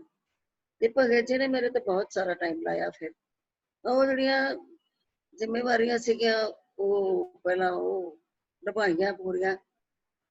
ਤਾਂ ਜਦੋਂ ਮੈਂ ਬਾਬਾ ਜੀ ਨੂੰ ਮਿਲਦੀ ਰਹੀ, ਫਿਰ ਭਗਤ ਜੀ ਨੇ ਜਦੋਂ ਗਏ ਸਾਡੇ ਘਰ 75 ਦੇ ਵਿੱਚ, ਜਦੋਂ ਮੇਰੇ ਪਾਪਾ ਚਲੇ ਸੰਸਾਰ ਚੋਂ ਸਰੀਰਕ ਤੌਰ ਤੇ, ਤਾਂ ਭਗਤ ਜੀ ਨੇ ਫਿਰ ਇੱਕ ਚਿੱਠੀ ਲਿਖੀ, ਬੁਲਾਇਆ ਮੈਂ ਇਸ ਕਰਕੇ ਸੀਗਾ ਭੋਗ ਤੇ ਕਿ ਪਾਪਾ ਜੀ ਤੋਂ ਬਾਅਦ ਸਾਡੇ ਸਿਰ ਤੇ ਕੁਝ ਐਸੇ ਮਹਾਨ ਬੰਦੇ ਦਾ ਹੱਥ ਹੋਵੇ ਜਿਹੜਾ ਸਾਨੂੰ ਯੋਗ ਅਗਵਾਈ ਦੇ ਸਕੇ ਜ਼ਿੰਦਗੀ ਦੇ ਵਿੱਚ। ਉਹ ਖਾਸ਼ ਨਾਲ ਬੁਲਾਇਆ ਸੀ। ਰੱਬ ਨੇ ਮੇਰੀ ਜਿਵੇਂ ਅਰਦਾਸ ਸੁਣ ਲਈ ਹੁੰਦੀ ਹੈ। ਤਾਂ ਭਗਤ ਜੀ ਸਾਡੇ ਕੋਲ 2-3 ਦਿਨ ਰਹੇ। ਉਹਨਾਂ ਨੇ ਜਾ ਕੇ ਇੰਨੀ ਚਿੱਠੀ ਲਿਖੀ, ਇਹੋ ਜਿਹੀ ਚਿੱਠੀ ਲਿਖੀ ਕਿ ਤੁਸੀਂ ਭੈਣ ਭਰਾਵਾਂ ਨੇ ਧੀਆਂ ਪੁੱਤਰਾਂ ਦੇ ਰੂਪ ਚ ਪੇਸ਼ ਹੋ ਕੇ ਮੈਨੂੰ ਪਰਿਵਾਰ ਤੋਂ ਸੱਖਣਾ ਨਹੀਂ ਰਹਿਣ ਦਿੱਤਾ। ਅੱਜ ਤਾਂ ਮੈਂ ਆਪਣੇ ਆਪ ਨੂੰ ਤੁਹਾਡੇ ਪਰਿਵਾਰ ਦਾ ਬਜ਼ੁਰਗ ਦਾ ਅਧਿਕਾਰੀ ਸਮਝਦਾ। ਤਾਂ ਜੋ ਮੈਂ ਚਾਹੁੰਦੀ ਸੀ ਜਿਵੇਂ ਰੱਬ ਨੂੰ ਮਨਜ਼ੂਰ ਹੋਇਆ ਤੇ ਭਗਤ ਜੀ ਨੇ ਫਿਰ ਮੇਰੇ ਨਾਲ ਹਰ 15 ਦਿਨਾਂ ਬਾਅਦ ਮੈਂ ਅਗਵਾਈ ਲੈਣ ਆਉਣਾ ਆਪਣੀ ਜ਼ਿੰਦਗੀ 'ਚ ਤੇ ਭਗਤ ਜੀ ਨੇ ਕਈ ਕੁਛ ਦੱਸਦੇ ਰਹਿਣਾ। ਹੌਲੀ ਹੌਲੀ ਫਿਰ 80 ਦੇ ਵਿੱਚ ਭਗਤ ਜੀ ਬਿਮਾਰ ਹੋ ਗਏ ਇੱਕ ਵਾਰੀ। ਜਦੋਂ ਉਹਨਾਂ ਨੇ ਸਾਨੂੰ ਅਪਣਾ ਹੀ ਲਿਆ ਸੀ ਤੇ ਅਸੀਂ ਉਹਨਾਂ ਨੂੰ ਅਪਣਾ ਲਿਆ ਸੀ ਤੇ ਮੈਨੂੰ ਫਿਰ ਜਦੋਂ ਬਿਮਾਰ ਹੋਏ ਤੇ ਮੈਂ ਉਹਨਾਂ ਕੋਲ ਆਈ, ਇੱਥੇ ਰਹੀ ਹਸਪਤਾਲ ਦੇ ਵਿੱਚ ਤਕਰੀਬਨ 20-25 ਦਿਨ ਮੈਨੂੰ ਰਹਿਣਾ ਪਿਆ। ਕੰਪਲਿਕੇਸ਼ਨਸ ਹੋ ਗਈਆਂ ਭਗਤ ਜੀ ਦਾ ਆਪਰੇਸ਼ਨ ਤੋਂ ਬਾਅਦ। ਫਿਰ ਭਗਤ ਜੀ ਜਦੋਂ ਠੀਕ ਹੋਏ ਫਿਰ ਮੈਂ ਨਾਲ ਵੀ ਥੋੜੇ ਦਿਨ ਲੈ ਗਈ ਸੰਗਰੂਰ, ਜਦੋਂ ਬਿਮਾਰ ਹੁੰਦੇ ਸੀ ਫਿਰ ਵੀ ਲੈ ਜਾਂਦੇ ਸੀ। ਤਾਂ ਸਾਡਾ ਇੱਕ ਰਿਸ਼ਤਾ ਪਿਓ ਧੀ ਦਾ ਇਸ ਤਰ੍ਹਾਂ ਦਾ ਬਣ ਗਿਆ। ਮੇਰੇ ਤੇ ਬਹੁਤ ਸਮਾਂ ਲਾਉਣਾ ਉਹਨਾਂ ਨੇ, ਜੇ ਮੈਂ ਤੁਹਾਨੂੰ ਮਿਲਣ ਆਉਣਾ ਤਾਂ 3-3 4-4 ਘੰਟੇ ਮੈਨੂੰ ਸਿੱਖਿਆ ਦੇਣੀ। ਤਾਂ ਇਸ ਕਰਕੇ ਫਿਰ ਇੱਕ ਰਿਸ਼ਤਾ ਜਿਹਾ ਬਣ ਗਿਆ ਭਗਤ ਜੀ ਨਾਲ। ਉਸ ਤੋਂ ਬਾਅਦ 88 ਚ 87-88 ਚ ਉਹਨਾਂ ਨੇ ਫਿਰ ਮੈਨੂੰ ਮੈਂਬਰ ਪਾ ਲਿਆ। ਫਿਰ ਮੇਰੇ ਨਾਲ ਵਿਲ ਲਿਖ ਦਿੱਤੀ ਕਿ ਮੇਰੇ ਤੋਂ ਬਾਅਦ ਇਹ ਸੇਵਾ ਕਰੇਗੀ। 90-92 ਵਿੱਚ ਭਗਤ ਜੀ ਚਲੇ ਗਏ ਤਾਂ ਉਸ ਤੋਂ ਬਾਅਦ ਬੜਾ ਵੱਡਾ ਬੋਝ ਪੈ ਗਿਆ ਮੇਰੇ ਸਿਰ। ਇਸ ਤਰ੍ਹਾਂ ਮੈਂ ਹੌਲੀ ਹੌਲੀ, ਪਿਆਰ ਦਾ ਸਮੁੰਦਰ ਸੀ ਭਗਤ ਜੀ ਤੇ ਜਿਹੜਾ ਉਹਨਾਂ ਨੇ ਪਿਆਰ ਦਿੱਤਾ ਅਧਿਆਤਮਕ ਰੂਪ, ਅਧਿਆਤਮਕ ਪਿਤਾ ਦੇ ਰੂਪ ਵਿੱਚ। ਉਹਨਾਂ ਦੀਆਂ ਚਿੱਠੀਆਂ ਮੇਰੇ ਕੋਲ ਹੈਗੀਆਂ 40 ਚਿੱਠੀਆਂ ਜਿਹੜੀਆਂ ਕਿ ਮੈਂ ਕਿਤਾਬ ਛਾਪ ਦਿੱਤੀ ਪਿੱਛੇ ਜੇ ਪਿਆਰ ਦੀਆਂ ਤੰਦਾਂ। ਉਹ ਤੁਸੀਂ ਉਹ ਜੇ ਪੜੋਗੇ ਤੁਹਾਨੂੰ ਆਪको ਪਤਾ ਲੱਗ ਜਾਏ ਕਿ ਮੈਂ ਕਿਵੇਂ ਆਈ। ਤੇ ਮਤਲਬ ਇਸ ਜਰਨੀ ਤੋਂ ਹੀ ਇੰਸਪੀਰੇਸ਼ਨ ਲੈ ਕੇ ਜਿਹੜਾ ਯੂਥ ਅੱਜ ਦੇ ਮਾਹੌਲ ਵਿੱਚ ਪੰਜਾਬ ਦਾ ਜਿਹੜਾ ਕਰੰਟ ਕੰਟੈਕਸਟ ਹੈਗਾ ਉਹਦੇ ਵਿੱਚ ਅਗਰ ਇੱਦਾਂ ਦੀ ਸੇਵਾ ਵਾਲੀ ਜ਼ਿੰਦਗੀ, ਇੱਕ ਸੋਸ਼ਲ ਰਿਫਾਰਮਰ ਵਾਲੀ ਜ਼ਿੰਦਗੀ ਇੱਕ ਯੂਥ ਜੀਣਾ ਚਾਹੁੰਦਾ ਹੈ ਜਾਂ ਇਸ ਰਸਤੇ ਸੇ ਚੱਲਣਾ ਚਾਹੁੰਦਾ ਹੈ ਤੇ ਉਹਨਾਂ ਦੇ ਵਾਸਤੇ ਤੁਸੀਂ ਕੀ ਸੁਜੈਸਟ ਕਰੋਗੇ, ਕੀ ਸਲਾਹ ਦਿਓਗੇ ਉਹਨਾਂ ਨੂੰ? ਮੈਂ 2-3 ਗੱਲਾਂ ਜਿਹੜੀਆਂ ਮੈਂ ਸਮਝਦੀ ਹਾਂ ਕਿ ਜਿਹੜੀ ਪੈਸੇ ਤੇ ਪਾਵਰ ਦੀ ਦੌੜ ਹੈ ਉਹਦੇ ਪਿੱਛੇ ਨਾ ਭੱਜੋ। ਮੁਝੇ ਦੁਨੀਆ ਸੇਵ ਕਮਾਈਏ ਤਾਂ ਦਰਗੇ ਬੈਸਣ ਪਾਈਏ। ਅਕਾਲ ਪੁਰਖ ਤੇ ਭਰੋਸਾ ਕਰੋ, ਜਿਹਨੇ ਪੈਦਾ ਕੀਤਾ ਉਹੀ ਸਾਨੂੰ ਪਾਲਦਾ, ਉਹੀ ਸਾਨੂੰ ਖਾਣ ਨੂੰ ਦਿੰਦਾ। ਇਹਦਾ ਮਤਲਬ ਇਹ ਨਹੀਂ ਵੀ ਅਸੀਂ ਮਿਹਨਤ ਨਹੀਂ ਕਰਨੀ, ਕਿਰਤ ਨਹੀਂ ਕਰਨੀ। ਕਿਰਤ ਤਾਂ ਅਸੀਂ ਕਰਨੇ ਆ ਕਿਉਂਕਿ ਸਾਨੂੰ ਕਿਰਤ ਤੋਂ ਬਿਨਾਂ ਤਾਂ ਸਾਡੀ ਗੱਲ ਬਣਦੀ ਨਹੀਂ ਹੈਗੀ। ਕਿਰਤ ਦੇ ਨਾਲ ਨਾਲ ਸਾਡੀਆਂ ਜਿਹੜੀਆਂ ਲਾਲਸਾਵਾਂ ਨੇ ਉਹਨਾਂ ਤੇ ਕਾਬੂ ਪਾ ਕੇ ਰੱਖ ਕੇ ਆਪਣੀਆਂ ਜਿਹੜੀ ਸਾਡੀ ਜ਼ਿੰਦਗੀ ਜਿਹੜੀ ਹੈ ਸੰਜਮਮਈ ਹੋਣੀ ਚਾਹੀਦੀ ਹੈ। ਔਰ ਸਾਡਾ ਜਿਹੜਾ ਜੀਵਨ ਹੈ ਪਵਿੱਤਰ ਜੀਵਨ ਹੋਣਾ ਚਾਹੀਦਾ। ਸਰੀਰਕ ਤੌਰ ਤੇ ਵੀ ਭਗਤ ਜੀ ਨੇ ਪਵਿੱਤਰ ਜੀਵਨ ਬਤੀਤ ਕਰਨ ਲਈ ਸਾਨੂੰ ਬਹੁਤ ਉਪਦੇਸ਼ ਦਿੱਤਾ ਹੈ। ਕਿਤਾਬ ਲਿਖੀ ਹੈ ਜਦੀ ਸਤੀ ਰਹਿਣ ਵਾਲੇ ਮਨੁੱਖ ਤੇ ਇਸਤਰੀਆਂ, ਉਹ ਵੀ ਪੜ੍ਹਨੀ ਬਹੁਤ ਜ਼ਰੂਰੀ ਹੈ। ਯੂਥ ਹੋ ਕੇ ਕਿਤਾਬ ਪੜ੍ਹੋ ਤੇ ਉਹਦੇ ਤੋਂ ਤੁਹਾਨੂੰ ਪਤਾ ਲੱਗ ਜਾਏਗਾ ਕਿ ਪਵਿੱਤਰਤਾ ਦਾ ਜਿਹੜਾ ਜੀਵਨ ਹੈ ਉਹ ਬਹੁਤ ਜ਼ਰੂਰੀ ਹੈ। ਜਦ ਤੱਕ ਤੁਹਾਡਾ ਜੀਵਨ ਪਵਿੱਤਰ ਨਹੀਂ ਹੁੰਦਾ, ਤੁਹਾਡਾ ਮਨ ਤੇ ਸਰੀਰ ਦੋਵੇਂ ਸਾਰੇ ਪਵਿੱਤਰ ਹੋਣੇ ਚਾਹੀਦੇ ਆ ਤਾਂ ਤੁਸੀਂ ਦੁਨੀਆ ਦੇ ਵਿੱਚ ਜਿਹੜੇ ਆ ਵਧੀਆ ਕੰਮ ਕਰ ਸਕਦੇ ਹੋ। ਤੁਹਾਡੀਆਂ ਲਾਲਸਾਵਾਂ, ਤ੍ਰਿਸ਼ਨਾ ਜਿਹੜੀ ਹੈ, ਇਹ ਤ੍ਰਿਸ਼ਨਾ ਵੱਡਾ ਰੋਗ ਲੱਗਾ, ਮਰਨ ਮਨੋਂ ਸਾਰਿਆ। ਤਾਂ ਬਾਣੀ ਪੜ੍ਹੋ, ਬਾਣੀ ਵਿੱਚੋਂ ਸਿੱਖਿਆ ਲਵੋ। ਭਗਤ ਪੂਰਨ ਸਿੰਘ ਜੀ ਦੀਆਂ ਕਿਤਾਬਾਂ ਪੜ੍ਹੋ। ਪਿੰਗਲਵਾੜਾ ਤੋਂ ਬਹੁਤ ਸਾਰਾ ਲਿਟਰੇਚਰ ਹੈ ਜਿਹੜਾ ਫ੍ਰੀ ਵੰਡਿਆ ਜਾਂਦਾ, ਉਹਨਾਂ ਨੂੰ ਪੜ੍ਹੋ। ਤੇ ਉਹਨਾਂ ਨੂੰ ਪੜ੍ਹ ਕੇ ਤੇ ਫਿਰ ਤੁਸੀਂ ਆਪਣੇ ਜੀਵਨ 'ਚ ਫੈਸਲਾ ਕਰੋ। ਬਾਹਰ ਜਾ ਕੇ ਕੋਈ ਬਹੁਤ ਜ਼ਿਆਦਾ ਕੁਛ ਨਹੀਂ ਮਿਲਦਾ, ਇਹ ਇੱਕ ਭੁਲੇਖਾ ਹੀ ਹੈ ਬਹੁਤ ਵੱਡਾ। ਆਪਣੇ ਦੇਸ਼ ਵਿੱਚ ਰਹਿ ਕੇ ਆਪਣੇ ਦੇਸ਼ ਦੇ ਬਾਰੇ ਸੋਚਣਾ, ਆਪਣੇ ਦੇਸ਼ ਦੇ ਗਰੀਬਾਂ ਬਾਰੇ ਸੋਚਣਾ। ਜੇ ਯੂਥ ਨਹੀਂ ਸੋਚੇਗਾ ਤਾਂ ਕੌਣ ਸੋਚੇਗਾ? ਯੂਥ ਨੂੰ ਅਸੀਂ ਬਾਹਰ ਭੇਜੀ ਜਾਂਦੇ ਹਾਂ ਤੇ ਇੱਥੇ ਬੁੱਢਿਆਂ ਨੂੰ ਤੇ ਬੱਚਿਆਂ ਨੂੰ ਕੌਣ ਪੁੱਛੇਗਾ? ਫਿਰ ਸੰਸਾਰ ਸਾਡੇ ਦੇਸ਼ ਦੇ ਵਿੱਚ ਇਹਨਾਂ ਦਾ ਕੌਣ ਰਾਖਾ ਹੋਏਗਾ? ਉਹ ਜਿਹੜੇ ਸਾਡੇ ਸਿਸਟਮ ਬਾਰੇ ਲੋਕ ਬੱਚੇ ਜਿਹੜੇ ਨੇ, ਸਾਡਾ ਸਿਸਟਮ ਨਹੀਂ ਠੀਕ, ਇਸ ਕਰਕੇ ਅਸੀਂ ਬਾਹਰ ਜਾਂਦੇ ਹਾਂ। ਤਾਂ ਅਸੀਂ ਸਿਸਟਮ ਨੂੰ ਠੀਕ ਵੀ ਤਾਂ ਅਸੀਂ ਕਰਨਾ ਨਾ, ਅਸੀਂ ਬਾਹਰੋਂ ਤਾਂ ਨਹੀਂ ਪਾਵਰ ਨੇ ਆ ਕੇ ਠੀਕ ਕਰਨਾ। ਬਾਹਰੋਂ ਆ ਕੇ ਤਾਂ ਹੋਰ ਖਰਾਬ ਤਾਂ ਕਰ ਸਕਦੇ ਸਰ ਸਿਸਟਮ ਨੂੰ, ਪਰ ਚੰਗਾ ਨਹੀਂ ਕਰ ਸਕਦੇ। ਤਾਂ ਇਸ ਕਰਕੇ ਅਸੀਂ ਆਪ ਆਪਣੇ ਦੇਸ਼ ਬਾਰੇ ਸੋਚਣਾ, ਆਪਣੇ ਦੇਸ਼ ਦੇ ਸਿਸਟਮ ਬਾਰੇ ਸੋਚਣਾ, ਪੜ੍ਹਾਈ ਦੇ ਸਿਸਟਮ ਬਾਰੇ ਸੋਚਣਾ, ਕਿੱਦਾਂ ਸਾਡੇ ਗਰੀਬ ਜਿਹੜੇ ਨੇ ਉਹ ਪੜ੍ਹ ਸਕਦੇ ਆ। ਕਿਉਂਕਿ ਪਿੰਗਲਾ ਸੰਸਥਾ ਵੱਲੋਂ ਜਿਹੜੇ ਸਾਰੇ ਸਕੂਲ ਚੱਲਦੇ ਆ, ਸਾਰੇ ਸਕੂਲ ਫ੍ਰੀ ਨੇ, ਕਿਸੇ 'ਚ ਕੋਈ ਫੀਸ ਨਹੀਂ ਲੱਗਦੀ। ਅਰੇ ਇਹ ਨਹੀਂ ਹੈਗਾ ਕਿ ਬਾਕੀ ਨਹੀਂ ਕਰ ਸਕਦੇ, ਸਭ ਕੁਛ ਕਰ ਸਕਦੇ ਆ। ਬੜਾ ਵੱਡਾ ਹੌਸਲਾ ਹੈ ਲੋਕਾਂ ਦੇ ਵਿੱਚ, ਬੜੇ ਦਇਆਵਾਨ ਬੈਠੇ ਨੇ ਲੋਕ ਜਿਹੜੇ। ਤੁਸੀਂ ਕੀ ਸੋਚਦੇ ਹੋ 7 ਲੱਖ ਰੁਪਏ ਰੋਜ਼ ਦਾ ਖਰਚ ਜਿਹੜਾ ਪਿੰਗਲਵਾੜੇ ਦਾ, ਉਹ ਕੋਈ ਫੈਕਟਰੀ ਤਾਂ ਨਹੀਂ ਲੱਗੀ ਹੋਈ। ਉਹ ਦਇਆਵਾਨ ਤੇ ਲੋਕ ਜਿਹੜੇ ਨੇ ਦਇਆਵਾਨ, ਜਿਨ੍ਹਾਂ ਦੇ ਵਿੱਚ ਆਪਣੇ ਦੇਸ਼ ਨੂੰ ਚੰਗਾ ਬਣਾਉਣ ਦੀ ਖਾਸ਼ ਹੈ, ਆਪਣੇ ਗਰੀਬਾਂ ਵਾਸਤੇ ਕੋਈ ਫਿਕਰ ਹੈ, ਤੇ ਉਹੀ ਭੇਜਦੇ ਮਾਇਆ ਸਾਡੇ ਕੋਲ। ਇਸ ਕਰਕੇ ਇਹਦਾ ਫਿਕਰ ਨਾ ਕਰੋ ਕਿ ਤੁਹਾਡਾ ਰੋਟੀ ਦਾ ਬੰਦੋਬਸਤ ਨਹੀਂ ਹੋਣਾ। ਤੁਹਾਡਾ ਸਾਦਗੀ ਦੇ ਵਿੱਚ ਵੀ ਬੜਾ ਮਜ਼ਾ ਹੈਗਾ। ਤੇ ਭਗਤ ਜੀ ਨੇ 88 ਸਾਲ ਜ਼ਿੰਦਗੀ ਗੁਜ਼ਾਰੀ, ਨਾ ਕੋਈ ਕਮਰਾ, ਨਾ ਅਲਮਾਰੀ, ਨਾ ਕੋਈ ਟਰੰਕ। ਤੇ ਜਿਹੜੇ ਪਿੰਗਲਾ ਬਣਾਇਆ ਉਹ ਹੋਰਾਂ ਵਾਸਤੇ, ਆਪਣੇ ਵਾਸਤੇ ਕਮਰਾ ਕੋਈ ਵੀ ਨਹੀਂ ਹੈਗਾ। ਤੇ ਉਹਨਾਂ ਕੋਲ ਤਿਆਗ ਦੀ ਭਾਵਨਾ ਵੀ ਸਿੱਖਣੀ ਬਹੁਤ ਜ਼ਰੂਰੀ ਹੈ, ਤੇ ਤਾਂ ਹੀ ਆਪਾਂ ਸੇਵਾ ਕਰ ਸਕਦੇ ਹਾਂ। ਜੇ ਸਾਡੀਆਂ ਹੀ ਲੋੜਾਂ ਅਸੀਂ ਵਧਾ ਲਾਂਗੇ ਤਾਂ ਫਿਰ ਸੇਵਾ ਦੇ ਰਸਤੇ ਨਹੀਂ ਤੁਰ ਸਕਾਂਗੇ। ਬਿਲਕੁਲ ਬਿਲਕੁਲ। ਤੇ ਕਿਉਂਕਿ ਹੁਣ ਯੂਥ ਦੀ ਹੀ ਗੱਲ ਹੋ ਰਹੀ ਹੈ, ਤੇ ਇਹ ਜਿਹੜੀ ਡਰੱਗ ਐਬਿਊਜ਼ ਵਾਲੀ ਜਿਹੜੀ ਸਮੱਸਿਆ ਹੈ ਪੰਜਾਬ 'ਚ, ਉਸਨੂੰ ਤੁਸੀਂ ਕਿੱਦਾਂ ਦੇਖਦੇ ਹੋ? ਤੇ ਤੁਹਾਡੇ ਹਿਸਾਬ ਨਾਲ ਪੰਜਾਬ ਕਿੱਦਾਂ ਉਭਰ ਸਕਦਾ ਹੈ ਇਸ ਸਮੱਸਿਆ ਤੋਂ? ਤੁਸੀਂ ਇੰਨਾ ਟਾਈਮ ਇਨਵੋਲਵਡ ਰਹੇ ਹੋ। ਜਿਹਦੇ ਮੁਤਾਬਕ ਤਾਂ ਸਾਨੂੰ ਸਾਰਿਆਂ ਨੂੰ ਉਹਦੇ ਦੀ ਕੋਸ਼ਿਸ਼ ਕਰਨੀ ਚਾਹੀਦੀ। ਮੈਂ ਇਕੱਲੇ ਯੂਥ ਨੂੰ ਸੰਬੋਧਨ ਨਹੀਂ ਹੋ ਰਹੀ, ਮੈਂ ਸਾਰੇ ਵੱਡਿਆਂ ਛੋਟਿਆਂ ਨੂੰ ਸਾਰਿਆਂ ਨੂੰ ਸੰਬੋਧਨ ਹੋ ਰਹੀ ਹਾਂ। ਜ਼ਿਆਦਾ ਗੰਦ ਵੱਡਿਆਂ ਨੇ ਪਾਇਆ, ਅਸੀਂ ਲੋਕਾਂ ਨੇ, ਸਾਡੀ ਪੀੜ੍ਹੀ ਨੇ ਸਭ ਤੋਂ ਜ਼ਿਆਦਾ ਗੰਦ ਪਾਇਆ ਸੰਸਾਰ ਦੇ ਵਿੱਚ। ਅਸੀਂ ਵੀ ਪੈਸੇ ਦੀ ਦੌੜ ਤੇ, ਪਾਵਰ ਦੀ ਦੌੜ ਦੇ ਪਿੱਛੇ ਇੰਨੇ ਲੱਗ ਗਏ ਕਿ ਅਸੀਂ ਆਪਣੇ ਬੱਚਿਆਂ ਨੂੰ ਹੀ ਭੁੱਲ ਗਏ ਕਿ ਅਸੀਂ ਉਹਨਾਂ ਨੂੰ ਕੀ ਸਿੱਖਿਆ ਦੇਣੀ ਸੀ। ਤਾਂ ਭਗਤ ਪੂਰਨ ਸਿੰਘ ਜੀ ਲਿਖਦੇ ਆਏ, ਮਰਸਨ ਦਾ ਹੈਗਾ ਕਿ I know not what a sensible man should employ himself more than his own son। ਆਪਣੇ ਬੱਚੇ ਨੂੰ ਚੰਗੀ ਸਿੱਖਿਆ ਦੇਣ ਤੋਂ ਵਧੀਆ ਕੋਈ ਕੰਮ ਨਹੀਂ ਹੈ ਸੰਸਾਰ ਦੇ ਵਿੱਚ, ਜਿਹੜਾ ਅਸੀਂ ਭੁੱਲੇ ਹੋਏ ਹਾਂ। ਸਾਡੇ ਜਿਹੜੇ ਲੋਕ ਹੈ ਉਹ ਕਲੱਬਾਂ ਵਿੱਚ ਜਾ ਕੇ ਆਪਣਾ ਟਾਈਮ ਵੇਸਟ ਕਰਦੇ ਆ, ਜਿਹੜਾ ਕੋਈ ਮਤਲਬ ਨਹੀਂ, ਕੋਈ ਗੱਲ ਅਖਲਾਕ ਦੀ ਨਹੀਂ, ਕੋਈ ਗਿਰੇ ਹੋਏ ਅਖਲਾਕਾਂ ਦੀਆਂ ਗੱਲਾਂ ਕਰਦੇ ਆ ਬੈਠ ਕੇ। ਤੋ ਇਹ ਜਿਹੜਾ ਸਾਡਾ ਸਾਰਿਆਂ ਦਾ ਗੁਰੂ ਨਾਨਕ ਦੇ ਰਸਤੇ ਤੇ ਤੁਰਨਾ ਸਾਰਿਆਂ ਦਾ ਬਹੁਤ ਜ਼ਰੂਰੀ ਹੈ, ਤਾਂ ਹੀ ਅਸੀਂ ਆਪਣੇ ਦੇਸ਼ ਨੂੰ, ਆਪਣੇ ਪੰਜਾਬ ਨੂੰ ਬਚਾ ਸਕਾਂਗੇ। ਜੇ ਅਸੀਂ ਆਪਣੇ ਬੱਚਿਆਂ ਨੂੰ ਨਹੀਂ ਲੜ ਲਾਇਆ ਗੁਰੂ ਸਾਹਿਬ ਦੇ, ਗੁਰੂ ਗ੍ਰੰਥ ਸਾਹਿਬ ਦੇ, ਤਾਂ ਬੜਾ ਵੱਡਾ ਨੁਕਸਾਨ ਹੋ ਜਾਣਾ ਹੈ। ਤੇ ਕਦੇ ਸ਼ਾਇਦ ਸੀਖ ਵੀ ਨਾ ਹੋ ਸਕੇ। ਅੱਜ ਵੀ ਇਤਨਾ ਹਾਲਾਤ ਨੇ, ਉਹ ਇੱਥੋਂ ਤੱਕ ਹੋ ਗਿਆ ਕਿ ਨਾ ਤਾਂ ਅਸੀਂ ਆਪਣੇ ਪਿੰਡ ਦੇ ਬਣਾਇਆ ਲੋਕਾਂ ਦੀਆਂ ਚੀਜ਼ਾਂ ਪਸੰਦ ਕਰਦੇ ਹਾਂ। ਅਸੀਂ ਸਾਰਾ ਦਿਨ ਐਡੀਡਾਸ, ਫਲਾਣੀ ਕੰਪਨੀ ਜੁੱਤੇ ਫਲਾਣੇ ਦੇ, ਅਸੀਂ ਕਿਉਂ ਨਹੀਂ ਆਪਣੇ ਦੇਸ਼ ਦੇ ਬਣਾਏ, ਹੱਥਾਂ ਦੀਆਂ ਬਣਾਈਆਂ ਚੀਜ਼ਾਂ ਵਰਤਦੇ ਹੈਗੇ? ਜੇ ਅਸੀਂ ਵਰਤਾਂਗੇ ਤਾਂ ਉਹਨਾਂ ਨੂੰ ਕੰਮ ਮਿਲੇਗਾ, ਅਨਐਮਪਲੋਇਮੈਂਟ ਸੋਲਵ ਹੋਏਗੀ। ਤਾਂ ਇਹ ਜਿਹੜੀਆਂ ਚੀਜ਼ਾਂ ਨੇ, ਇਹ ਜਿਹੜੀਆਂ ਜਦੋਂ ਤੱਕ ਅਸੀਂ ਆਪਣੇ ਕਾਰੀਗਰਾਂ ਨੂੰ ਨਹੀਂ ਕੰਮ ਦਿੰਦੇ, ਅਸੀਂ ਬਾਹਰ ਕਾਰਖਾਨੇ ਵਾਲਿਆਂ ਨੂੰ ਹੋਰ ਅਮੀਰਾਂ ਨੂੰ ਹੋਰ ਅਮੀਰ ਬਣਾਉਣ ਤੇ ਤੁਰੇ ਹੋਏ ਆ, ਤਾਂ ਗਰੀਬਾਂ ਦਾ ਕੌਣ ਧਿਆਨ ਰੱਖੇ? ਹਾਂਜੀ, ਠੀਕ ਹੈ, ਧੰਨਵਾਦ। ਸੋ ਹੁਣ ਥੋੜੀ ਜੀ ਹੈਲਥ ਕੇਅਰ ਜਿਹੜੀ ਸਿਚੁਏਸ਼ਨ ਹੈ ਪੰਜਾਬ ਦੀ, ਉਹਦੇ ਬਾਰੇ ਥੋੜੀ ਜੀ ਗੱਲ ਕਰਦੇ ਹਾਂ। ਕਾਫੀ ਸਾਰੇ ਆਡੀਅנס ਨੇ ਸਵਾਲ ਕੀਤੇ ਸੀ, ਕਿਉਂਕਿ ਇਹ ਜਿਹੜੀ ਮਹਾਮਾਰੀ ਦੀ ਸਮੱਸਿਆ ਹੋਈ ਹੈ, ਤੇ ਉਸਨੇ ਹੈਲਥ ਕੇਅਰ ਵਿੱਚ ਜਿਹੜੀ ਕਮੀਆਂ ਨੇ ਸਾਡੀ ਸੁਸਾਇਟੀ 'ਚੋਂ ਕਾਫੀ ਕਲੀਅਰਲੀ ਦਿਖਾਈਆਂ ਨੇ ਸਾਰਿਆਂ ਨੂੰ। ਤੇ ਵੈਸੇ ਵੀ ਅਗਰ ਆਪਾਂ ਦੇਖੀਏ ਕਿ ਜਿਹੜਾ ਗਵਰਨਮੈਂਟ ਸਕੂਲਸ ਦਾ, ਜਿਹੜਾ ਗਵਰਨਮੈਂਟ ਹਸਪੀਟਲਸ ਦਾ ਜਿਹੜਾ ਯੂਸੇਜ ਸੀਗਾ 70s ਵਿੱਚ, 80s ਵਿੱਚ, 90s ਤੱਕ ਵੀ, ਉਹ ਕਾਫੀ ਜ਼ਿਆਦਾ ਸੀਗਾ। ਫਿਰ ਥੋੜਾ ਜਿਹਾ ਪ੍ਰਾਈਵੇਟਾਈਜੇਸ਼ਨ ਵਧ ਗਿਆ ਹੈਲਥ ਕੇਅਰ ਫੀਲਡ ਵਿੱਚ ਵੀ। ਤੇ ਜਿੱਦਾਂ ਦੀ ਸਿਚੁਏਸ਼ਨ ਹੈਗੀ ਪੰਜਾਬ ਦੇ ਹੈਲਥ ਕੇਅਰ ਸਿਸਟਮ ਦੀ, ਉਹ ਉਸਨੂੰ ਤੁਸੀਂ ਥੋੜਾ ਜਿਹਾ ਚਾਨਣਾ ਉਸ ਤੇ ਪਾਓ, ਤੇ ਕੀ ਹੋਣਾ ਚਾਹੀਦਾ ਹੈ ਨਾ, ਕਿ ਜਿਹੜੇ ਮਾਰਜਨਲਾਈਜ਼ਡ ਹੈਗੇ ਨੇ ਸਾਡੇ ਸਮਾਜ, ਕਿ ਹਰ ਬੰਦੇ ਨੂੰ ਇੱਕ ਵਧੀਆ ਹੈਲਥ ਕੇਅਰ ਪ੍ਰੋਵਾਈਡ ਹੋ ਸਕੇ। ਉਹਦੇ ਬਾਰੇ ਤੁਸੀਂ ਥੋੜਾ ਜਿਹਾ ਦੱਸੋ। ਦੇਖੋ, ਗੱਲ ਕਿ ਮੈਂ ਤਾਂ ਇਹਨੂੰ ਮਹਾਮਾਰੀ ਮੰਨਦੀ ਨਹੀਂ ਹਾਂ।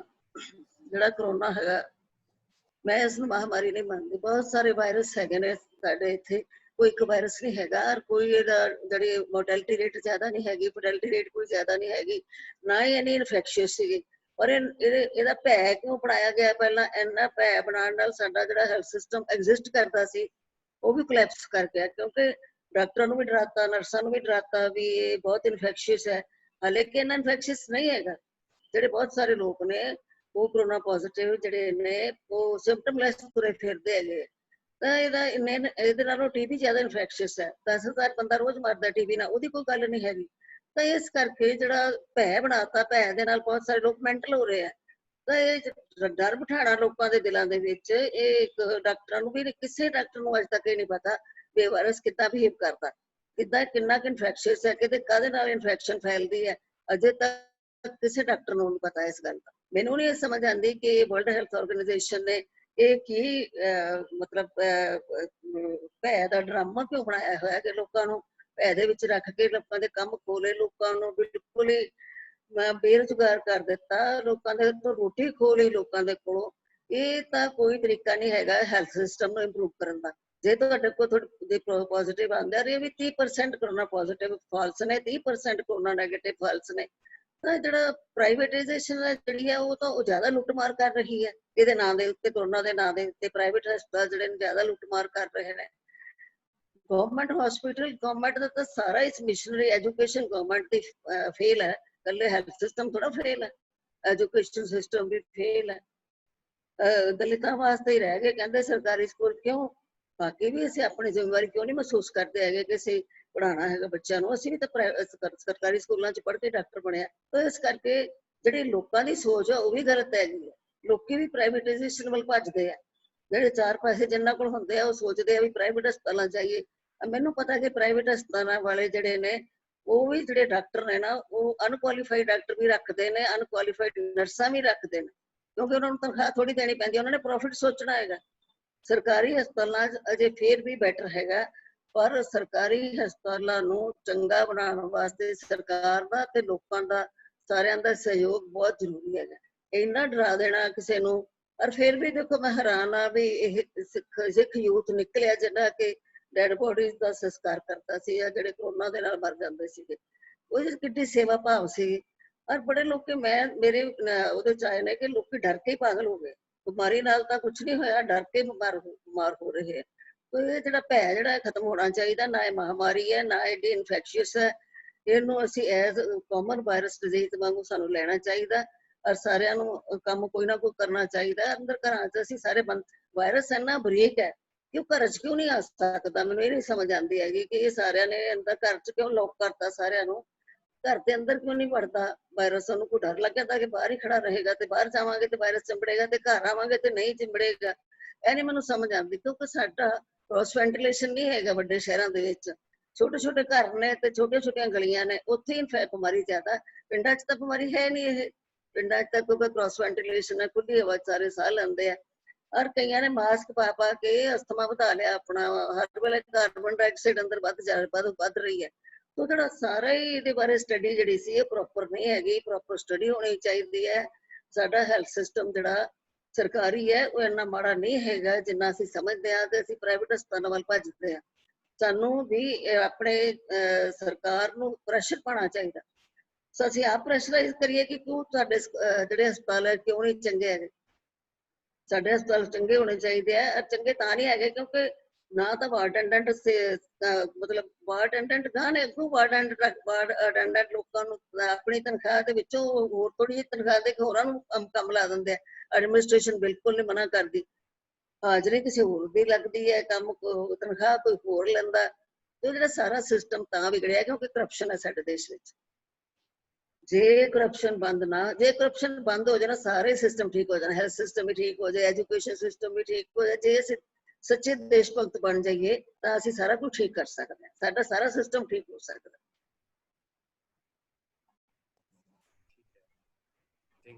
ਲੋਕਾਂ ਨੂੰ ਥੋੜੀ ਜਿਹੀ ਹਿੰਮਤ ਮਿਲੀ ਹੋਏਗੀ ਕਿ ਤੁਸੀਂ ਜਿਹੜੀ ਕੋਵਿਡ ਤੇ ਵਿਊਜ਼ ਦੱਸੇ ਨੇ ਆਪਣੇ। ਤੇ ਥੋੜੀ ਜਿਹੀ ਹੁਣ ਇੰਦਰਜੀਤ ਜੀ, ਕਲਚਰ ਦੀ ਅਗਰ ਗੱਲ ਕਰੀਏ ਤੇ ਜਿਸ ਡੀਗ੍ਰੇਡੇਸ਼ਨ ਦੀ ਤੁਸੀਂ ਗੱਲ ਕਰਦੇ ਪਏ ਹੋ, ਹੈ ਨਾ, ਕਿ ਪਹਿਲਾਂ ਕਿੱਦਾਂ ਸੀ ਤੇ ਹੁਣ ਜਿਹੜਾ ਡਾਊਨਫਾਲ ਹੋਇਆ, ਜਿਹੜਾ ਡਿਗਰੇਡ ਹੋਇਆ ਕਲਚਰ, ਹੈ ਨਾ, ਜਿਹੜੀ ਸਮਾਜ ਵਿੱਚ ਜਿਹੜਾ ਸੇਵਾ ਦੀ ਭਾਵਨਾ, ਇੱਕ ਦੂਜੇ ਨੂੰ ਸਪੋਰਟ ਕਰਨ ਦੀ ਭਾਵਨਾ, ਇੱਕ ਜਿਹੜਾ ਪਿਆਰ ਦੀ ਭਾਵਨਾ ਸੀਗੀ, ਤੇ ਉਹ ਜਿਹੜੀ ਹੁਣ ਤੁਸੀਂ ਖਤਮ ਹੁੰਦੀ ਹੋਈ ਦੇਖਦੇ ਹੋ।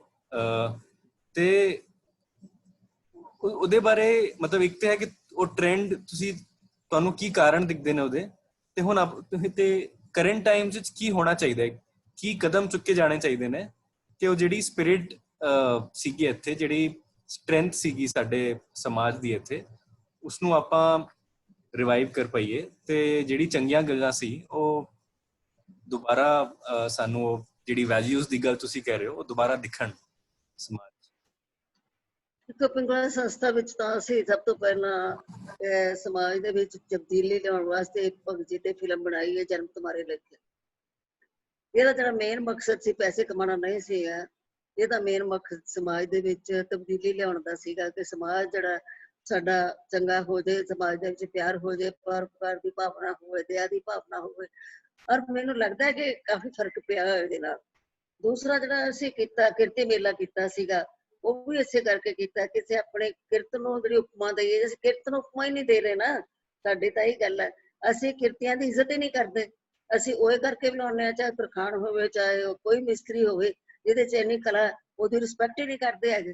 ਤਾਂ ਸਾਨੂੰ ਸਾਰਿਆਂ ਨੂੰ ਆਪਣੇ ਜਿਹੜੇ ਕਾਰੀਗਰ ਨੇ ਉਹਨਾਂ ਦੀ ਰਿਸਪੈਕਟ ਕਰਨੀ ਆਉਣੀ ਚਾਹੀਦੀ ਹੈ। ਉਹਨਾਂ ਨੂੰ ਯੋਗ ਜਿਹੜਾ ਸਥਾਨ ਮਿਲਣਾ ਚਾਹੀਦਾ ਸੰਸਾਰ ਦੇ ਵਿੱਚ, ਕਿਉਂਕਿ ਉਹਨਾਂ 'ਚ ਕਲਾ ਹੈਗੀ, ਬਹੁਤ ਵੱਡੀ ਕਲਾ ਹੈਗੀ। ਅਸੀਂ ਦੇਖੋ ਘੁਮਿਆਰ ਆ, ਉਹ ਮਿੱਟੀ ਦਾ ਕਿੰਨਾ ਕੁਛ ਬਣਾ ਲੈਂਦਾ, ਸਾਡੇ ਅਸੀਂ ਨਹੀਂ ਬਣਾ ਸਕਦੇ। ਅਸੀਂ ਤਾਂ ਇੱਕ ਦੀਵਾ ਨਹੀਂ ਬਣਾ ਸਕਦੇ, ਪਰ ਅਸੀਂ ਉਹਦੀ ਕਲਾ ਦੀ ਕਦਰ ਨਹੀਂ ਕਰਦੇ, ਉਹਨਾਂ ਨੂੰ ਅਸੀਂ ਮਾੜਾ ਸਮਝਦੇ ਹਾਂ। ਤਾਂ ਜਦ ਤੱਕ ਅਸੀਂ ਕਿਰਤੀਆਂ ਦੀ ਇੱਜ਼ਤ ਨਹੀਂ ਕਰਾਂਗੇ, ਅਸੀਂ ਆਪਣੇ ਬੱਚਿਆਂ ਨੂੰ ਨਹੀਂ ਸਿਖਾਵਾਂਗੇ ਵੀ ਕਿਰਤੀਆਂ ਦੀ ਇੱਜ਼ਤ ਕਰਨੀ ਹੈਗੀ ਹੈ, ਇਹਨਾਂ ਨੂੰ ਕੰਮ ਦੇਣਾ ਹੈਗਾ, ਅਸੀਂ ਐਡੀਡਾਸ ਦੀਆਂ ਚੀਜ਼ਾਂ ਨਹੀਂ ਪਾਉਣੀਆਂ, ਅਸੀਂ ਬਾਜ਼ਾਰ ਦੇ ਮਗਰ ਨਹੀਂ ਜਾਣਾ ਹੈਗਾ, ਅਸੀਂ ਭਗਤ ਜੀ ਦੀਆਂ ਗੱਲਾਂ ਮੰਨਣੀਆਂ ਨੇ ਕਿ ਦੇਸ਼ ਤਾਂ ਹੀ ਬਚੇਗਾ ਜੇ ਅਸੀਂ ਆਪਣੇ ਕਾਰੀਗਰਾਂ ਦੀਆਂ ਬਣੀਆਂ ਹੋਈਆਂ ਚੀਜ਼ਾਂ ਪਾਵਾਂਗੇ। ਤੁਸੀਂ ਹੈਰਾਨ ਹੋਵੋਗੇ, ਗੱਲ ਮੈਂ ਤੁਹਾਡੇ ਨਾਲ ਇੱਕ ਸਾਂਝੀ ਕਰਾਂ। ਮੇਰਾ ਜਿਹੜਾ ਤਜਰਬਾ ਹੋਇਆ ਕਿਰਤੀ ਮੇਲੇ ਦੇ ਵਿੱਚ, ਅਸੀਂ ਇੱਕ ਮੋਚੀ ਵੀਰ ਨੂੰ ਬੁਲਾਇਆ, ਅਸੀਂ ਕਿਹਾ ਵੀ ਸੀ ਤੂੰ ਵੀ ਆਪਣੀ ਦੁਕਾਨ ਲਾਈ ਸਾਡੇ ਉਹਦੇ ਉੱਤੇ। ਤਾਂ ਉਹ ਕਹਿਣ ਲੱਗਾ ਨਹੀਂ ਮੈਂ ਤਾਂ ਬਹੁਤ ਮੇਰੀਆਂ ਚੱਪਲਾਂ ਬਹੁਤ ਵਿਕ ਜਾਂਦੀਆਂ, ਤਾਂ ਉਹ ਮੈਨੂੰ ਟਾਈਮ ਨਹੀਂ ਹੈਗਾ, ਨਹੀਂ ਆਉਣਾ ਮੈਂ। ਤਾਂ ਉਹਨੇ ਇੱਕ ਗੱਲ ਦੱਸੀ ਜਿਹੜੀ ਬਹੁਤ ਦਿਲ ਨੂੰ ਮਾੜੀ ਲੱਗੀ ਕਿ ਸੋਚ ਕਿੱਦਾਂ ਦੀ ਹੋਊਗੀ ਸਾਡੇ ਬਿਜ਼ਨਸਮੈਨ ਦੀ। ਤਾਂ ਮੈਨੂੰ ਕਹਿਣ ਲੱਗਾ ਜੀ ਗੱਲ ਇਹ ਹੈ ਵੀ ਮੈਂ ਆਪਣੇ ਦੁਕਾਨ ਨੂੰ ਕਿਹਾ, ਦੁਕਾਨਦਾਰ ਨੂੰ ਕਿਹਾ ਵੀ ਮੈਂ ਇਹੋ ਜਿਹੀ ਚੱਪਲ ਬਣਾ ਸਕਦਾ ਜਿਹੜੀ ਸਾਲ ਭਰ ਨਾ ਟੁੱਟੇ। ਉਹ ਕਹਿੰਦਾ ਸਾਨੂੰ ਇਹ ਚੱਪਲ ਨਹੀਂ ਚਾਹੀਦੀ ਜਿਹੜੀ ਇੰਨੀ ਮਜ਼ਬੂਤ ਹੋਵੇ, ਸਾਨੂੰ ਤਾਂ ਉਹ ਚਾਹੀਦੀ ਜਿਹੜੀ 2-3 ਮਹੀਨੇ ਬਾਅਦ ਟੁੱਟ ਜਾਵੇ, ਕਿਉਂਕਿ ਤਾਂ ਹੀ ਸਾਡੀਆਂ ਜ਼ਿਆਦਾ ਵਿਕਣਗੀਆਂ। ਤੇ ਦੇਖੋ ਸਾਡੀ ਸੋਚ, ਦਵਾਈਆਂ ਤੇ ਵੀ ਐਕਸਪਾਇਰੀ ਡੇਟ ਅਸੀਂ ਤਾਂ ਲਿਖਦੇ ਹਾਂ ਕਿ ਉਹ ਜਿਹੜੇ ਜਲਦੀ ਲੋਕ ਸੁੱਟ ਦੇਣ ਤੇ ਨਵੀਆਂ ਖਰੀਦਣ। ਔਰ ਜਿਹੜੇ ਦਵਾਈਆਂ ਬਣਾਉਂਦੇ ਆ, ਲਾਲਵਾਨੀ ਫੈਮਿਲੀ ਸਾਡੇ ਨਾਲ ਜੁੜੀ ਹੈ, ਉਹਨਾਂ ਦਾ ਬਹੁਤ ਵੱਡੀ ਫੈਕਟਰੀ ਹੈ ਦਵਾਈਆਂ ਦੀ, ਉਹਨਾਂ ਨੇ ਆਪ ਲਿਖਿਆ ਕਿ ਬਹੁਤ ਸਾਰੀਆਂ ਦਵਾਈਆਂ ਤੇ ਜਿਹੜੀ ਹੈ ਨਾ ਇਹ ਜਿਹਦੀ ਡੇਟ ਐਕਸਪਾਇਰੀ ਲਿਖੀ ਹੁੰਦੀ ਹੈ, ਇਹਦਾ ਕੋਈ ਖਾਸ ਮਕਸਦ ਨਹੀਂ ਹੁੰਦਾ। ਐਸਪਰੀਨ ਭਾਵੇਂ 100 ਸਾਲ ਪੁਰਾਣੀ ਖਾ ਲਓ ਤਾਂ ਉਨਾ ਹੀ ਅਸਰ ਆਏਗਾ। ਤਾਂ ਬਹੁਤ ਸਾਰੀਆਂ ਦਵਾਈਆਂ ਜਿਹੜੀਆਂ ਨੇ ਜਿਹਦੇ ਤੇ ਡੇਟ ਐਕਸਪਾਇਰੀ ਦੀ ਲੋੜ ਨਹੀਂ ਹੁੰਦੀ। ਔਰ ਜਿਹੜੀਆਂ ਡਿਵੈਲਪ ਕੰਟਰੀਜ਼ ਹੈ ਉੱਥੇ ਮੈਂ ਗਈ ਹਾਂ, ਮੈਂ ਹੈਰਾਨ ਹੋ ਗਈ ਕਿ ਵੱਡੀਆਂ ਵੱਡੀਆਂ ਮਸ਼ੀਨਰੀਆਂ ਬਣੀਆਂ ਪਈਆਂ ਔਰ ਉਹਦੇ ਉੱਤੇ ਡੇਟ ਐਕਸਪਾਇਰੀ ਲਿਖੀ ਹੋਈ ਹੈ। ਜੇ ਉਸ ਡੇਟ ਨੂੰ ਉਹ ਮਸ਼ੀਨ ਚੰਗੀ ਭਲੀ ਵੀ ਕੰਮ ਕਰਦੀ ਹੈ ਤਾਂ ਵੀ ਉਹ ਨਹੀਂ ਵਰਤਦੇ ਉਸ ਤੋਂ ਬਾਅਦ। ਇਹ ਜਿਹੜਾ ਥਰੋਵੇ ਕਲਚਰ ਸੀਗਾ ਸਾਡੇ ਵੈਸਟਰਨ ਕੰਟਰੀਜ਼ ਦਾ, ਸਾਡੇ 'ਚ ਵੀ ਆ ਗਿਆ। ਅਸੀਂ ਉਹ ਚੀਜ਼ਾਂ, ਕੱਪੜੇ ਵੀ ਸੁੱਟ ਦਿਓ, ਪਾ ਲਓ, ਕਾਗਜ਼ ਵੱਡੇ ਵੱਡੇ ਰੋਲ ਟੰਗੇ ਹੁੰਦੇ। ਮੈਂ ਤਾਂ ਘਬਰਾ ਗਈ ਜਾ ਕੇ ਉੱਥੇ ਪਹਿਲੀ ਵਾਰੀ ਜਦੋਂ ਗਈ, ਵੱਡੇ ਵੱਡੇ ਰੋਲ ਕਾਗਜ਼ ਦੇ ਟੰਗੇ ਹੋਏ ਸੀਗੇ। ਮਾੜਾ ਜਿਹਾ ਨੱਕ ਆਇਆ, ਰੋਲ ਲਾਇਆ, ਪੂੰਝਿਆ, ਸੁੱਟਤਾ, ਹੱਥ ਪੂੰਝੇ ਸੁੱਟਦੇ, ਰੁਮਾਲ ਹੀ ਨਹੀਂ ਵਰਤਦੇ। ਦੇਖੋ ਸਾਡਾ ਕਲਚਰ ਕਿੰਨਾ ਵਧੀਆ। ਸਾਨੂੰ ਆਪਣੇ ਕਲਚਰ ਤੇ ਮਾਣ ਹੋਣਾ ਚਾਹੀਦਾ ਹੈ ਕਿ ਅਸੀਂ ਰੀਸਾਈਕਲ ਕਰਦੇ ਹਾਂ। ਰੁਮਾਲ ਸਾਡੇ ਜੇਬਾਂ 'ਚ ਹੁੰਦਾ, ਅਸੀਂ ਸਾਰਾ ਦਿਨ ਰੁਮਾਲ ਲੈਂਦੇ ਹਾਂ, ਫਿਰ ਧੋ ਲੈਂਦੇ ਹਾਂ, ਫਿਰ ਅਗਲੇ ਦਿਨ ਵਰਤ ਲੈਂਦੇ ਹਾਂ। ਅਸੀਂ ਇਸ ਤਰ੍ਹਾਂ ਥੋਵੇ ਕਲਚਰ ਨਹੀਂ ਹੈ ਸਾਡਾ, ਸੰਜਮਈ ਜੀਵਨ ਸਾਡਾ, ਠੀਕ ਆ। ਔਰ ਸਾਨੂੰ ਉਹਦੇ ਤੇ ਮਾਣ ਹੋਣਾ ਚਾਹੀਦਾ। ਸਾਡਾ ਖਾਣ ਪੀਣ ਦਾ ਵਧੀਆ, ਸਾਨੂੰ ਗਰਮੀਆਂ 'ਚ ਕੀ ਖਾਣਾ ਚਾਹੀਦਾ ਇਹਦਾ ਪਤਾ, ਸਾਨੂੰ ਸਰਦੀਆਂ 'ਚ ਕੀ ਖਾਣਾ, ਇਹ ਸਾਡੇ ਦੇਸ਼ 'ਚ ਪਤਾ ਹੈਗਾ। ਬਾਹਰਲੇ ਦੇਸ਼ਾਂ ਨੂੰ ਪਤਾ ਹੀ ਨਹੀਂ, ਜੋ ਹੁੰਦਾ ਖਾਈ ਪੀ ਜਾਂਦੇ ਨੇ। ਉਹ ਜਿਹੜਾ ਰੀਸਾਈਕਲ ਦਾ ਸਿਸਟਮ ਸਾਡਾ ਕੱਪੜੇ ਧੋਣ ਦਾ ਸੀਗਾ, ਅਸੀਂ ਇੱਕ ਧੋਂਦੇ ਸੀ, ਦੂਜਾ ਅੱਗੇ ਰੱਖ ਲੈਂਦੇ ਸੀ, ਪਾਣੀ ਵੀ ਬਚਾਉਂਦੇ ਸੀ, ਸਾਬਣ ਵੀ ਬਚਾਉਂਦੇ ਸੀ। ਜਿਹੜੇ ਸਾਡਾ ਸੰਜਮਈ ਜੀਵਨ, ਸਾਡਾ ਕਲਚਰ ਦਾ ਇੱਕ ਹਿੱਸਾ ਸੀਗਾ, ਉਹ ਅਸੀਂ ਖਤਮ ਕਰਕੇ ਅਸੀਂ ਵੈਸਟਰਨ ਕਲਚਰ ਦੀਆਂ ਬੁਰਾਈਆਂ ਅਡੋਪਟ ਕਰ ਲਈਆਂ, ਚੰਗਿਆਈਆਂ ਨਹੀਂ ਅਡੋਪਟ ਕੀਤੀਆਂ। ਇੱਕ ਦੋ ਗੱਲਾਂ ਉਹਨਾਂ ਦੀਆਂ ਬਹੁਤ ਚੰਗੀਆਂ ਨੇ ਵੈਸਟਰਨ ਕਲਚਰ ਦੀਆਂ, ਇਹ ਨਾ ਸੋਚੋ ਕਿ ਮੈਂ ਉਹਨਾਂ ਦੇ ਬਹੁਤ ਵਿਰੁੱਧ ਹੈਗੀ ਆ, ਇਹ ਜੀ ਕੋਈ ਗੱਲ ਨਹੀਂ। ਜਿਹੜੀ ਚੈਰਿਟੀ ਹੈ, ਜਿਹੜੀ ਉਹ ਹੈਂਡੀਕੈਪ ਵਾਸਤੇ ਕੰਮ ਕਰਦੇ ਆ, ਉਹ ਸਾਡੇ ਨਾਲ ਬਹੁਤ ਅੱਗੇ ਹੈ ਇਸ ਗੱਲ ਦੇ ਵਿੱਚ। ਹੈਂਡੀਕੈਪ ਦਾ ਬਹੁਤ ਧਿਆਨ ਰੱਖਿਆ ਜਾਂਦਾ, ਉਹਨਾਂ ਦੀਆਂ ਬੈਠਣ ਦਾ, ਉਹਨਾਂ ਦੀਆਂ ਕਾਰਾਂ ਬਣਾਈਆਂ ਜਾਂਦੀਆਂ, ਉਹਨਾਂ ਦੇ ਪਾਰਕਿੰਗ ਦਾ ਧਿਆਨ ਰੱਖਿਆ ਜਾਂਦਾ, ਉਹਨਾਂ ਦੇ ਰੈਂਪ ਬਣਾਏ ਜਾਂਦੇ। ਸਾਡੇ ਸਕੂਲਾਂ 'ਚ ਰੈਂਪ ਨਹੀਂ ਹੈਗਾ। ਤਾਂ ਉਹਨਾਂ ਦੇ ਜਿਹੜੀ ਚੰਗੀ ਗੱਲ ਹੈ ਉਹ ਸਾਨੂੰ ਅਡੋਪਟ ਕਰਨੀ ਚਾਹੀਦੀ ਹੈ, ਜਿਹੜੀਆਂ ਮਾੜੀਆਂ ਗੱਲਾਂ ਛੱਡਣੀਆਂ ਚਾਹੀਦੀਆਂ। ਆਪਣੇ ਕਲਚਰ ਜਿਹੜੀਆਂ ਚੰਗੀਆਂ ਚੀਜ਼ਾਂ ਨੇ ਉਹਨਾਂ ਨੂੰ ਸਾਨੂੰ ਉਪਮਾ ਦੇਣੀ ਚਾਹੀਦੀ ਹੈ ਕਿ ਸਾਡੇ ਕਲਚਰ ਦੇ ਵਿੱਚ ਇਹ ਗੱਲ ਸੀ ਕਿ ਅਸੀਂ ਸਰਦੀਆਂ ਵਿੱਚ ਕੀ ਖਾਂਦੇ ਆ, ਬਾਜਰਾ ਖਾਂਦੇ ਆ, ਗੁੜ ਖਾਂਦੇ ਆ, ਤਿਲ ਖਾਂਦੇ ਆ। ਉਹਨਾਂ ਨੂੰ ਪਤਾ ਹੀ ਨਹੀਂ ਇਹਨਾਂ ਗੱਲਾਂ ਦਾ। ਬਿਲਕੁਲ, ਸਿੱਖਣ ਦੀਆਂ ਵੀ ਹੈਗੀਆਂ ਨੇ ਕਾਫੀ ਚੀਜ਼ਾਂ ਚੰਗੀਆਂ, ਸਾਨੂੰ ਕਿੱਦਾਂ ਅਡਾਪਟ ਕਰੀਏ ਉਹ ਸੋਚਣ ਦੀ ਲੋੜ ਹੈ। ਥੋੜਾ ਜਿਹਾ ਪਿੰਗਲਵਾੜੇ ਬਾਰੇ ਗੱਲ ਕਰਦੇ ਹਾਂ। ਤੇ ਤੁਹਾਡੀ ਸੰਸਥਾ ਨੂੰ ਇਸ ਟਾਈਮ ਵਿੱਚ ਕਿਹੜੀ ਸਭ ਤੋਂ ਕਿਹੜੇ ਚੈਲੰਜਸ ਫੇਸ ਕਰਨੇ ਪਏ ਤੁਹਾਨੂੰ ਪਿਛਲੇ 3-4 ਮਹੀਨੇ ਵਿੱਚ? ਕਿਉਂਕਿ ਜਿੱਦਾਂ ਦਾ ਕੰਮ ਤੁਸੀਂ ਕਰਦੇ ਹੋ ਉਹ ਨਾਰਮਲ ਟਾਈਮ ਵਿੱਚ ਵੀ ਆਸਾਨ ਨਹੀਂ ਹੈਗਾ, ਮੁਸ਼ਕਿਲ ਹੈਗਾ, ਤੇ ਹੁਣ ਤੇ ਟਾਈਮ ਹੀ ਇਦਾਂ ਦਾ ਆ ਗਿਆ, ਤੇ ਤੁਹਾਡੇ ਕਿਹੜੇ ਵੱਡੇ ਚੈਲੰਜਸ ਤੁਸੀਂ ਫੇਸ ਕੀਤੇ? ਤੇ ਇਹਦੇ 'ਚ ਅਗਰ ਐਡ ਕਰ ਸਕਦੇ ਹੋ ਕਿ ਕਾਫੀ ਸਾਰੇ ਲੋਕੀ ਪੁੱਛਦੇ ਪਏ ਨੇ ਕਿ ਅਸੀਂ ਕਿੱਦਾਂ ਜੁੜੀਏ ਪਿੰਗਲਵਾੜੇ ਨਾਲ, ਅਸੀਂ ਕਿੱਦਾਂ ਵੋਲੰਟੀਅਰ ਕਰੀਏ, ਕਿੱਦਾਂ ਸੇਵਾ ਕਰੀਏ, ਕਿੱਦਾਂ ਕੰਟਰੀਬਿਊਟ ਕਰੀਏ, ਤੇ ਅਗਰ ਉਹ ਤੁਸੀਂ ਲੋਕਾਂ ਨੂੰ ਦੱਸ ਸਕੋ ਕਿ ਉਹ ਕਿੱਦਾਂ ਜੁੜ ਸਕਦੇ ਨੇ। ਇਹ ਬਹੁਤ ਵਧੀਆ ਸਵਾਲ ਕੀਤਾ ਤੁਸੀਂ। ਸਾਡੇ 3 ਮਹੀਨੇ ਦਾ ਕਾਫੀ ਮਤਲਬ ਫਾਈਨੈਂਸ਼ੀਅਲੀ ਕੰਮ ਢਿੱਲਾ ਹੀ ਸੀਗਾ, ਕਿਉਂਕਿ ਸਾਡੇ ਜ਼ਿਆਦਾ ਗੋਲਕਾਂ ਲੱਗੀਆਂ ਹੋਈਆਂ ਗੁਰਦੁਆਰਿਆਂ ਦੇ ਵਿੱਚ, ਉੱਥੋਂ ਮਾਇਆ ਆਉਂਦੀ ਸੀਗੀ ਤੇ ਜਾਂ ਸੰਗਤਾਂ ਭੇਜਦੀਆਂ ਸੀਗੀਆਂ, ਸਾਡੇ ਦੇ ਜਾਂਦੀਆਂ ਸੀ ਆ ਕੇ। ਲੋਕਡਾਊਨ ਔਰ ਕਿਸ ਨਾ ਸੰਗਤਾਂ ਆ ਸਕੀਆਂ, ਨਾ ਗੁਰਦੁਆਰਿਆਂ 'ਚ ਜਾ ਸਕੀਆਂ, ਈਵਨ ਫੋਰਨ ਗੁਰਦੁਆਰਿਆਂ 'ਚ ਵੀ ਗੋਲਕਾਂ ਲੱਗੀਆਂ, ਉੱਥੇ ਵੀ ਨਾ ਜਾ ਸਕੀਆਂ ਸੰਗਤਾਂ। ਉਹ ਸਾਰੇ ਪਾਸੇ ਕਿਉਂਕਿ ਇੱਕ ਲਹਿਰ ਹੀ ਐਸੀ ਸੀਗੀ ਕਿ ਸਾਰੀ ਦੁਨੀਆ ਦੇ ਵਿੱਚ ਹੀ ਕੰਮ ਖਰਾਬ ਆ। ਇਸ ਕਰਕੇ ਪਿੰਗਲਵਾੜਾ ਸੰਸਥਾ 3 ਕੁ ਮਹੀਨੇ ਅਸੀਂ ਕਾਫੀ ਫਾਈਨੈਂਸ਼ੀਅਲੀ ਜੋ ਸਾਡੇ ਕੋਲ ਰਿਜ਼ਰਵ ਮਨੀ ਸੀ ਉਹਦੇ ਨਾਲ ਗੁਜ਼ਾਰਾ ਚੱਲਦਾ ਰਿਹਾ। ਔਰ ਅਸੀਂ ਉਹਨਾਂ ਦਿਨਾਂ 'ਚ ਵੀ ਪਹਿਲੇ ਦਿਨ ਜਿਸ ਦਿਨ ਕਰਫਿਊ ਲੱਗਿਆ ਉਸ ਦਿਨ ਹੀ ਮੈਨੂੰ ਲੱਗਿਆ ਕਿ ਜਿਹੜੇ ਮਜ਼ਦੂਰ ਨੇ ਵਿਚਾਰੇ, ਉਹ ਤਾਂ ਰੋਜ਼ ਦੀ ਰੋਜ਼ ਹੀ ਪੈਸੇ ਕਮਾਉਂਦੇ ਆ ਤੇ ਰੋਜ਼ ਹੀ ਰੋਜ਼ ਖਾਂਦੇ ਆ, ਉਹ ਕਿੱਥੋਂ ਖਾਣਗੇ? ਕਿਉਂਕਿ ਮੇਰੇ ਇੱਕ ਕਜ਼ਨ ਹੈ, ਉਹਨਾਂ ਦੀ ਉੱਥੇ ਦੁਕਾਨ ਸੀ ਲੁਧਿਆਣੇ ਇੰਡਸਟਰੀਅਲ ਏਰੀਆ 'ਚ ਕਰਿਆਨੇ ਦੀ, ਤਾਂ ਉਹ ਦੇਖਦੇ ਸੀ ਕਿ ਰੋਜ਼ ਕੋਈ 400-500 ਰੁਪਇਆ ਕੋਈ ਲੈ ਕੇ ਆਉਂਦੇ ਆ ਤੇ ਉਹਦਾ ਸੌਦਾ ਲੈ ਜਾਂਦੇ ਆ। ਮੈਂ ਸੋਚਿਆ ਉਹਨਾਂ ਦਾ ਕੀ ਬਣੇਗਾ, ਤਾਂ ਕਿੱਥੋਂ ਖਾਣਗੇ ਰੋਟੀ? ਤਾਂ ਥੋੜੇ ਦਿਨ ਬਾਅਦ ਫਿਰ ਅਸੀਂ ਆਪਣੀ ਮੀਟਿੰਗ ਕੀਤੀ ਪਿੰਗਲਵਾੜਾ ਸੰਸਥਾ ਦੇ ਵਿੱਚ, ਤਾਂ ਉਹਨਾਂ ਨੂੰ ਮੈਂ ਆਪਣੇ ਸੇਵਾਦਾਰਾਂ ਇੰਚਾਰਜਾਂ ਨੂੰ ਕਿਹਾ, ਵਾਰਡ ਦੇ ਇੰਚਾਰਜਾਂ ਵੀ ਸੇਵਾਦਾਰਾਂ ਨੂੰ ਪੁੱਛੋ ਉਹਨਾਂ ਦੇ ਘਰ ਦੇ ਕੋਲ ਰੋਟੀ ਜਿਹੜੇ ਰਹਿੰਦੇ ਲੋਕੀ ਉਹਨਾਂ ਦੀ ਰੋਟੀ ਪੱਕਦੀ ਕਿ ਨਹੀਂ, ਤੇ ਜੇ ਨਹੀਂ ਪੱਕਦੀ ਤਾਂ ਸਾਨੂੰ ਲਿਆ ਕੇ ਦੇ ਉਹਨਾਂ ਦੀ ਲਿਸਟ, ਅਸੀਂ ਇੱਥੋਂ ਲੰਗਰ ਬਣਾ ਕੇ ਤੇ ਭੇਜਾਂਗੇ। ਤੇ ਅਸੀਂ ਉਹਨਾਂ ਦੇ ਹੱਥ, ਅਸੀਂ ਆਪਣੇ ਸੇਵਾਦਾਰਾਂ ਤੇ ਸੇਵਾਦਾਰੀਆਂ ਦੇ ਹੱਥ ਲੰਗਰ ਬਣਾ ਕੇ ਤੇ ਭੇਜਦੇ ਰਹੇ ਥੋੜੇ ਦਿਨ। ਬਹੁਤ ਸਾਰੇ ਲੋਕ ਜਿਹੜੇ ਪੈਸੇ ਖੁੱਲੇ ਦਿਲ ਨਾਲ ਸਾਨੂੰ ਦਿੰਦੇ ਸੀਗੇ ਪਿੰਗਲਵਾੜਾ ਸੰਸਥਾ ਨੂੰ, ਬਿਗਲ ਹੋਟਲ ਚੰਡੀਗੜ੍ਹ, ਦਿੱਲੀ, ਉਹ ਕਾਫੀ ਮਦਦ ਕਰਦੇ ਸੀ ਸਾਨੂੰ। ਪਹਿਲਾਂ 5 ਲੱਖ ਤੋਂ ਸ਼ੁਰੂ ਹੋਇਆ ਸੀ ਤੇ 35 ਲੱਖ ਤੱਕ ਸਾਲ ਦਾ ਸਾਨੂੰ ਭੇਜਦੇ ਸੀਗੇ। ਐਤਕੀ ਉਹਨਾਂ ਦੇ ਹੱਥ ਖੜੇ ਹੋ ਗਏ ਕਿ ਐਤਕੀ ਸਾਡਾ ਤਾਂ ਚੱਲ ਹੀ ਨਹੀਂ ਰਿਹਾ ਹੋਟਲ ਵਗੈਰਾ, ਅਸੀਂ ਕਿੱਥੋਂ ਪੈਸੇ ਦੇਣੇ ਆ? ਤਾਂ ਇਹ ਇਸ ਤਰ੍ਹਾਂ ਸਾਨੂੰ ਆਨਲਾਈਨ ਜਿਹੜੇ ਥੋੜੇ ਬਹੁਤ ਪੈਸੇ ਆਉਂਦੇ ਸੀ ਉਹੀ ਆਉਂਦੇ ਸੀ, ਪਰ 1.5 ਕਰੋੜ ਰੁਪਈਆ ਤਨਖਾਹਾਂ 'ਚ ਲੱਗ ਜਾਂਦਾ ਸਾਡਾ, ਟੀਚਰਾਂ ਦੀਆਂ ਤਨਖਾਹਾਂ, ਕਿਉਂਕਿ ਸਾਡੇ ਡਿਪਾਰਟਮੈਂਟ ਹੀ ਇੰਨੇ ਹੋ ਗਏ ਆ ਪਿੰਗਲਵਾੜਾ ਸੰਸਥਾ ਦੇ ਹੁਣ। ਤਾਂ ਅਸੀਂ ਫਿਰ ਆਪਣੇ ਬੇਨਤੀ ਕੀਤੀ ਹੈ ਆਪਣੇ ਸਾਰੇ ਸੇਵਾਦਾਰੀਆਂ ਨੂੰ ਵੀ ਮਾਇਆ ਘੱਟ ਆ ਰਹੀ ਹੈ, ਪਰ ਉਹਨਾਂ ਨੇ ਵੀ ਕੁਛ ਨਾ ਕੁਛ ਕੰਟਰੀਬਿਊਟ ਕੀਤਾ ਪਿੰਗਲਵਾੜੇ ਵਾਸਤੇ, ਆਪਣੀਆਂ ਤਨਖਾਹਾਂ ਵਿੱਚੋਂ ਵੀ ਪੈਸੇ ਥੋੜੇ ਥੋੜੇ ਕਰਕੇ ਪਾਏ। ਤਾਂ ਇਸ ਤਰ੍ਹਾਂ, ਪਰ ਗੁਰੂ ਦੀ ਕਿਰਪਾ ਨਾਲ ਹੁਣ ਥੋੜਾ ਠੀਕ ਹੈ, ਗੁਜ਼ਾਰੇ ਜੋਗਾ ਕੰਮ ਚੱਲ ਪਿਆ, ਸ਼ੁਰੂ ਹੋ ਗਿਆ। ਤਾਂ ਆਨਲਾਈਨ ਸਾਡੇ ਕੋਲ ਤੁਸੀਂ ਪੈਸੇ ਭੇਜ ਸਕਦੇ ਹੋ, ਵੈਬਸਾਈਟ ਰਾਹੀਂ ਭੇਜ ਸਕਦੇ ਹੋ, ਬੈਂਕ ਅਕਾਊਂਟ ਸਾਡੇ ਤਕਰੀਬਨ ਬਰੋਸ਼ਰ ਦੇ ਵਿੱਚ ਸਾਰੀਆਂ ਸਟਾਲਾਂ ਤੇ ਬਰੋਸ਼ਰ ਪਏ ਨੇ, ਉਹਦੇ 'ਚ ਬੈਂਕ ਅਕਾਊਂਟ ਲਿਖੇ ਹੋਏ ਨੇ, ਆਨਲਾਈਨ ਭੇਜ ਸਕਦੇ ਹੋ ਪੈਸੇ ਜੇ ਨਹੀਂ ਆ ਸਕਦੇ ਤਾਂ।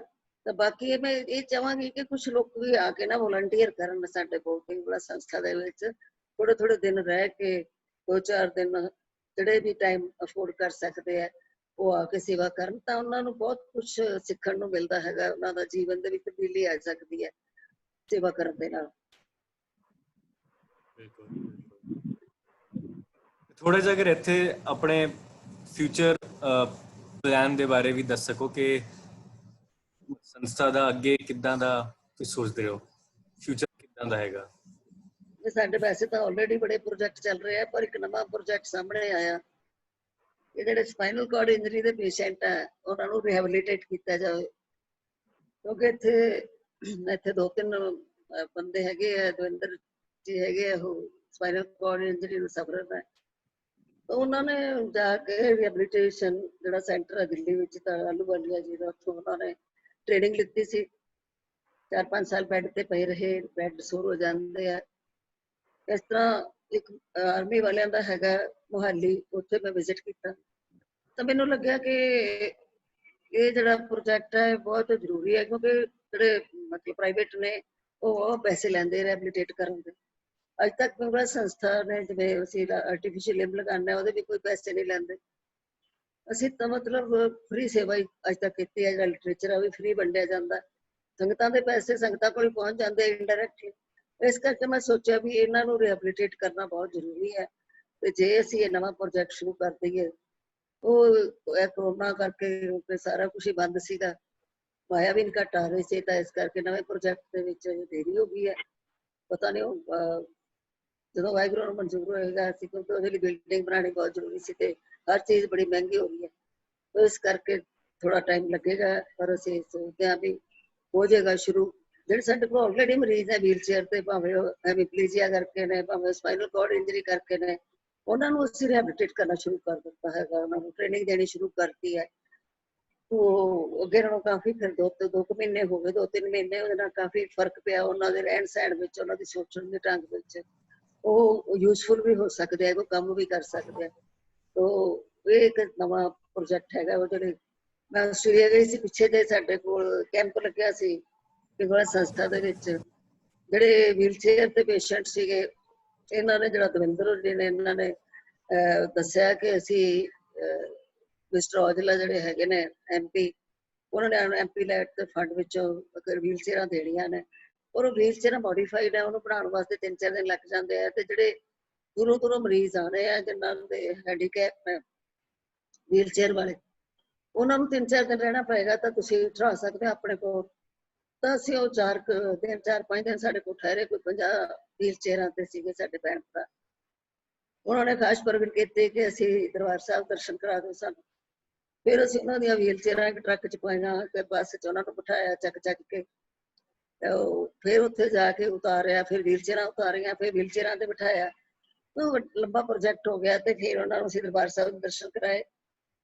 ਉਹ ਫਿਰ ਜਦੋਂ ਮੈਂ ਗੱਲ ਦੱਸੀ ਜਾ ਕੇ ਆਸਟ੍ਰੇਲੀਆ, ਤਾਂ ਉੱਥੋਂ ਦੀ ਸੰਗਤ ਕਹਿਣ ਲੱਗੇ ਜਿਹੜੇ ਅਸੀਂ ਪੈਸੇ ਦੇਣੇ ਆ, ਤੁਸੀਂ ਇਹਦੇ ਬੱਸ ਖਰੀਦ ਲਓ ਜਿਹੜੀ ਕਿ ਵੀਲ ਚੇਅਰ ਜਿਹੜੀ ਹੈ ਅੰਦਰ ਜਾ ਸਕੇ ਬੱਸ ਦੇ ਵਿੱਚ, ਤਾਂ ਕਿ ਚੁੱਕ ਕੇ ਨਾ ਤੁਹਾਨੂੰ ਬਿਠਾਣੇ ਪੈਣ। ਉਹਦੇ ਪ੍ਰੋਜੈਕਟ ਹੈਗੇ ਨੇ 2-3 ਸਾਡੇ ਕੋਲ, ਜਿਹੜੇ ਅਸੀਂ ਅਜੇ ਪੈਂਡਿੰਗ ਨੇ ਸਾਡੇ ਕੋਲ ਕਰੋਨਾ ਕਰਕੇ। ਅਸੀਂ ਸਾਡਾ ਰੋਜ਼ਾਨਾ ਦਾ ਜੇ ਖਰਚ 7 ਲੱਖ ਰੁਪਇਆ ਹੈਗਾ, ਉਹ ਇਸ ਕਰਕੇ ਉਹੀ ਪੂਰਾ ਹੋਈ ਜਾਵੇ ਹਜੇ ਥੋੜੇ ਦਿਨ, ਤਾਂ ਫਿਰ ਠੀਕ ਹੈ। ਇਸ ਤੋਂ ਬਾਅਦ ਅਸੀਂ ਸੋਚਾਂਗੇ ਜਿਹੜਾ ਨਵਾਂ ਪ੍ਰੋਜੈਕਟ ਸ਼ੁਰੂ ਕਰਨਾ।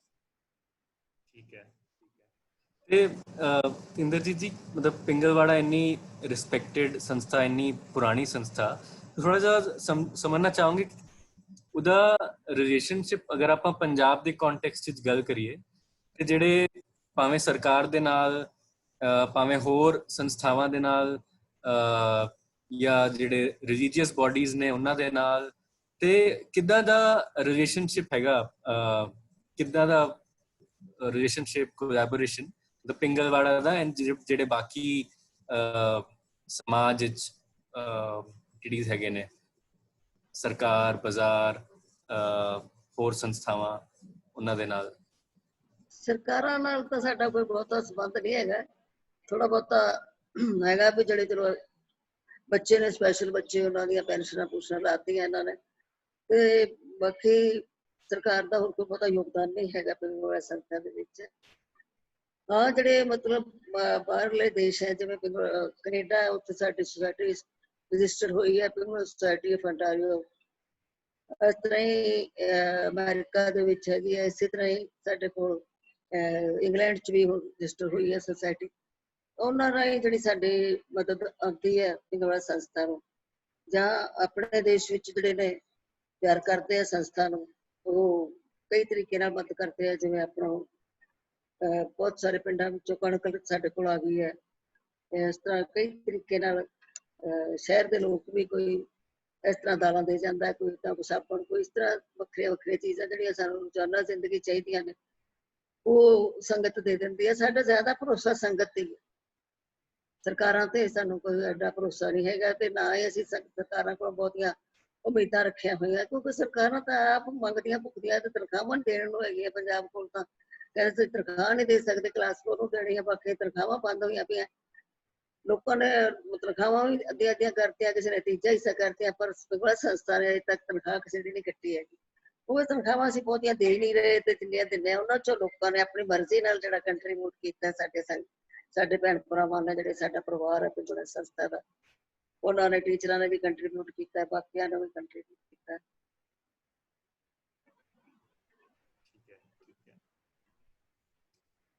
ਸਵਾਲ ਤੇ ਆਈ ਥਿੰਕ ਆਈ ਜਾ ਰਹੇ ਨੇ, ਸਵਾਲ ਮੁੱਕਦੇ ਨਹੀਂ ਪਏ, ਲੇਕਿਨ ਸਮਾਂ ਮੁੱਕ ਗਿਆ ਤੇ ਲੇਕਿਨ ਕਾਫੀ ਮਜ਼ਾ ਆਇਆ ਤੁਹਾਡੇ ਨਾਲ ਗੱਲ ਕਰਕੇ ਅਜੀਤ ਜੀ। ਮੈਨੂੰ ਵੀ ਮੇਰੇ ਖਿਆਲ ਕੁਝ 6 ਸਾਲ ਹੋ ਗਏ ਪਿੰਗਲਵਾੜੇ ਆਏ ਹੋਏ, ਤਾਂ ਮੌਕਾ ਮਿਲਿਆ ਸੀ ਉੱਥੇ ਵਿਜ਼ਿਟ ਕਰਕੇ। ਆਈ ਥਿੰਕ ਉਹ ਸੇਮ ਵਾਈਬ, ਸੇਮ ਐਨਰਜੀ ਮਿਲਦੀ ਪਈ ਹੈ ਤੁਹਾਡੇ ਨਾਲ ਗੱਲ ਕਰਕੇ। ਤੇ ਜਿਹੜੇ ਮੈਸੇजेस ਤੁਸੀਂ ਦਿੱਤੇ ਨੇ ਤੇ ਕਾਫੀ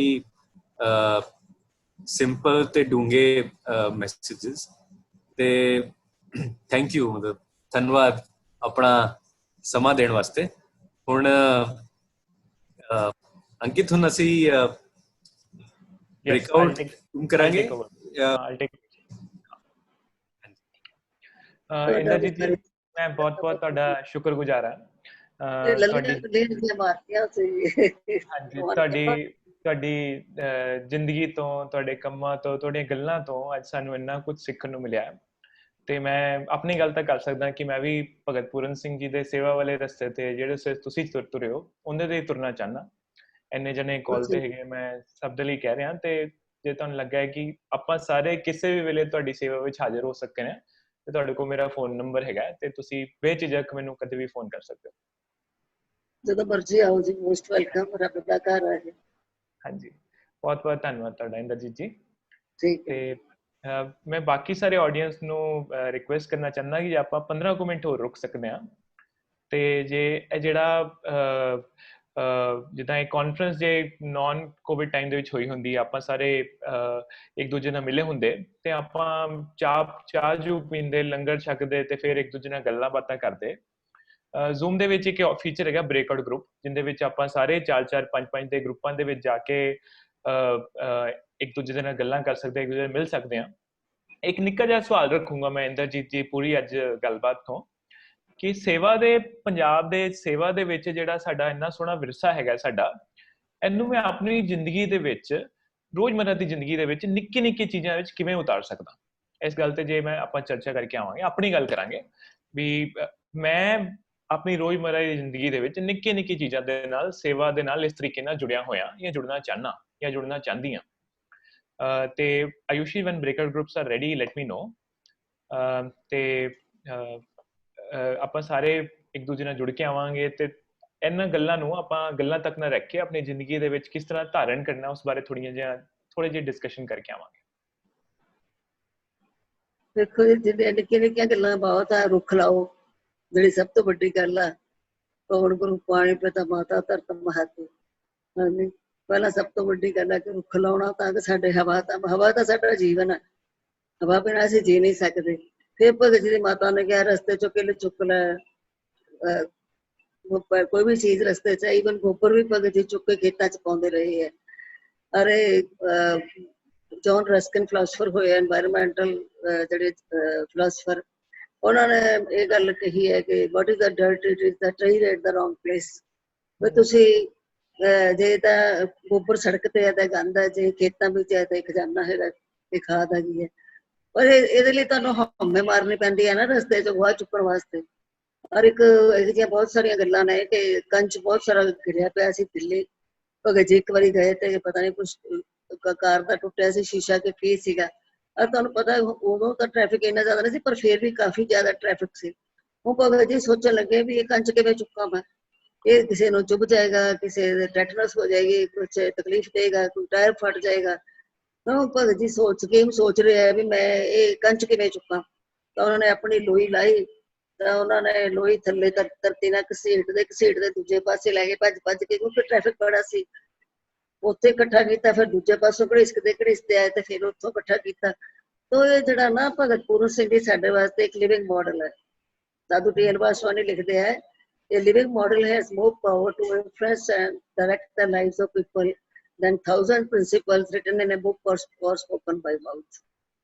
ਇਹੀ ਸਾਡੇ ਗੁਰੂ ਸਾਹਿਬ ਨੇ ਕੀਤਾ, ਉਹਨਾਂ ਨੇ ਹੱਥੀਂ ਕਰਕੇ ਦਿਖਾਇਆ ਸਾਰਾ ਕੁਛ। ਇਹੀ ਭਗਤ ਪੂਰਨ ਸਿੰਘ ਜੀ ਨੇ ਕੀਤਾ ਵੀ ਉਹਨਾਂ ਨੇ ਜੋ ਕਿਹਾ ਉਦੋਂ ਵੱਧ ਕਰਕੇ ਦਿਖਾਇਆ ਸਾਨੂੰ।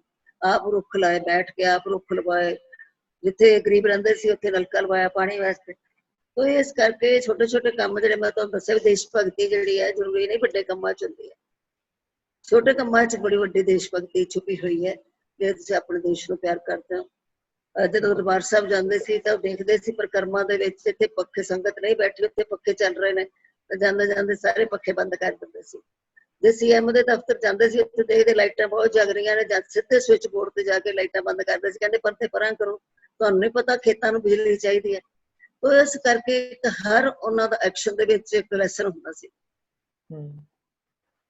ਬਿਲਕੁਲ ਇੰਦਰਜੀਤ ਜੀ, ਮੈਂ ਬੜੀ ਸੋਹਣੀ ਗੱਲ ਕਹੀ, ਤੇ ਇਸੇ ਲਈ ਗੱਲ ਤੋਂ ਹੀ ਮੈਂ ਅੱਗੇ ਲੈ ਜਾਣਾ ਚਾਹੁੰਦਾ ਕਿ ਆਪਾਂ ਸੇਵਾ ਦੇ ਭਾਵਨਾ ਨੂੰ ਨਿੱਕੀਆਂ ਨਿੱਕੀਆਂ ਚੀਜ਼ਾਂ ਦੇ ਵਿੱਚ ਆਪਣੀ ਰੋਜ਼ਮਰਾ ਦੀ ਜ਼ਿੰਦਗੀ 'ਚ ਕਿੱਦਾਂ ਉਤਾਰ ਸਕਦੇ ਹਾਂ। ਇਹਦੀ 15 ਕੁ ਮਿੰਟ ਦੀ ਚਰਚਾ ਦੇ ਲਈ ਆਪਾਂ ਨੂੰ ਮੈਂ ਸਭ ਨੂੰ ਸੱਦਾ ਦਊਂਗਾ। ਇੰਦਰਜੀਤ ਜੀ, ਮੈਂ ਤੁਹਾਡੀ ਇੱਥੇ ਇਜਾਜ਼ਤ ਲੈਣਾ। ਮੈਂ ਤੁਹਾਡਾ ਬਹੁਤ ਬਹੁਤ ਸ਼ੁਕਰਗੁਜ਼ਾਰ ਹਾਂ। ਤੁਸੀਂ ਆਪਣਾ ਸਮਾਂ ਦਿੱਤਾ, ਤੁਸੀਂ ਜੋ ਵੀ ਕੰਮ ਕਰ ਰਹੇ ਹੋ, ਤੁਸੀਂ ਪੰਜਾਬ ਲਈ ਆਪਣੀ ਜ਼ਿੰਦਗੀ ਦਿੱਤੀ, ਮੈਂ ਬਹੁਤ ਬਹੁਤ ਸ਼ੁਕਰਗੁਜ਼ਾਰ ਹਾਂ ਤੁਹਾਡਾ। ਧੰਨਵਾਦ। ਧੰਨਵਾਦ। ਹਾਂਜੀ Ayushi, we can open the breakout groups. ਆਪਾਂ 10-15 ਕੁ ਮਿੰਟ ਲਈ ਜਾਵਾਂਗੇ, ਇੱਕ ਦੂਜੇ ਨਾਲ ਆਪਾਂ ਗੱਲਬਾਤ ਕਰਕੇ ਆਵਾਂਗੇ।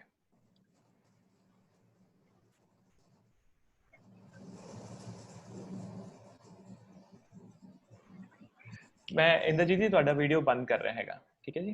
ਠੀਕ ਹੈ, thank you.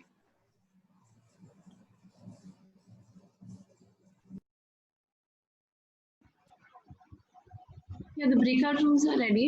Just requesting everyone to kindly accept the request.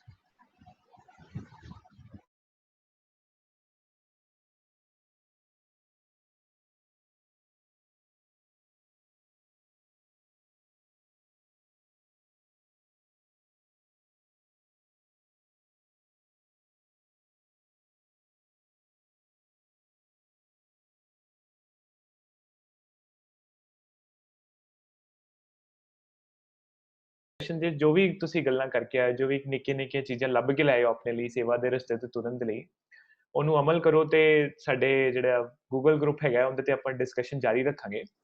ਜੇ ਤੁਹਾਡੇ ਚੋਂ ਕੋਈ ਵੀ ਗੂਗਲ ਗਰੁੱਪ ਤੇ ਨਹੀਂ ਹੈਗਾ ਤੇ ਮੈਂ ਉਹਦਾ ਲਿੰਕ ਦੁਬਾਰਾ, ਫਾਰਮ ਦਾ ਲਿੰਕ ਦੁਬਾਰਾ ਪਾ ਦਿੰਦਾ ਮੈਂ, ਤੁਸੀਂ ਉਹਨੂੰ ਭਰ ਸਕਦੇ ਹੋ ਤੇ ਉਹਦੇ ਨਾਲ ਜੁੜ ਸਕਦੇ ਹੋ ਸਾਡੇ ਨਾਲ। ਆਯੂਸ਼ੀ, ਤੁਸੀਂ ਪਾ ਦੋਗੇ? ਹਾਂਜੀ ਹਾਂ, ਆਯੂਸ਼ੀ ਤੁਹਾਨੂੰ ਗੂਗਲ ਗਰੁੱਪ ਦਾ ਲਿੰਕ ਪਾ ਦਿੰਦੀ ਹੈ। ਤੇ ਮੈਂ ਆਪਣੇ ਦੋਸਤ ਜਸਦੀਪ ਨੂੰ ਸੱਦੂਗਾ ਕਲੋਜ਼ਿੰਗ ਦੇ ਲਈ।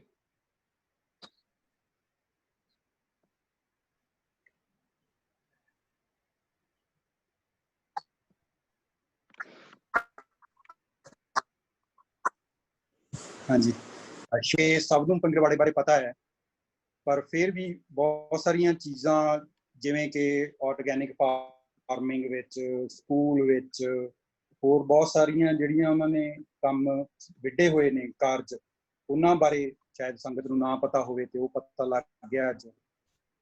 ਤੇ ਦੂਜੀ ਦੋ ਮੁੱਖ ਗੱਲਾਂ ਜਿਹੜੀਆਂ ਵੱਡੀਆਂ ਕੀਤੀਆਂ ਉਹਨਾਂ ਨੇ ਕਿ ਕਿਰਤ ਦੀ ਜ਼ਰੂਰਤ ਕਿਉਂ ਹੈ, ਕਿਰਤ ਦੀ ਕਦਰ ਦੀ ਜ਼ਰੂਰਤ ਕਿਉਂ ਹੈ। ਇਹ ਨਹੀਂ ਵੀ ਅਸੀਂ ਕਿਰਤ ਕਰਦੇ ਨਹੀਂ, ਪਰ ਸਾਡੇ ਵਿੱਚ ਕਿਰਤ ਦੀ ਕਦਰ ਘਟ ਗਈ ਹੈ ਹੁਣ, ਤੇ ਅਸੀਂ ਕਿਰਤ ਨਾਲੋਂ ਜ਼ਿਆਦਾ ਜਿਹੜੀ ਜਿਹਨੂੰ ਕਹਿੰਦੇ ਹੁੰਦੇ ਆ ਸਮਾਰਟ ਵਰਕ ਕਰਕੇ ਛੇਤੀ ਪੈਸੇ ਕਮਾ ਕੇ ਤੇ ਵੱਡੀਆਂ ਕੋਠੀਆਂ ਵੱਡੀਆਂ ਕਾਰਾਂ ਵੱਲ ਨੂੰ ਦੇ ਰਾਹ ਫੜ ਲਏ ਨੇ। ਤੇ ਦਾ ਜਿਹੜਾ ਡਿਕਲਾਈਨ ਪੰਜਾਬ ਵਿੱਚ ਆਇਆ ਹੈ, ਜਿਹੜੀ ਇੱਕ ਸੋਚ, ਇਖਲਾਕ, ਚੰਗੇ ਇਖਲਾਕ ਦੀ ਸੋਚ ਦੀ ਜਿਹੜੀ ਗੱਲਬਾਤ ਹੈ ਉਧਰ, ਹਾਲਾਂਕਿ ਸਾਡੇ ਖਿੱਤੇ ਵਿੱਚ, ਸਾਰੇ ਬਰੇ ਸਗੀਰ ਵਿੱਚ ਧਰਮ ਦਾ ਬੋਲਬਾਲਾ ਹੈ, ਪਰ ਇਹਦੇ ਬਾਵਜੂਦ, ਧਰਮ ਦੇ ਬੋਲਬਾਲੇ ਦੇ ਬਾਵਜੂਦ ਜਿਹੜੀ ਇਖਲਾਕ ਪੱਧਰ ਤੇ ਗਿਰਾਵਟ ਆ ਉਹ ਦਿਨੋਂ ਦਿਨ ਵੱਧਦੀ ਜਾ ਰਹੀ ਹੈ। ਕਿਉਂਕਿ ਅਸੀਂ ਸੋਚ ਲੈਂਦੇ ਹਾਂ ਵੀ ਧਰਮ ਵਾਲਾ ਕੰਮ ਜਿਹੜਾ ਅਸੀਂ ਮੰਦਿਰ ਗੁਰਦੁਆਰੇ ਜਾ ਕੇ ਮੱਥਾ ਟੇਕਿਆ ਤੇ ਬਸ ਉਹ ਪੂਰਾ ਹੋ ਗਿਆ, ਹੋਰ ਸਾਡੀ ਜ਼ਿੰਮੇਵਾਰੀ ਕੋਈ ਨਹੀਂ ਹੈਗੀ। ਪਰ ਫਿਰ ਵੀ ਜਿਹੜੀ ਇੱਕ ਸੇਵਾ ਦਾ, ਆਪਣੇ ਕਿਰਤ ਵੀ ਆਪਣੇ ਲੋਕਾਂ ਵਿੱਚ ਬਥੇਰੀ ਕਰਨ ਦੀ ਸਮਰੱਥਾ ਹੈ, ਤੇ ਉਨੀ ਹੀ ਜ਼ਿਆਦਾ ਸੇਵਾ ਕਰਨ ਦੀ ਵੀ ਹੈਗੀ ਆ, ਜਿਹਦੇ ਤੋਂ ਪਿੰਗਲਵਾੜਾ ਸੁਸਾਇਟੀ ਆਪਣੇ ਕੋਲੇ ਹੈਗੀ ਆ, ਤੇ ਫਿਰ ਖਾਲਸਾ ਏਡ ਵਰਗੀ ਇੱਕ ਉਦਾਹਰਨ ਉਹਨਾਂ ਨੇ ਦਿੱਤੀ ਸੀ। ਤੇ ਮੈਂ ਬਸ ਉਹੀ ਵਡਭਾਗਾ ਸਮਝਦਾ ਵੀ ਅਸੀਂ ਅੱਜ ਉਹਨਾਂ ਨਾਲ ਵਿਚਰੇ ਹਾਂ। ਬਹੁਤ ਬਹੁਤ ਧੰਨਵਾਦ ਉਹਨਾਂ ਦਾ, ਤੇ ਸਾਨੂੰ ਸੋਚਣ ਨੂੰ, ਸਾਨੂੰ ਸਮਝਣ ਨੂੰ, ਤੇ ਸਾਨੂੰ ਆਪ ਨੂੰ ਹੀ ਸਾਰਿਆਂ ਨੂੰ, ਜਿਹੜੇ ਸਾਡੇ ਵਿੱਚ ਵੀ ਵਿਕਾਰ ਘਰ ਕਰ ਗਏ ਨੇ, ਉਹਨਾਂ ਨੂੰ ਤਜਣ ਦਾ ਇੱਕ ਮਿਲਿਆ ਹੈ, ਸਾਨੂੰ ਸੇਧ ਮਿਲੀ ਹੈ। ਤੇ ਬਹੁਤ ਬਹੁਤ ਸ਼ੁਕਰੀਆ ਸਾਰਿਆਂ ਦਾ ਜਿਹੜੇ ਜੁੜੇ ਨੇ ਇੱਥੇ।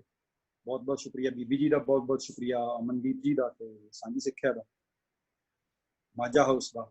ਤੇ ਮੈਂ ਕਿਰਤ, ਮੇਰੀ ਆਰਗੇਨਾਈਜੇਸ਼ਨ ਦਾ ਨਾਂ ਹੀ ਕਿਰਤ ਹੈ। ਤੇ ਸਾਡਾ ਕੰਮ ਵੀ ਇਹੀ ਸੀਗਾ ਵੀ ਕਿਰਤ ਦੀ ਜਿਹੜੀ ਮਾਣ ਅਸੀਂ ਕਰ ਸਕਦੇ ਜਿੰਨਾ ਕੁ ਕਰ ਲਿਆ ਜਾਵੇ। ਬਹੁਤ ਬਹੁਤ ਮਿਹਰਬਾਨੀ।